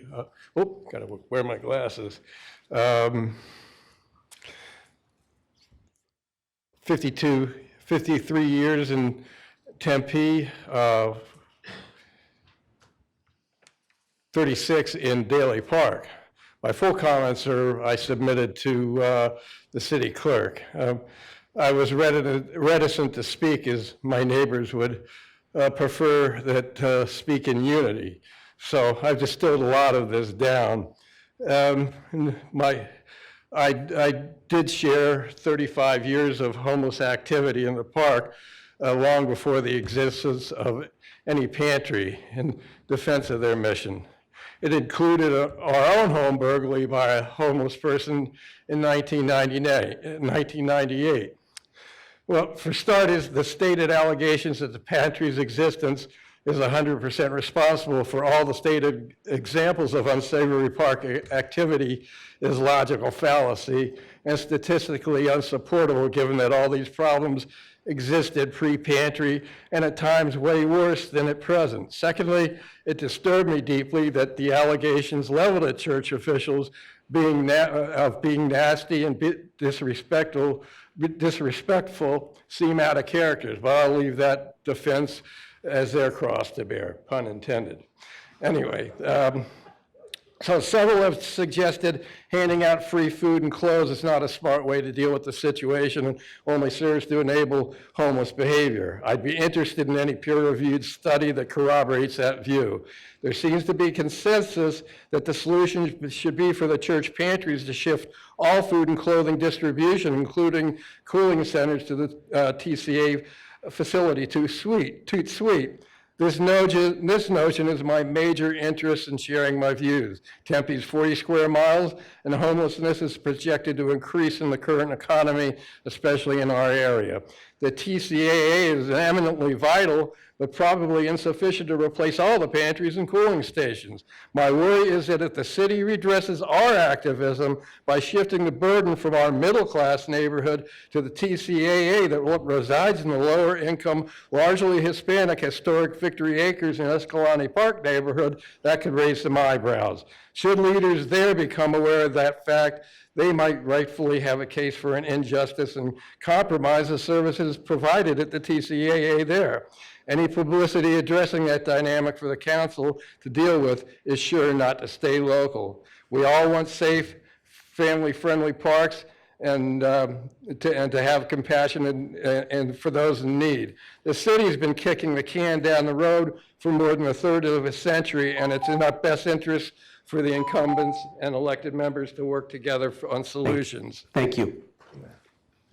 Okay, that's the last card I have. Is there anyone else in the audience wishing to address the council on this item? Yes, sir, please come forward. State your name and city of residence. You have 3 minutes. Hello, my name is Jesus Cano. I live here in Tempe on College and Alameda near University Presbyterian Church. Moved to Tempe here about 5 years ago. Very excited to do it. Big Sun Devil fan. I was like, I can go to the games really easy. It's gonna be nice. And then things started to change as these cooling centers and these Tuesday feedings started to occur. Started to notice a lot more trash, needles. I've heard a lot of people this evening speak about what they feel, who they feel responsible for. Well, I'm going to tell you who I feel responsible for. I have a little 2-year-old at home who knows what fentanyl and crack smell like. Unfortunately, it is not something as a father that I want to. What's that? What's that? I shouldn't have to explain that to her. And I understand addiction's a problem. I'm the son of an addict. I know what that is. And taking an addict from the street and putting them in a house, I'm just not sure that's the entire solution to this problem. I have talked with those at University Presbyterian Church and the parishioners there and the people who run the program. And after our meeting, we talked and I was met with, well, we want to be good neighbors, but let's now give you a list of why we're not going to be a good neighbor to you specifically. So I guess Matthew, whatever verse that was, doesn't extend to me and mine. But I hope that this council tonight has the courage to do for me and my family and the tax-paying citizens of Tempe and pass this. Thank you very much. Thank you. Is there anyone else in the audience wishing to address the council on this item? If so, can you please get my attention? Yes, sir. Please come forward, state your name and city of residence. You have 3 minutes. Hello, my name is Nicholas Thrush. I'm a part of your home. Hello. You can also raise the table with the button on the right-hand side if you want. Perfect. Hello, my name is Nicholas Thrush. I'm a part of your homeless population. The only place I know where to go and eat is AZ Hugs. It was introduced to me by another person who's a part of your homeless population.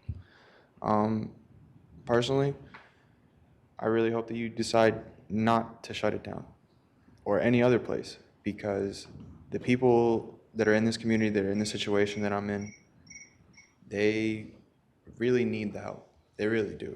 Now, granted, if they do shut this down, just come to Mesa, bro. We got you.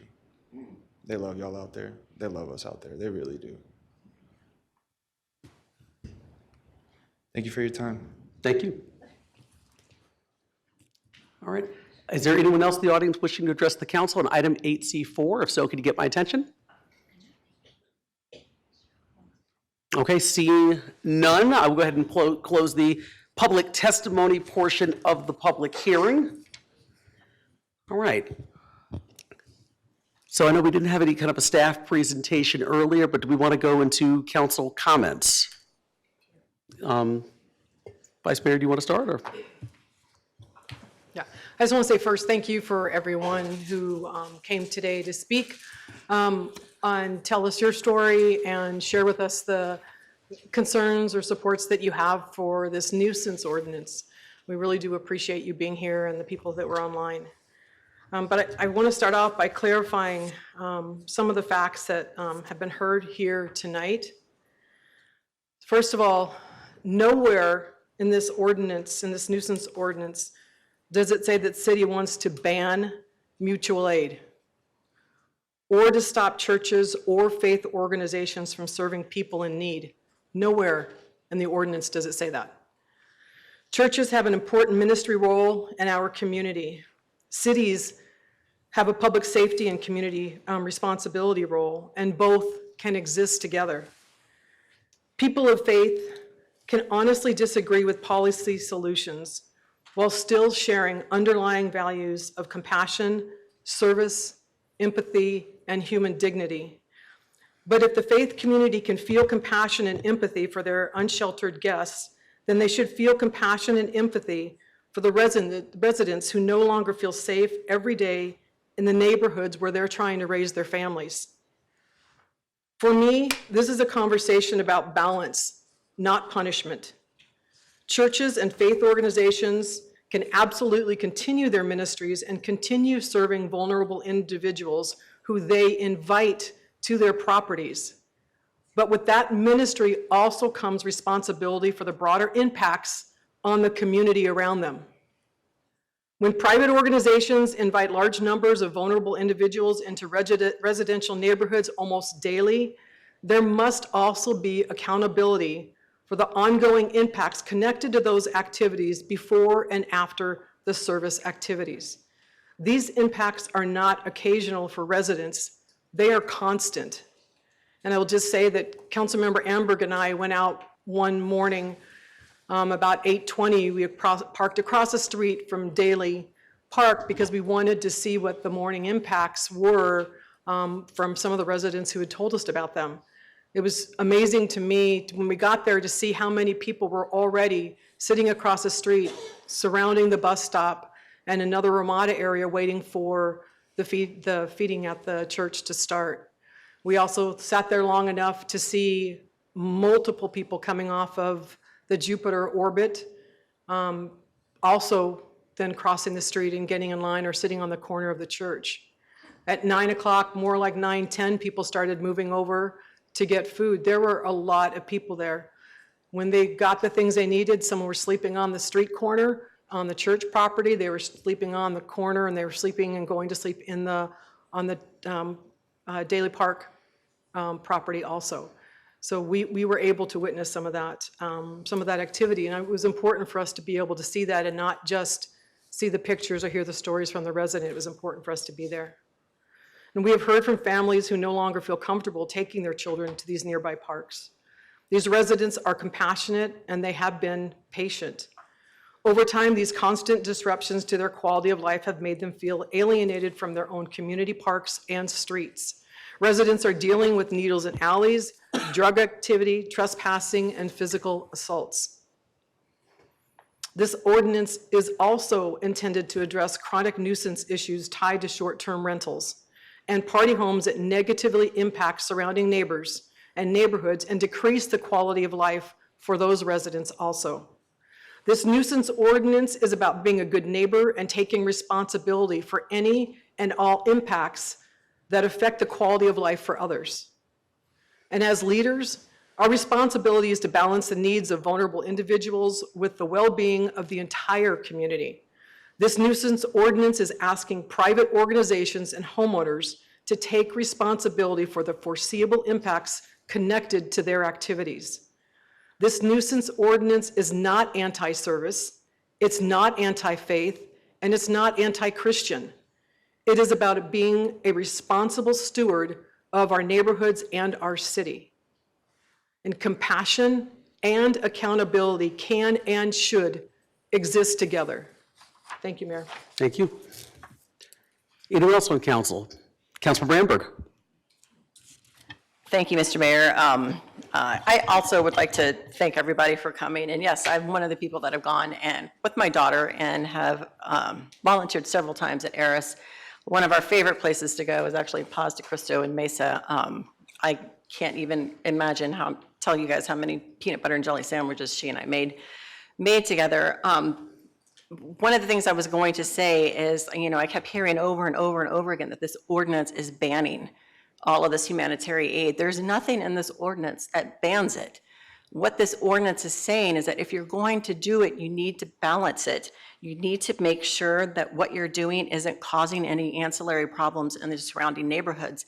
And for you to get up and say that it's banning it, I can only make the assumption that you already know that what your ministry is doing is hurting your neighbors. Because otherwise, if you're not hurting your neighbors, you're not going to get banned. What you're doing is you won't get banned.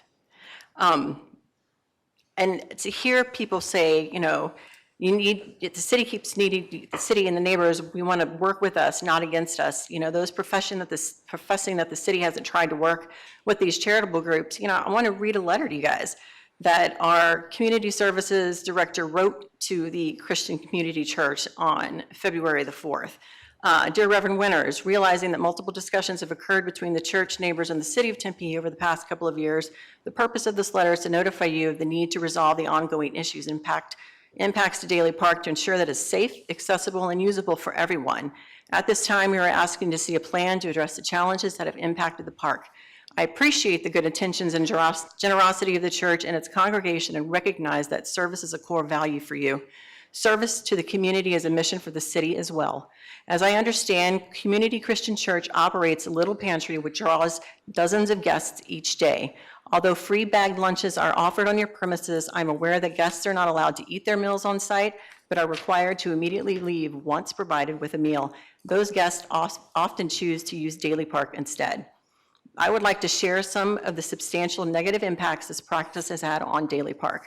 Over the past 2 years, Daily Park has the highest rate of safety issues such as drug use, alcohol use, public urination, and trespassing out of all city parks. In addition, Daily Park has experienced increased vandalism and maintenance-related issues well above normal rates. These impacts appear to coincide with the distribution of bagged food and subsequent congregation in the adjacent park throughout the day. These public health and safety issues must be addressed. City code is applicable in this situation. We would like to receive a plan from the church within the next 2 weeks of receiving this letter that shows the solution you will implement rather than taking formal action. Nothing in this letter is banning what the Community Christian Church is doing. What this letter was asking is to please try to mitigate the negative impacts to the community that you're surrounded. And we did receive a couple of letters in response. Thank you, Councilmember Amber. So I have the same letters. One of the letters, I believe this was the initial response regarding that letter. So this letter reads, and this is from the attorney representing Community Christian. Dear Mr. Hayton, I'm writing on behalf of Community Christian Church in response to the letter they received from the City of Tempe's Community Services Director dated February 4th, 2026 and received February 9th, 2026. My office has been retained to represent the church in this matter, and please ask that you'll direct all future correspondence and communications related to this matter for me. I'll omit the name and everything else. First, the church takes the city's concerns seriously and commits to working in good faith with the city to resolve the identified concerns. However, the letter contains factual inaccuracies and misrepresents the church's actions. These misstatements interfere with coming to a resolution and need to be addressed before we can move forward. Specifically, the church allows its guests to eat on site throughout the duration of pantry hours, and then, following pantry hours, encourages its guests to disperse in ways that honor the safety and sanctity of our immediate neighborhood, per Tempe PD recommendation. Because this inaccurate statement affects both the city's understanding of the situation and the timeline being imposed, we respectfully request that the city correct the record and confirm the corrected information in writing.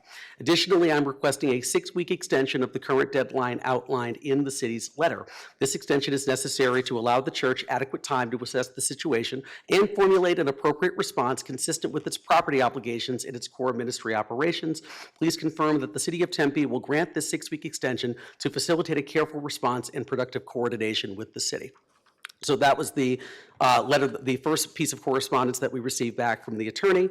And so, I've got other things to say here too, but, just wanting to speak to a couple of the statements that, Vice Mayor Garland and Councilmember Amberg made too, because, first of all, I would say I do appreciate everyone coming here and frankly staying with us as late as they have.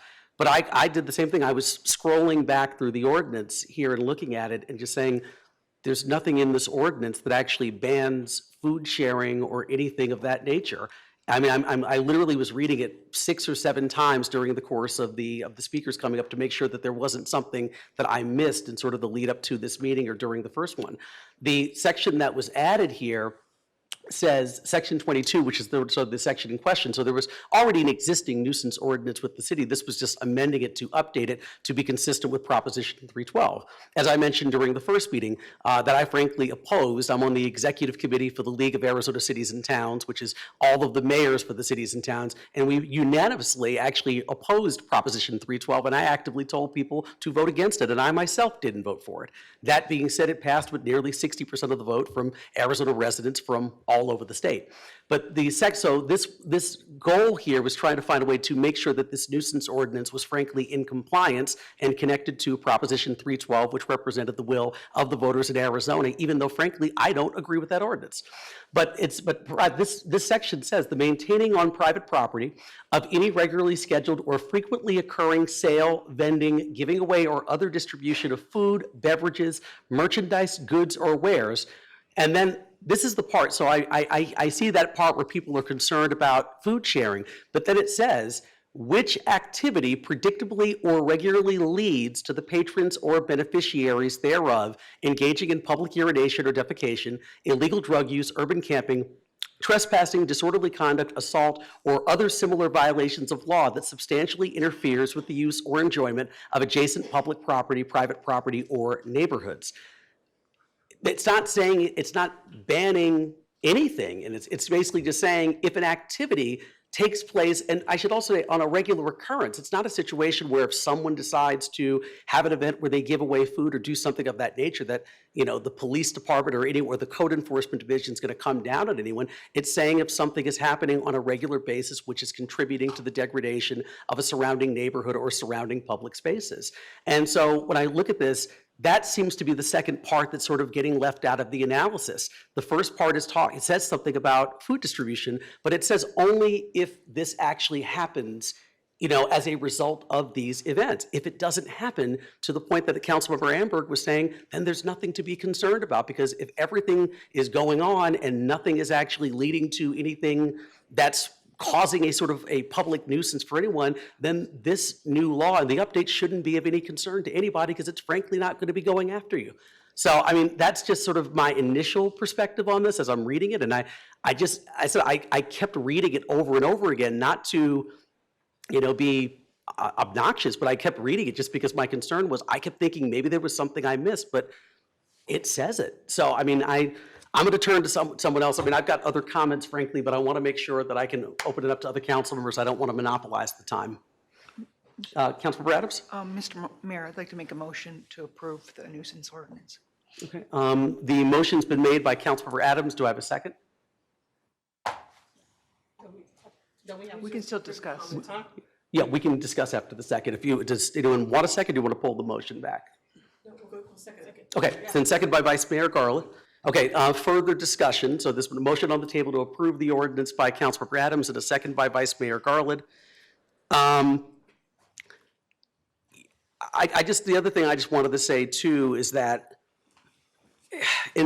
normally I wouldn't want to address this because I don't like to get into kind of this sort of, you know, defending of previous actions and things of that nature. But I know, you know, one of the first things, and I could just sort of talk about, you know, when I became mayor in July of 2020, and just so some of the things that have happened in the last 6 years, and not just because of me, but frankly, because of the entire council with city staff support, and frankly, with a lot of resident input and support as well. You know, I remember buying the first motel we bought, the Old Roadway Inn on Apache Boulevard, which then became Sue's Espacio, which is a 40-room shelter that can fit anywhere from 1 to 4 people in various rooms over a period of time.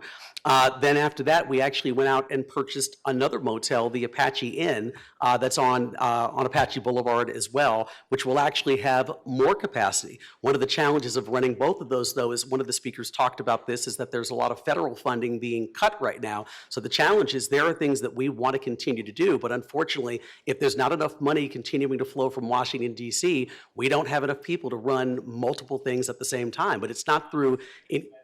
I'm sorry, I'm speaking. Whoever's speaking, please. You had your turn. So at the end of the day, that is one of the challenges we faced. When Tempe Community Action Agency, that was referenced by many speakers tonight about the work that they've done, and I've told people, I was on the TCA board for 6 years, between 2006 to 2012. I cooked countless meals, I served countless meals to guests with the iHelp program. That was very successful and very much embraced by neighbors from all over the city of Tempe. When they came to us several months ago and said, we'd like to build a new facility on Apache Boulevard, there were residents who had a lot of concerns about that in the surrounding neighborhoods and said, we don't really know if we really want this here. And we said, no, we actually think that this is absolutely a necessary thing. The council added a security plan, and the council then denied the appeal from the neighbors 7-0, because this council recognized that we do need more shelter beds for people who are desperately in need in this community. A few weeks ago, I was actually at, and I was thinking about some of the even other affordable housing, the affordable housing project at Apache and Dorsey that the council just approved. 400 units of housing, 90% of which is going to be affordable, a huge set aside for our senior population, which is the fastest growing group in our community it's beginning to be homeless due to rising costs and the inability for them to earn more money, and also trying to bring back a grocery store to a community and to a neighborhood that's become a food desert. And I just think even a few weeks ago, myself and Councilmember Amberg were in a meeting at the Lakes Group over about the piece of property we purchased at Rural and Baseline for $6.6 million due to an affordable housing bond that our residents approved with over 69% support to put in a fire station and a minimum of 50 affordable housing units at that corner. Once again, because we recognize the need to create not just simply more shelter beds, but also more affordable and workforce housing for people living in our community who deserve to be able to live, work, and play in this city. So I think the point that I'm trying to make here is that I think you can do both. I think you can find ways to increase the number of shelter beds that you have. You can find a way to increase the amount of attainable housing you have in your community, but you can also make sure that there's enough accountability to ensure that any events that are taking place are not creating a public nuisance and challenges for the surrounding neighborhoods. We are always asked by people in the community, I read this on social media all the time, I hear it from people, we want the council to listen to the neighborhoods. We want the council to listen to the people, whatever, who are in the affected adjacent places. And this is exactly, frankly, what we are trying to do and what I'm trying to do. So, anyone else? Okay. All right. Okay, so there's been a motion to approve by Councilmember Adams and a second by Vice Mayor Garland. Any last comments or questions? Case hearing none, please vote. And that item passes 7-0. And we're going to be taking a break for about 10 minutes till 10:30, so we are going to recess until 10:30.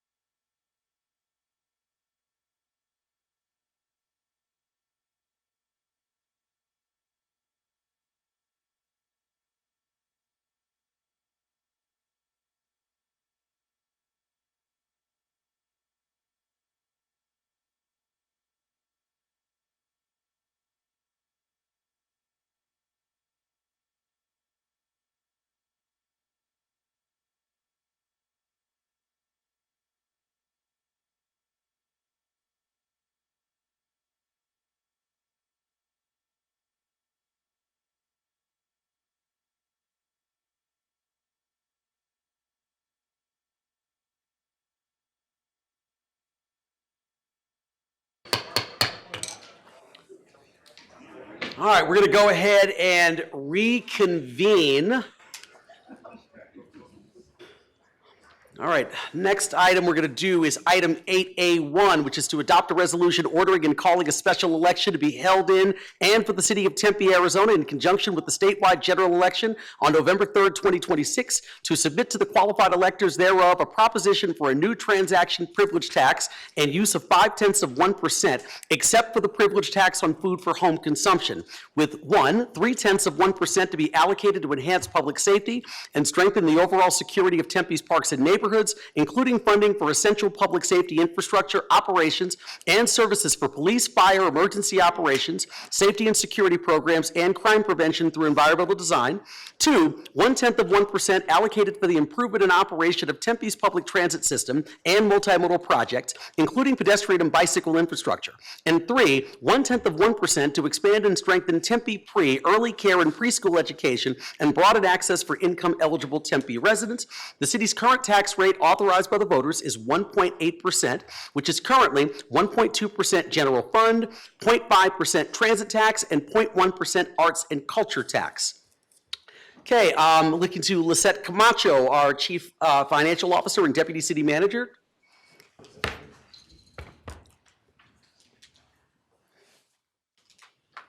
Good evening, Mayor, members of the council.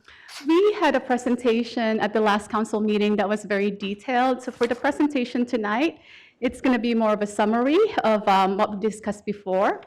We're not going to provide the detail for public safety and transit because we went over that at the last meeting.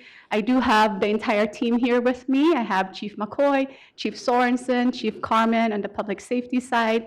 We also have Eric Iverson on the transit side, and also Mary Macy and also Tim Birch will be co-presenting with me today on the early care and preschool education proposal.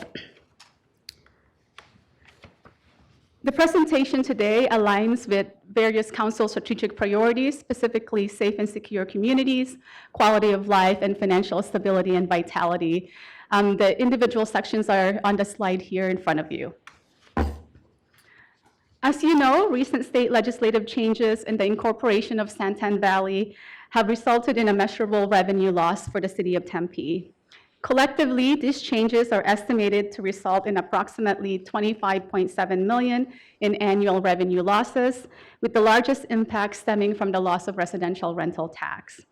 That is $21.7 million across the general fund, transit fund, and the arts and culture fund. These combined losses pose ongoing challenges to maintaining service levels and underscore the importance of proactive financial planning and the identification of alternative revenue strategies. To address ongoing revenue losses from state legislative actions and ensure long-term financial stability, we are proposing targeted revenue strategies focused on public safety and enhancing transit services across Tempe. The proposal also includes investments in early care and preschool education. Funds would be dedicated to specific community priorities, with 0.3% dedicated to public safety and strengthening the overall security of our neighborhoods and public spaces. This proposal directly aligns with feedback from our 2025 community and business surveys, where residents and businesses consistently identified police, fire services, the quality of safety of homes and businesses, parks, neighborhoods, and fire prevention services as their top priorities. 0.1% will be dedicated to restoring and expanding early care and preschool education. Tim Birch will present 2 slides after this one to provide additional detail on that. And lastly, 0.1% will be dedicated to the operation of Tempe's public transit system and multimodal projects, including pedestrian and bicycle infrastructure. This investment will help sustain Tempe as a community of choice and maintain the high quality of life our residents and businesses expect, while ensuring Tempe remains a safe community as the city grows. And then lastly, this proposal would go to the voters for consideration in this November general election. And with that, I'll turn over the next 2 slides to Tim Birch. Good evening, Mayor and Council. As you know, we are here tonight to talk about staff presenting a model to you to be able to restore Tempe Pre and expand early care options for residents and individuals who work in and around the city of Tempe. Your leadership led to early models in 2018 of us serving over 360 children annually in over 20 classrooms. Due to financial constraints and demands, we are currently sitting at 180 children in 10 classrooms. That is a 50% reduction over the last few years in access to high quality early care. That makes up in part of over 7,700 children birth to 5 in the city of Tempe. Approximately 1,900 of those, or 20%, do not have access to high quality care in our city. That number is projected to expand by over 20% in the coming decade. We are right now, with the investment you make annually in Tempe Pre, we are only able to serve 9% of that unmet need. This would allow us to address 4 times that amount of unmet need, increasing the capacity of high quality, and we'll keep leaning in on a high quality part of early care and preschool education, on offsetting the cost for families. Right now, families in Arizona are extremely care burdened, meaning they spend over 17% of their income on childcare. You heard a lot of testimony earlier from folks. The goal would be able to bring that down to the national average of 7%. This increased access would restore and expand programs to support children birth to 5. That's a mixed delivery model. Currently, 4 and 5-year-olds go to Tempe Pre. We will be moving down into that space of that birth to 3-year-olds to serve Tempe residents, Tempe teachers, City of Tempe staff, and other parents who work in Tempe-based businesses. I do want to hang on this last bullet here, partnership. We cannot achieve the model that staff is putting forward without continued partnership with Tempe Elementary School District. Dr. Driscoll and team were here earlier. We appreciate their presence and their support. The immediate expansion of Tempe Pre would be in partnership and moving into classrooms there. We also could not do this and get into the early care model without the partnership of local-based Tempe child care providers, both center-based and home-based, but working with partners like you heard from earlier, first things first, and making sure the quality rating and the support to move those businesses up into that quality rating scale so they can avail themselves of these scholarships and opportunities is a key important part of this delivery model. Mayor, members of the council, as you see on this slide, we do have 4 categories that this initiative will serve. With that in mind, we are proposing to update the ballot language specifically to early care and preschool education. On this slide, you see it in the green text, and it's also bolded. The original motion from the last council meeting restricted the use of the funds only to Tempe residents. And as Tim Birch said, it would serve other types of individuals, with the first priority going to our Tempe residents, but we're also expanding it to teachers working in Tempe school districts, then to employees of the city of Tempe, and finally to non-residents who are employed by Tempe-based businesses. We are looking to receive consensus on this change, and I will move to our, the proposed sales tax increase also will have an impact on our revenues, and that proposal is a strategy to ensure that the lost revenues from state legislative actions are designed to reflect Tempe's economic activity while minimizing the impact on our residents. Sales tax is a key revenue source that captures spending from visitors and non-residents, helping to distribute the financial burden beyond the local population. And more importantly, there's no proposed change to the grocery tax rate that will remain at 1.8%. This recognizes the direct impact these costs have on our residents and the rising cost of living. The chart here illustrates the impact to the consumer, and the current 1.8% tax rate, if a consumer is purchasing something at a cost of $100, the local tax is $1.80.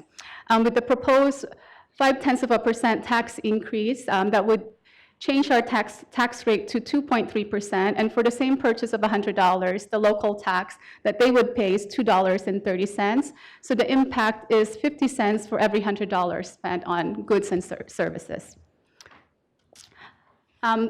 We have a slide here on potential scenario if no action is taken. As we presented before, there's an ongoing structural deficit driven by the permanent revenue losses. So again, permanent revenue losses.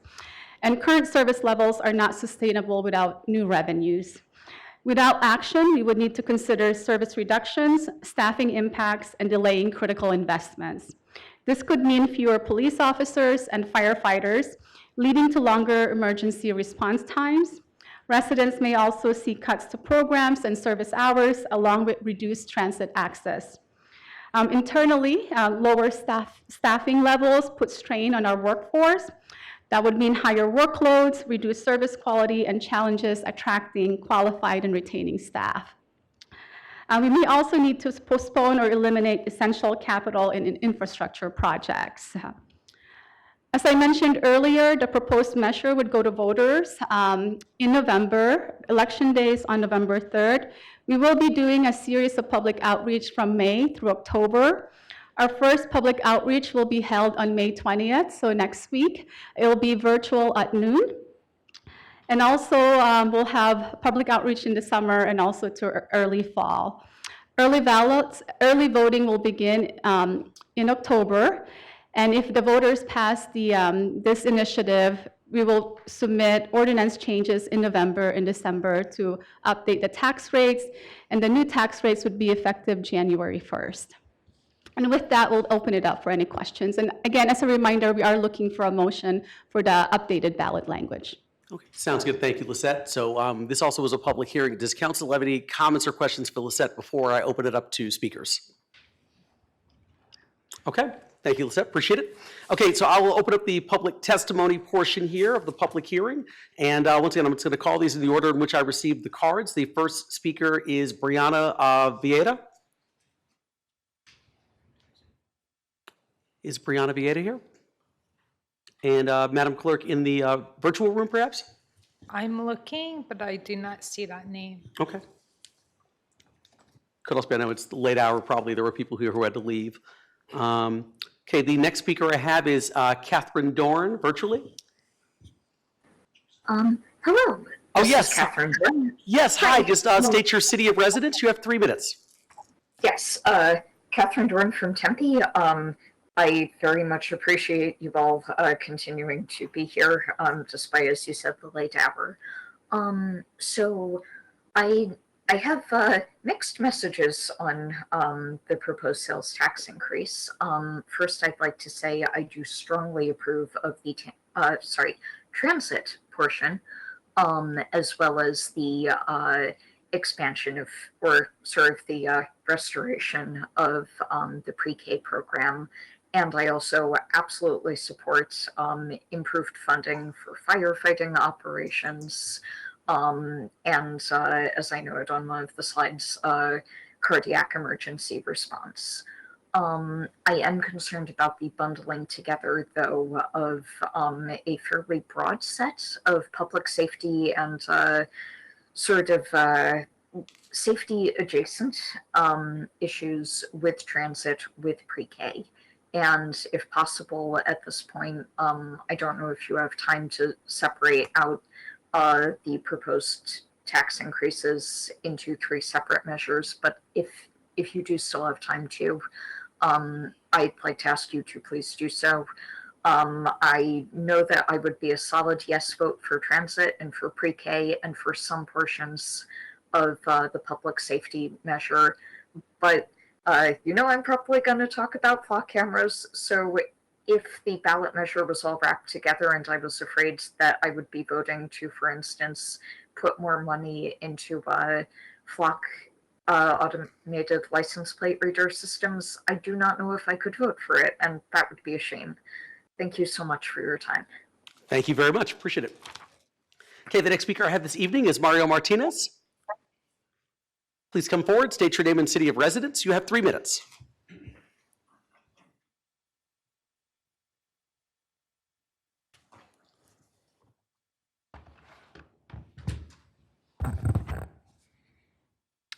My name is Mario Martinez. I live in Tempe. In considering the proposed astronomical sales tax hike, it is important to quantify the massive amounts involved. Tempe estimates that this will bring in $40.3 million per year.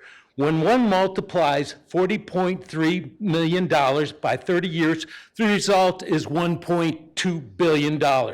When one multiplies the projected annual amounts by 50 years, the result is over $2 billion without even factoring inflation. Especially with skyrocketing tax prices, the Tempe taxpayers do not deserve a massive sales tax increase worth billions. We need a sales tax decrease. The same council members who are advocating this increase are the same people who advocated giving the Coyote developers hundreds of millions in tax decreases. This council is all about tax breaks for the Coyote billionaires and billions in sales tax increases for Tempe's working families. During the Coyote process, Corey's administration also used our money for illegal meetings. Let's talk about public safety, which is included in the sales tax. Our police chief, who should be our top counterterrorism expert, claimed that a Queen Circe-inspired terrorist threatened to blow up the city hall. But he wasn't smart enough to prove it to the county attorney.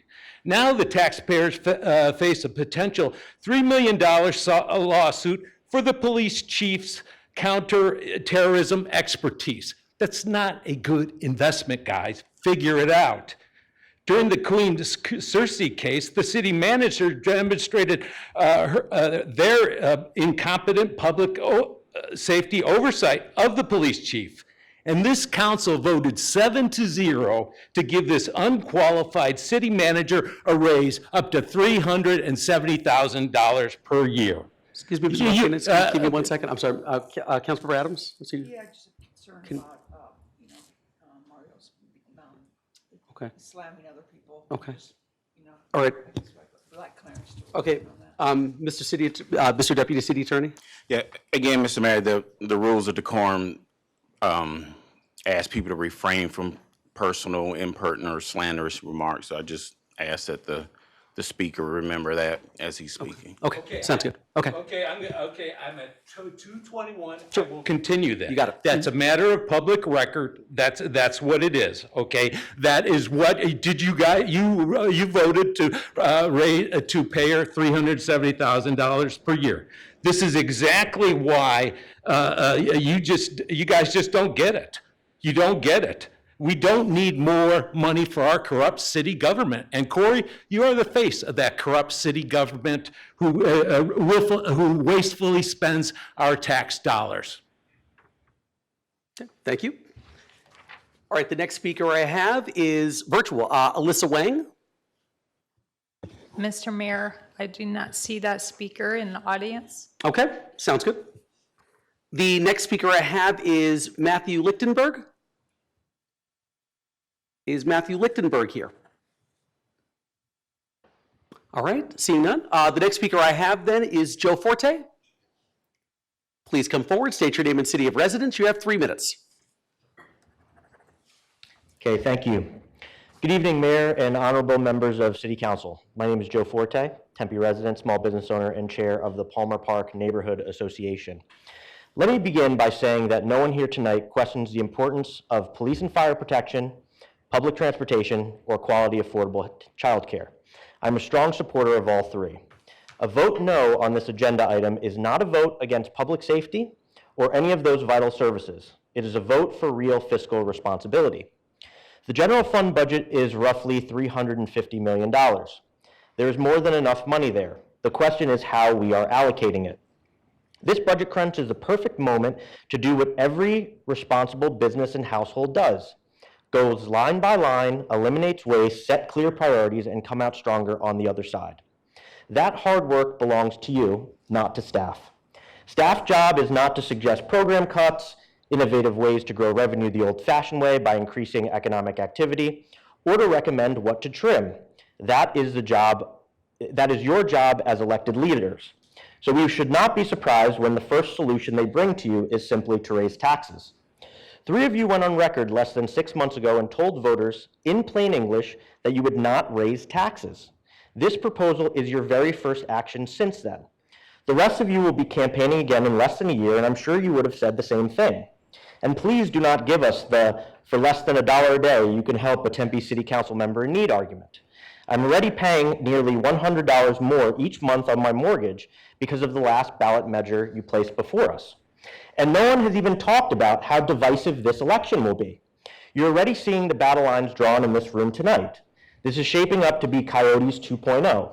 Every time our community needs a chance to heal, council actions pour fuel on the fire.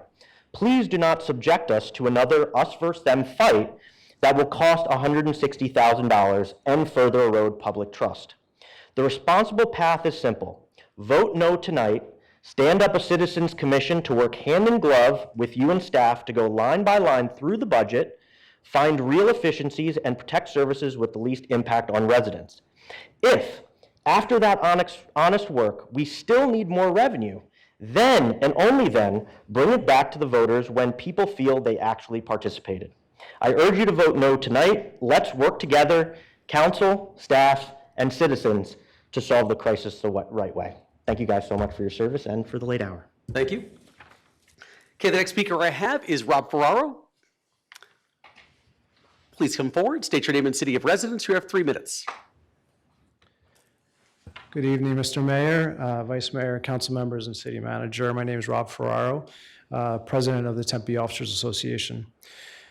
Council members, I want to leave you with 3 simple realities. Today, Tempe has fewer police officers than it did in 2008. At the same time, response times have increased and officer caseloads continue to grow, outpacing industry standards. Meanwhile, our city has expanded dramatically in population, density, tourism, events, and daily demand on public safety services. That is not sustainable in the long term.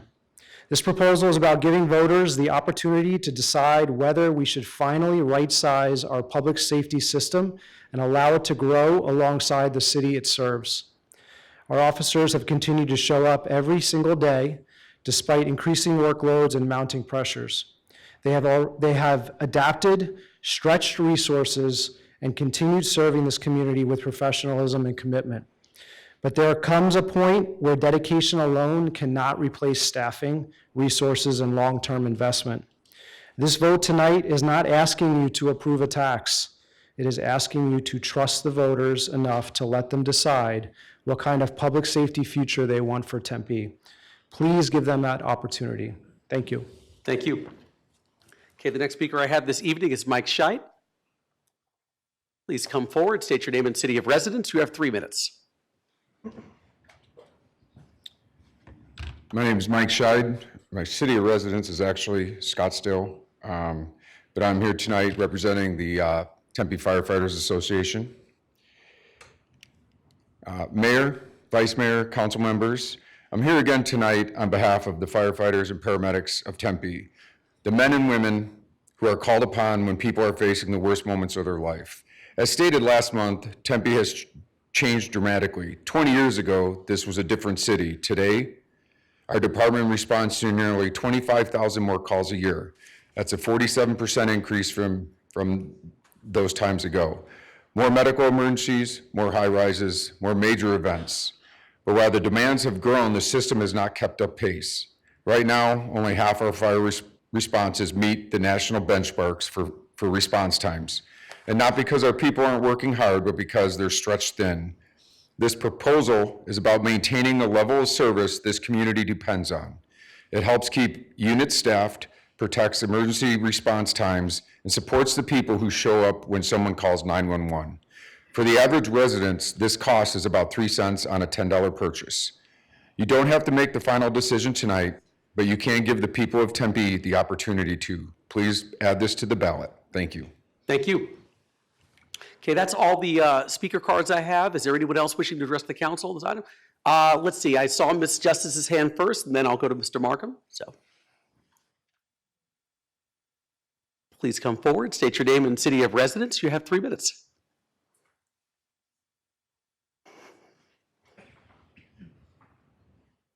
Thank you, Mr. Mayor. Thank you, everybody.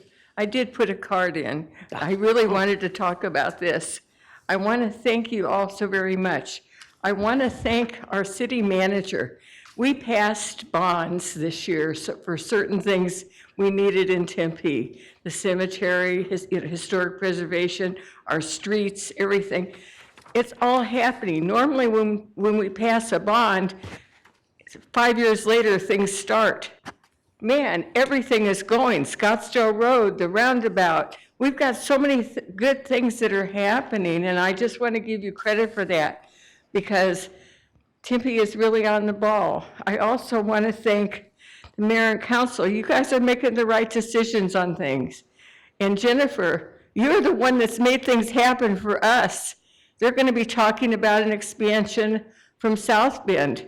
You're the one that helped get that County Island annexed. Burdetta, you are the link for us to schools. You have brought students in here to the city of Tempe where they've been acknowledged the things they do. We have a great city council. I want to say that. Okay, the tax. To have the tax, and we have the rental tax went away. It isn't like we're just adding more and more on. We're trying to replace some of the money that we used to have and we used to deal with. Tempe is growing. We need more safety. Our buildings are taller. The police and the fire need help with that. We need a substation in North Tempe because we have a homeless problem, we have a crime problem. Okay, we talk about, and I put my glasses on. Okay, one of the biggest problems I see in the world is childcare. We have families that cannot go to work when their children are young, putting them into school where they're accelerating.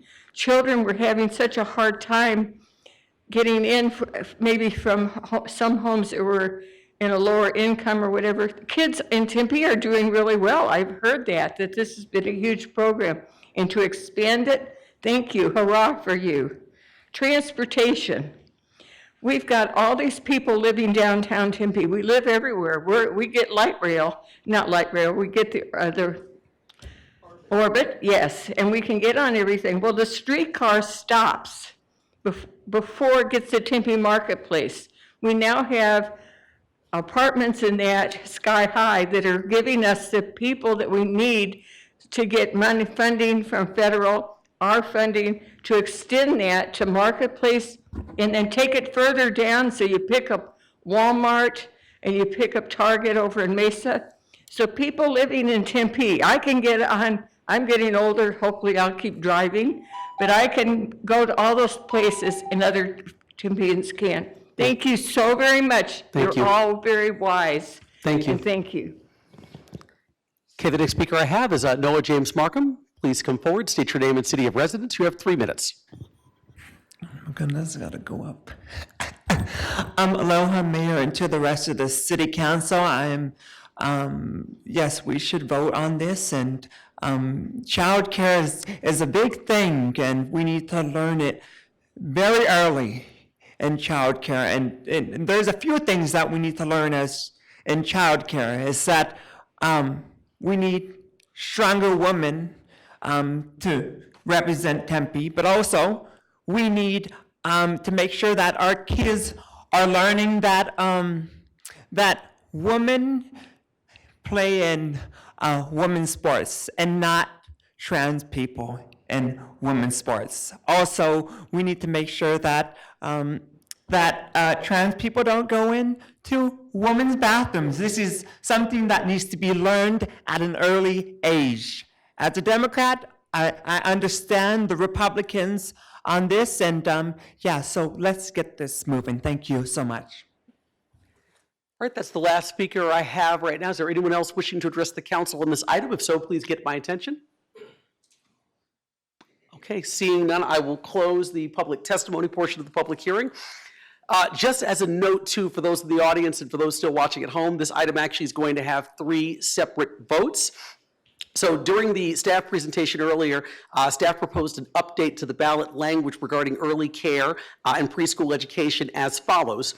0.1% to be designated to expand and strengthen early care and preschool education and broaden access to qualified Tempe residents, teachers working in Tempe school districts, City of Tempe employees, and employees of Tempe-based businesses, with priority given first to Tempe residents, followed by teachers working in Tempe school districts, and then to employees of the City of Tempe, and finally to non-residents who are employed by Tempe-based businesses. So with that language that is being requested by staff, is there a motion on the amended ballot language? Councilmember Keating.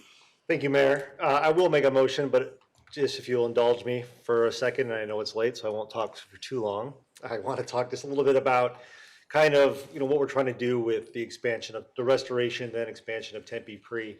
We've had quite a discussion tonight on human services and homelessness issues. We also have had discussions in the past, we'll continue to have discussions about the need for greater public safety and a more robust feeling of safeness, and not only in our parks, but other parts of the city. And with expanding early childhood education, as I said at the last meeting, no one disputes that it is a great benefit to the actual child, but what we don't often talk about is the other effects that it has, not only on the economic unit of the family, but the city as a whole that has these programs available. So I said it last meeting, but I just want to kind of touch on these things again real briefly about just some of the statistics that have come from cities that have a robust early childhood education program. So when we talk about economic mobility and we talk about affordability, families that are able to utilize pre-K services see a 22% increase in household wages. One or more parents can then go into the workforce. We see a 12% increase in the labor force, which is mostly made up of women. And then when we talk about public safety, cities that have such similar programs to Tempe Pre and or expanded version of Tempe Pre see juvenile arrests go down nearly 10%. They see violent crime rates go down 11%, and high school graduation rates go up 11%. So these are all ways that we can address some of the issues that keep coming up again and again, as they are everywhere, Mayor. This isn't a Tempe problem, but these are things that we can do that invest kind of upstream for the future. Will these have direct benefits tomorrow or the day after the tax passes? For the families that benefit from Tempe Pre, absolutely. But it'll be a few years when we start seeing a real change and a positive economic and public safety benefit to it. So, with the expansion, meetings that I've had with staff, I know, and staff is, the city manager's done a lot of work internally, as I know our human services have, to kind of figure out what this is going to look like, and we touched upon it in the recommended staff language, which I will read in my motion.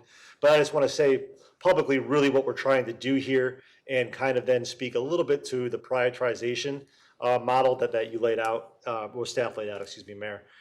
So with the expansion, what we really kind of want to do is we want to strengthen Tempe Pre as a high-quality, city-supported early education program, while deepening partnerships with school districts, Head Start, DES, Quality First, First Things First, and other nonprofit childcare providers to maximize outside funding while avoiding duplicating existing services.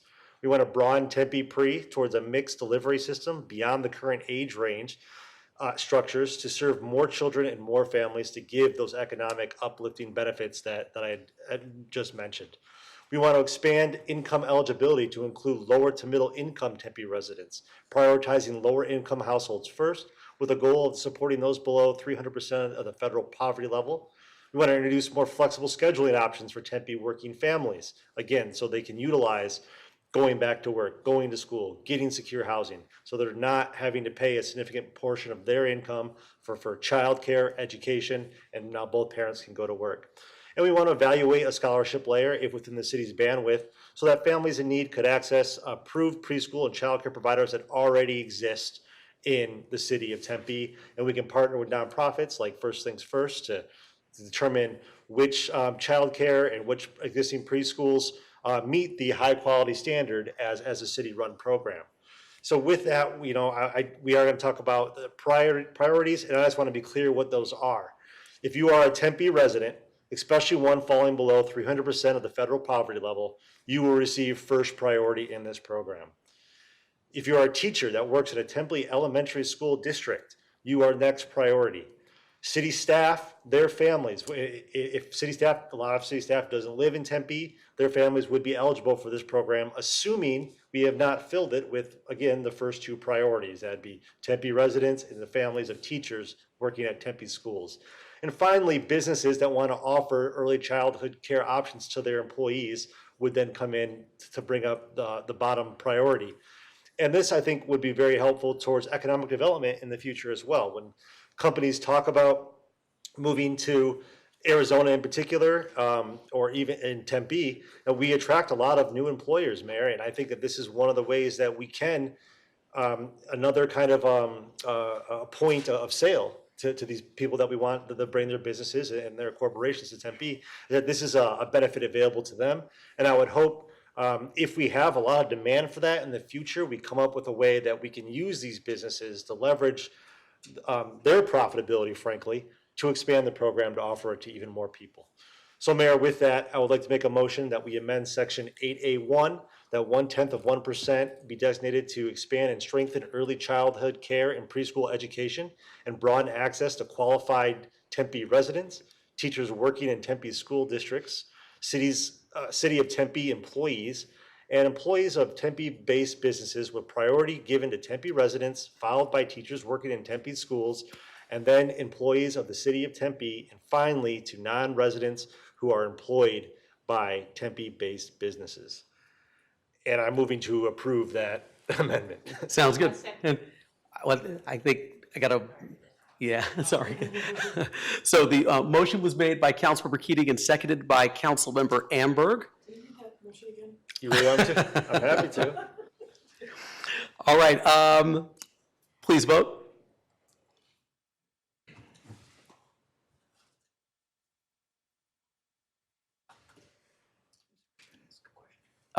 Yes, you can ask a question. It's not something. It's not the tax. Sorry, Mr. Mayor, I've got, I. Okay, and that item passes 7-0. All right, now look to the council. Are there any other motions? Councilmember Amberg. Thank you, Mr. Mayor. I'm sure this isn't going to come as a big surprise to everybody. I talked pretty lengthy at the last meeting, whenever we talked about this, that I'm adamantly opposed to bundling all three of these taxes. I'm in support of each of them, but I know it doesn't legally violate the spirit of doesn't violate the single subject rule. I really think it violates the spirit. I think people should be able to vote on each of these issues separately. I mean, some people are going to like one, some people will like two, some will like three, some will like none. But I think we should be able to give our residents that ability to make those to make those decisions. So therefore, I'm going to make a motion to amend the resolution as presented tonight with the updated language for early care and preschool education, so that the questions of 0.3% for public safety, 0.1% for transit, and 0.1% for early care and preschool education are presented as three separate ballot questions that voters can vote yes or no upon individually, and authorize the city clerk, with the advice and consent of the city attorney and chief financial officer, to revise the ballot language to be consistent with this motion and to submit the same for placement on the November 3rd, 2026 election ballot. Okay, it's been moved by Councilmember Amberg and seconded by Vice Mayor Garland. Yes, Vice Mayor? I just wanted to, Oh, sure. I just had a little thing that I wanted to read and why I think this is important. I fully support all three of the tax increases: the public safety, the public transit, and the Tempe Pre. I trust Tempe voters to support these investments in our community, but I also believe it's important for us to know where our residents stand on each item individually. And if these measures move forward, bundled or separately, I will work hard to ensure residents understand the value of these minimal increases, how the money will be spent, and the positive impact they will have on the quality of life for our residents in Tempe. At our last meeting, as Councilmember Amberg said, she raised thoughtful questions on why these three issues should not be bundled into one ballot question. She was the only one to vote in opposition of the bundling, and I appreciate her willingness to voice her opinion in that. I thought about it afterwards, and I've reconsidered why I believe that these three different issues should be sent to the voters separately. When this tax increase proposal first came to us before council, it was structured as two separate questions, one for public safety and one for transit. I believe there was value in that original approach, and I believe we should return to it. And last year, when we brought forward these three separate bond questions to our residents, we could have bundled them together into one ballot question, but we chose not to, and I think we chose transparency. We trusted our residents to elevate each question, evaluate each question on its own merits, and decide what they supported for the future of Tempe, and that trust mattered.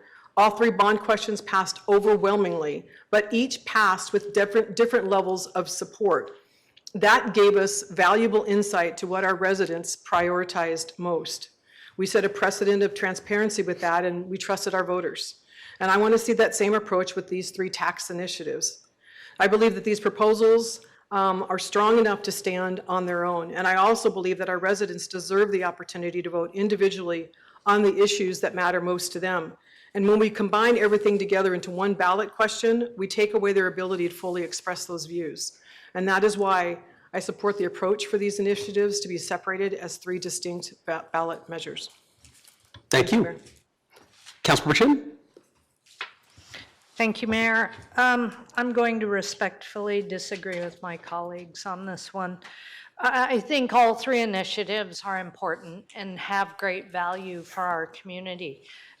In addition to the direct and indirect benefits that Councilmember Keating illustrated for our Tempe families to address real immediate challenges in childcare and helping children, our youngest and a vulnerable population, to grow and be ready to excel when they enter our great school systems.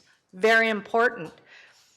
But let me remind you what we set out to do with this initially: to address a debt that was a deficit that was created not by us, but by the AZ legislature and the federal government. We were handed a deficit by the rental tax, the reduced state shared fund, and the restructuring of tax funding in the big beautiful bill. That's why we have that deficit. And that's what we set out to address. If you unbundle, there is the risk that all for naught, that it doesn't fix the problem that we set out to address, addressing the deficit that we have, that's very real. It's not theoretical. We have to do something about it. And this is a proposal that will be presented to our residents to discuss and consider in the next steps in the process. Thank you. Councilmember Keating? Well, I always hate going after Councilmember Chin, but here we go. Very well said, Councilmember. I appreciate your comments. Needless to say, I agree with your perspective on this. I also share the concern that separating these out really runs the risk of all three failing, frankly. Anytime that you're asking the voters to increase a tax on themselves, it requires a robust education and yes campaign around that question, because ultimately all of our knee-jerk reactions is we don't want to pay more when we don't have to. So we're going to have to, us as a council and the yes campaign and advocates for the city are going to have to go out there and make a case to the voters on why they should say, you need to spend 50 cents more per $100 you spend in Tempe to fund this package. And I laid out already how I believe that public safety and early childhood education are very intimately linked. But I'm very concerned with separating them, because politics is, as you know, is an art of addition. We don't want to divide our coalition now when we're at kind of the finish line to at least getting this on the ballot. We've seen what happens. This council in particular, in the last couple of years, frankly, has seen what happens when misinformation is weaponized. And I think we are being naive if we think, and I'm not suggesting anyone is, this is the royal we, the editorial we, right? If I think we would be naive to think that that won't happen again for this, right? Whether it is misinformation about police or bloated public safety budgets or whatever you may have, it will be much harder, I believe, to convince the voters to approve 3 tax increases as opposed to 1, even though ultimately it's still the same amount of money. So optically, I think separating it would convolute the 3 questions to a point where it might just exacerbate residents moving forward. We talked about it last week, and the original proposal was always a half a cent. So to me, it really has not changed all that, excuse me, 2 weeks ago, it has not changed all that much. You know, and I get it, it's not necessarily the ideal process, but again, you know, politics is the art of the second best. It's the possible, it's the obtainable. I believe with a bundle, with this all going to one question to voters to make the decision on, we're giving ourselves the best possible chance for ultimate passage and passing muster from the voters. So I will not be supporting an amendment. Thank you. Guess I'll make comments really quickly too, and this is a very, very good discussion. You know, I have to say that I agree with my colleagues, with Councilmember Keating and Councilmember Chin. I definitely respectfully disagree with Vice Mayor Garland and Councilmember Amberg, but I will tell you, I appreciate the conversation. I mean, this is really a very good discussion about kind of how these should be presented to our voters. But I guess in terms of not repeating what's already been said here, I sort of see all of these things as the 0.5%, all three of these questions, sort of not as individual questions, but frankly, kind of an overall quality of life tax that works in a very symbiotic fashion with one another. So, you know, from my perspective, also Councilmember Chin's comment about the deficit sort of is that deficit. And I think that frankly, if we're going to do this, we should try to make sure that we are correcting the entire deficit and giving our voters the opportunity to do so in one bundled question. So, you know, definitely respect the conversation here, and all of my colleagues were a lot of great points that have been raised, but I would also be voting no on the motion as well. Councilmember Adams? Mr. Mayor, thank you. I will also be voting no on the proposal. Okay. Councilmember Hodge, anything? Okay, this has been, I've been going back and forth all night. It's been the most toughest decision. I honestly believe, because I think that we can all, I think they're all going to pass. I think that we're, as City of Tempe, I think that we support, but I also have gotten people telling me, why would we change it now when it's always been separated to 3 separated, given that chance? So, that's all I have to say. Okay, thank you. Okay, anyone else, any other comments or questions, or? Okay, sounds good. Okay, so with that, the motion was made by Councilmember Amberg and seconded by Vice Mayor Garland. Mr. Please. Mayor, I Yes. apologize.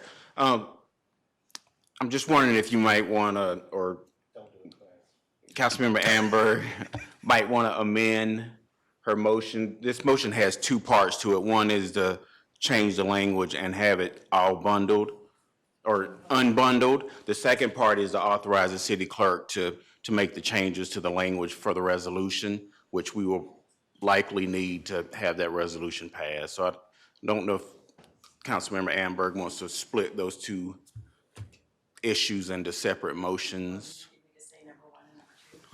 What, just to amend your motion Sorry. to break it into 2 separate motions. Okay. Those issues. So I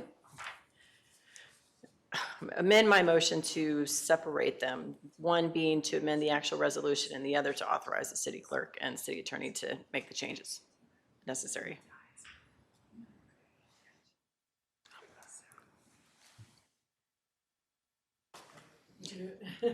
I just talked to the clerk, and she says the next motion actually has that similar language in it. So if you don't want to amend your motion, you don't have to do that. I'm just going to say I read straight from your boss's email. Yeah, yeah. And I did say not to do it. So I should ask, so Councilmember Amberg, are you comfortable leaving your original motion intact? And Vice Mayor Garland, you're comfortable still seconding that? Okay, great. Mr. Mayor. Yes, Councilmember Adams? I just don't know that my computer's working right now, so I'll be voting no. Okay, sounds good. Okay, with that said, please vote. Okay, let's, yeah, the screen's now malfunctioning. So, okay, so I will, as we reset, I will just simply do a roll call vote, and I'll start at the end here. Councilmember Amberg? Aye. Councilmember Chin? Nay. Vice Mayor Garland? Aye. Councilmember Keating? No. Councilmember Adams? No. Councilmember Hodge? Aye. And I vote nay. That motion fails with Councilmember Amberg, Vice Mayor Garland, and Councilmember Hodge voting in favor, but myself, Councilmember Keating, Councilmember Adams, and Councilmember Chin voting no. Okay. Good, Clarence? Okay, Just wanted to make sure, so, all right. Yes, please, Vice Mayor Garland. I just want to make sure that our residents, anybody's watching, listening, that this vote was specifically about how we were presenting it to our residents. This has absolutely nothing to do with how we are supporting this measure going forward. We still all believe how important it is, so I just want to make sure that we're really clear. We may have had 4-3 vote on how it's going to be presented to our residents. It does not change that we are all in support of moving this forward. I just want to Absolutely. clear that up. Well said, absolutely. Thank you. Councilmember Hodge? I want to reiterate that again, that had nothing to do with my support or the two of our supports. It's just consistency and making sure that we are doing exactly, that we're giving our constituents the most amount of power to make the decision. That's all that was about for me too. Absolutely. Absolutely. No, sounds good. Okay, so we're going to go to the third and final vote. So I'll look to see to approve item 8A1 to order and call a special election to be held in and for the city of Tempe, Arizona, in conjunction with the statewide general election on November 3rd, 2026, to submit to the qualified electors the ballot language as presented tonight and with the updated language for early care and preschool education and the three, well, no, actually, let me read that one more time. Approve item 8A1 to order and call a special election to be held in and for the city of Tempe, Arizona, in conjunction with the statewide election on November 3rd, 2026, to submit to the qualified electors the ballot language as presented tonight. Is that correct? Yes. Okay, cool. I'm cutting out the second part here since they were not divided. So if passed, the city council therefore authorizes the city clerk with the advice and consent of the city attorney and the chief financial officer to revise the ballot language to be consistent with the first motion and to submit the same placement on the November 3rd, 2026 election ballot. Okay. It's been moved by Vice Mayor Garland and seconded by Councilmember Hodge. Councilmember Adams? Yes, I always support our men and women, first responders and others. However, I just don't agree with this funding method proposal, and I think we need to think more outside the box and with and propose new ideas. I will be voting no on this. Okay, thank you very much. Any other comments or questions from council? Can we do a roll call? Sure, yeah, I'll do a roll call. All right, so I'll go ahead and is it back working again, or? Yeah. It's back? Yours not working? Okay, I'll do the roll call just in case then. So, Councilmember Amberg? Aye. Councilmember Chin? Aye. Vice Mayor Garland? Aye. Councilmember Keating? Yes. Councilmember Adams? No. Councilmember Hodge? Aye. And I vote aye as well. That item passes 6-1 with Councilmember Adams voting no. Can we say something, or that was beforehand? That was beforehand. It's too late now. It's really late. I'm tired. I was gonna say something. I don't know what he said, and, You know what, Councilmember Hodge, if Deputy City Attorney will allow, I will allow you to say something, if Clarence is okay. Or are we done? I think we're done, okay. All right, so I had to check with the attorney. I wanted to try to give you the benefit of the doubt, but I gotta, Clarence, I see where you stand. well, it's because of what happened earlier. We're not gonna talk about that. All right, next up. Item 8B, ordinances and items for introduction and first hearing. First of all, this will be read and introduced this evening, but no substantive vote will be taken. The second hearing and vote is scheduled for June 4th, 2026.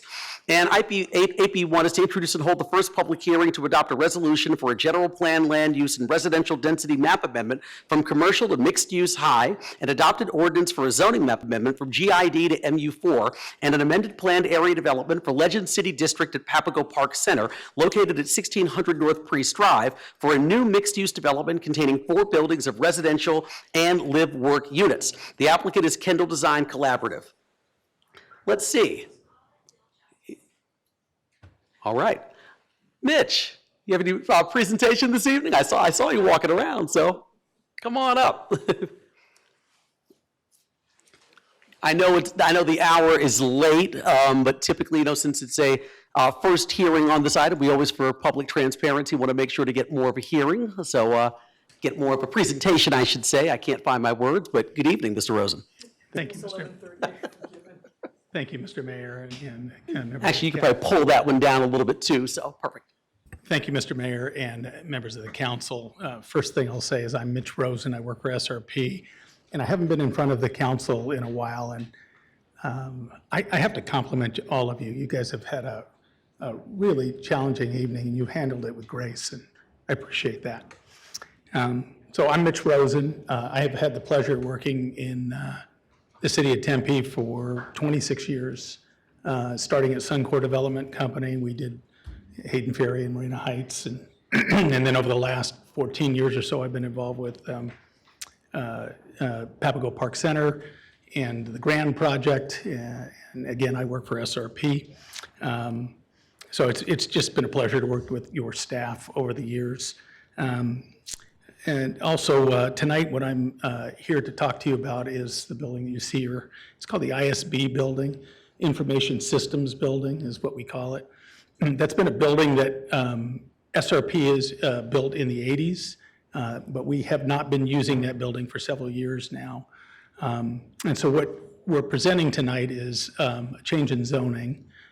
It's a planning effort. We haven't made any decisions yet as to what we are going to do with the office building, but proactively, as part of the process of evaluating what we're doing, we're moving forward the request for a change in zoning.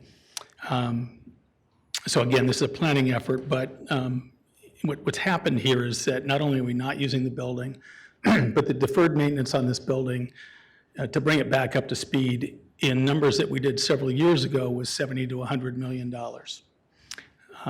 There's a lot of deferred maintenance on the building, which is why we are going through the effort. As I think you can all appreciate, corporate America continues to wrestle with the back to work scenario, and planning for our long-term needs has proved to be challenging. And so we try and wrestle with that both culturally and then also pragmatically.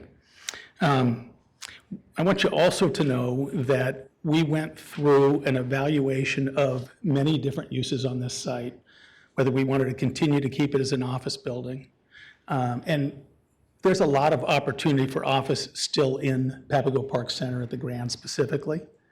And there are also quite a few office buildings that are still vacant within Tempe. So as we looked at both the economics of it, and then what would happen if we did spend that kind of money and then simply put it back onto the marketplace for lease as an available building, it would undermine some of the other buildings that are trying to get leased in this marketplace now. We looked at data centers. That doesn't seem like a good fit. We looked at multifamily, and that seemed to be the best fit for this site because of its proximity to Papago Park, the zoo, the Phoenix Zoo, botanical gardens. And I think about for my kids, while they don't unfortunately live in our community anymore, they've grown up and moved away, it's a great environment for that type of housing product in this marketplace. It would add a nice complement to the fabric of Papago Park Center already. And so that's the reason, the hiking, the biking, supporting botanical gardens, the Phoenix Zoo, Papago, it's all very well connected to all of that. This building here is 6 stories, plus there's a tower on top, making it 7 stories. And will staff be clicking the presentation? You guys? Great, gotcha, thank you. So I'm going to go ahead and just do a quick overview of it. I know it's been a long night, and certainly I'm available for any questions you might have, but I'll give you a quick overview. So you'll see on the left-hand side of this map, this is where the site is located. And you'll see the gray to the bottom of that is the rest of Papago Park Center, where where the Grand is where we relocated the canal. You can see that down in the lower part.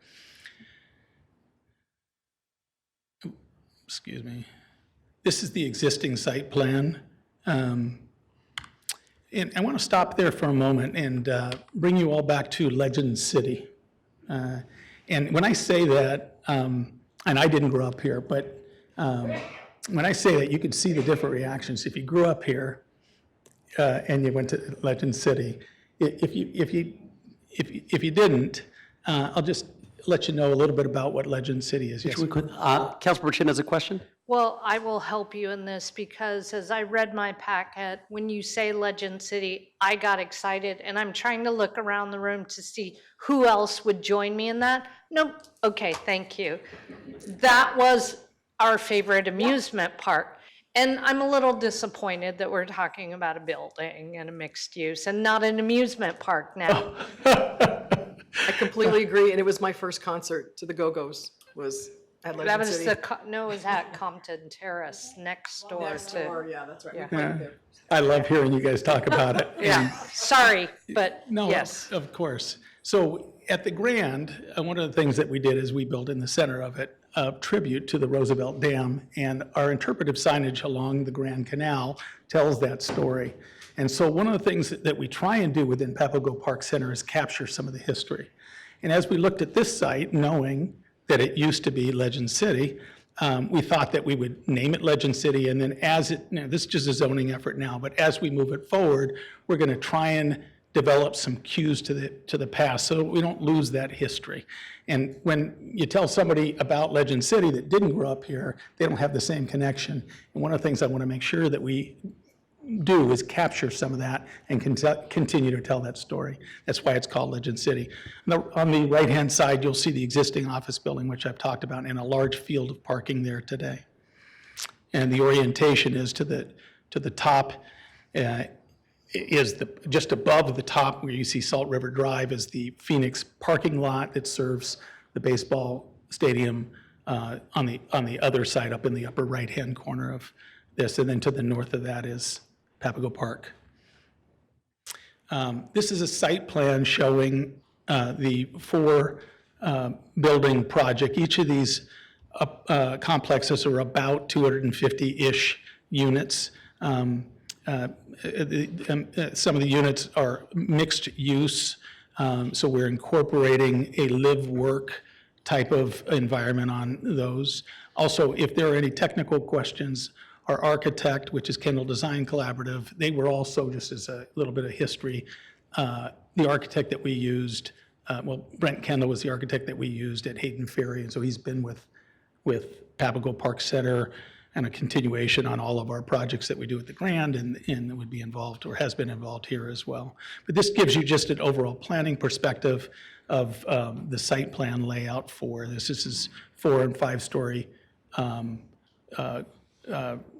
apartment complexes, similar in look to the first phase that was built at the Grand by Alliance Residential, a beautiful project. And let's go to, is that the last slide? And so that concludes my presentation. You're welcome. Thank you, Mitch. Anyone from council, any comments or questions for Mr. Rosen? No. All right, hearing none. Thank you very much. Appreciate it.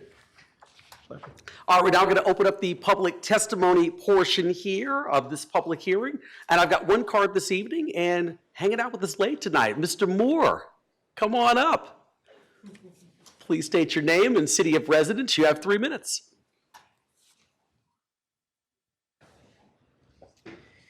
My rhetoric may change a little bit based on the presentation we just saw too. I think I'm redundant in some points. Rob Moore, Tempe, Arizona. I just learned about this agenda item today. I already missed the associated DRC session, so I'm a little behind the curve on this and my perspective is limited. As the presentation showed, the strategy involves demolishing the old Salt River Valley headquarters, a notable piece of architecture featuring a dark reddish exterior topped by a flattened pyramid intended to echo the definitive character of the adjacent Papago Buttes. I've always been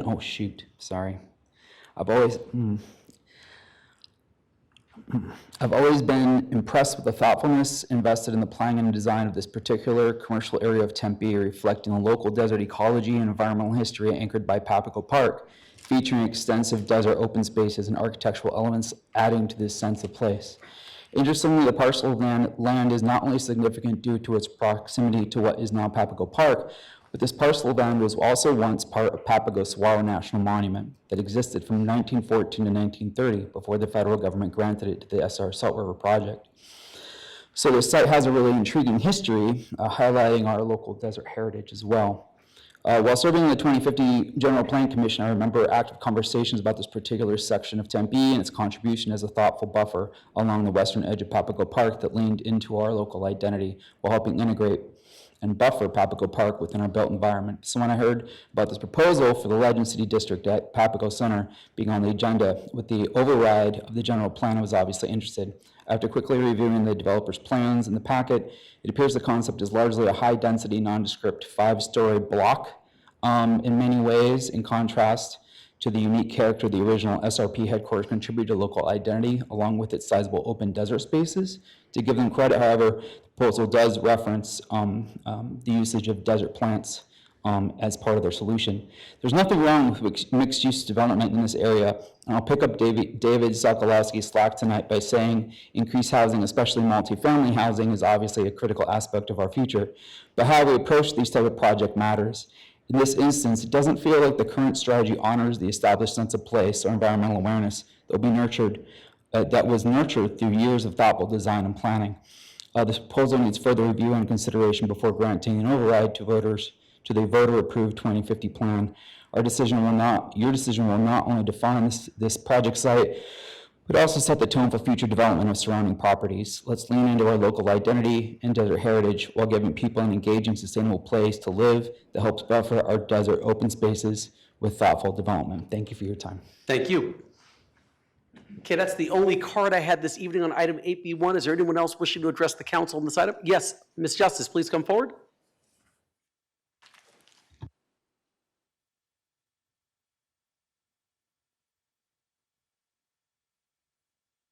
I did not plan this one. Isn't there a land patent? Franklin Delano Roosevelt gave Papago Park, and I think it's in 1831. Anyway, Franklin Delano Roosevelt gave Papago Park 2/3 to Phoenix, 1/3 to Tempe. It is for, you can have a utility there, you can have a golf course. It's for the good of the people. We were against a big developer building homes in Papago Park, if you remember. And that's why we wrote the preserved. I know that that's not in the preserve, okay? But I'm concerned because let's get Legend City back, because that is for everybody. I have a question. Is there still a land patent where that building is? Because it was part of Salt River Project, okay, which is okay. But I have a big question. I did not intend to come up for I just heard this now. But let's put Legend City back. Put something there that's for everybody. I know we need housing. We don't need it in Papago Park. Thank you. Thank you. Anyone else wishing to address the council on item 8B1? If so, can you get my attention? Yeah. Seeing none, I will close the public testimony portion of the public hearing. Mr. Rosen, quick question. Do you have an answer potentially to Ms. Justice's question, or perhaps staff as well? But I'll turn to you first.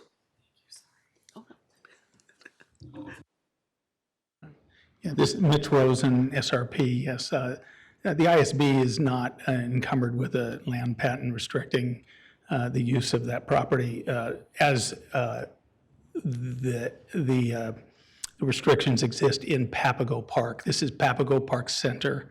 There are some nuances, not on this site, but there are some nuances to Bureau of Reclamation property and the restrictions associated with that. But this is a piece that SRP bought actually when Legend City went bankrupt.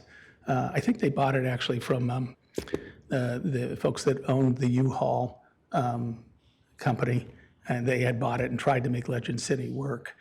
So no, this does not have those restrictions on it. And again, this is not part of Papago Park.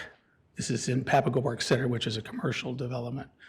Yeah, okay? Great, thank you, appreciate that. You're welcome. All right, council, any other comments or questions on item 8B1? Okay, seeing none, just want to reiterate, the second and final public hearing on this item is scheduled for June 4th, 2026. All right. The final item I'm moving up this evening is going to be 8C1, which is scheduled for second hearing and final adoption, so a vote on this item will be taken tonight. 8C1 is to hold the second and final public hearing to adopt an ordinance for an amended planned area development overlay to decrease the approved building height by more than 10% and modify the development standards for lot coverage and landscape area for a proposed 4-story mixed-use development containing 285 dwelling units for North Bend 2, located at 1255 East Curry Road. The applicant is Huel Mantle and Affiliates. Good evening, Alexis. Thank you. Good evening, Mayor, Vice Mayor. Almost good morning. It is almost good morning.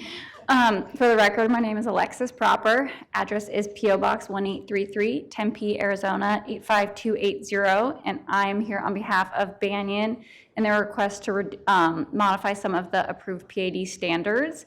And I've prepared a more thorough presentation, but it's 11:45, so I can just address the 2 questions that were brought up last time, or I can give you more background. Great. I'm going to fast forward. So the first question, let me get to it, was about the landscape and the 7% reduction. And the landscape plan on the left is the approved landscape plan from 2021, and the one on the right is our proposed. And as you can see, I don't have a pointer. The bottom left along Scoville Street is kind of the street frontage for Gilbert within this phase. And we are going to be losing, direct answers, 2 trees. There was 44 proposed, and we're going to be, we are providing 42. And then for the building footprint, we're reducing the height from 5 stories to 4 stories. And here the dark black is the approved building layout, and the red on top is what it looks like today. So you can see it's really just expanding a little bit to the east, and that's what's changed on those 2 things. And we're really proud of this project. You know, we took it from this is what it looked like in 2020, and here's what it looks like today. And so I am happy to answer any questions, and with that, I'll conclude the presentation. All right, thank you. Anyone have any questions for Alexis? Vice Mayor Garland? I don't have any questions. I just want to thank you for answering the questions that I had, and being able to show it in that diagram was really helpful to see what the difference was in the size of the building. So thank you. Thank you. Thank you so much. Councilmember Adams? Yes, I think this looks great, and it's so nice to see it go from drugs and paraphernalia and absolute disgusting conditions to what it looks like today. So I'll make a motion to approve. Thank you. Okay, well, actually, we got to withdraw that because we still have a public hearing attached to this, sorry. though. No. All right, any other comments or questions for Alexis before we get to the public testimony portion? All right, Thank you. Thank you, Alexis, appreciate it. All right, so this is also a public hearing item, so if there's any public testimony on item 8C1, can you please get my attention at this time? All right, seeing none, I will close the public testimony portion of the public hearing, and now I'll look back to you, Councilmember Adams. Thank you, Mr. Mayor, and I make a motion to approve. Okay, it's been moved by Councilmember Adams and seconded by Councilmember Hodge. Any last comments or questions? Hearing none, please vote. Okay, and so that item passes 6-0 with Councilmember Keating absent. All right. Now I'm going to take the remaining items in the order that they were actually listed on the agenda. Imagine how I feel, Councilmember Amberg. Don't worry about what I'm doing over here. All right, so the first remaining item under the section is 8A2, which is to award a 2-year contract with 8 2-year renewal options to Family Endeavors Incorporated, doing business as Endeavors, for the operation and case management of the city's non-congregate bridge shelter facility for families and individuals experiencing homelessness in Tempe. Council, any comments or discussion? It's been moved by Vice Mayor Garland. Do I have a second? Second. Seconded, I think, by Councilmember Amberg. Please vote. And that item passes 6-0 with Councilmember Keating absent.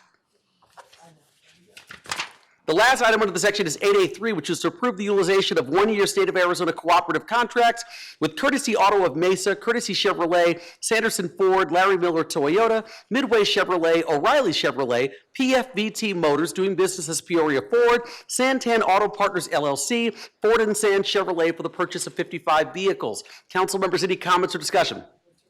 Been moved by Vice Mayor Garland and seconded by Councilmember Hodge. Please vote. And that item passes 6-0 with Councilmember Keating absent. All right, the next section on the non-consent agenda is ordinances and items for introduction and first hearing. The votes under the section will be read and introduced tonight, but no substantive votes will be taken. The second hearings and votes are scheduled for June 4th, 2026.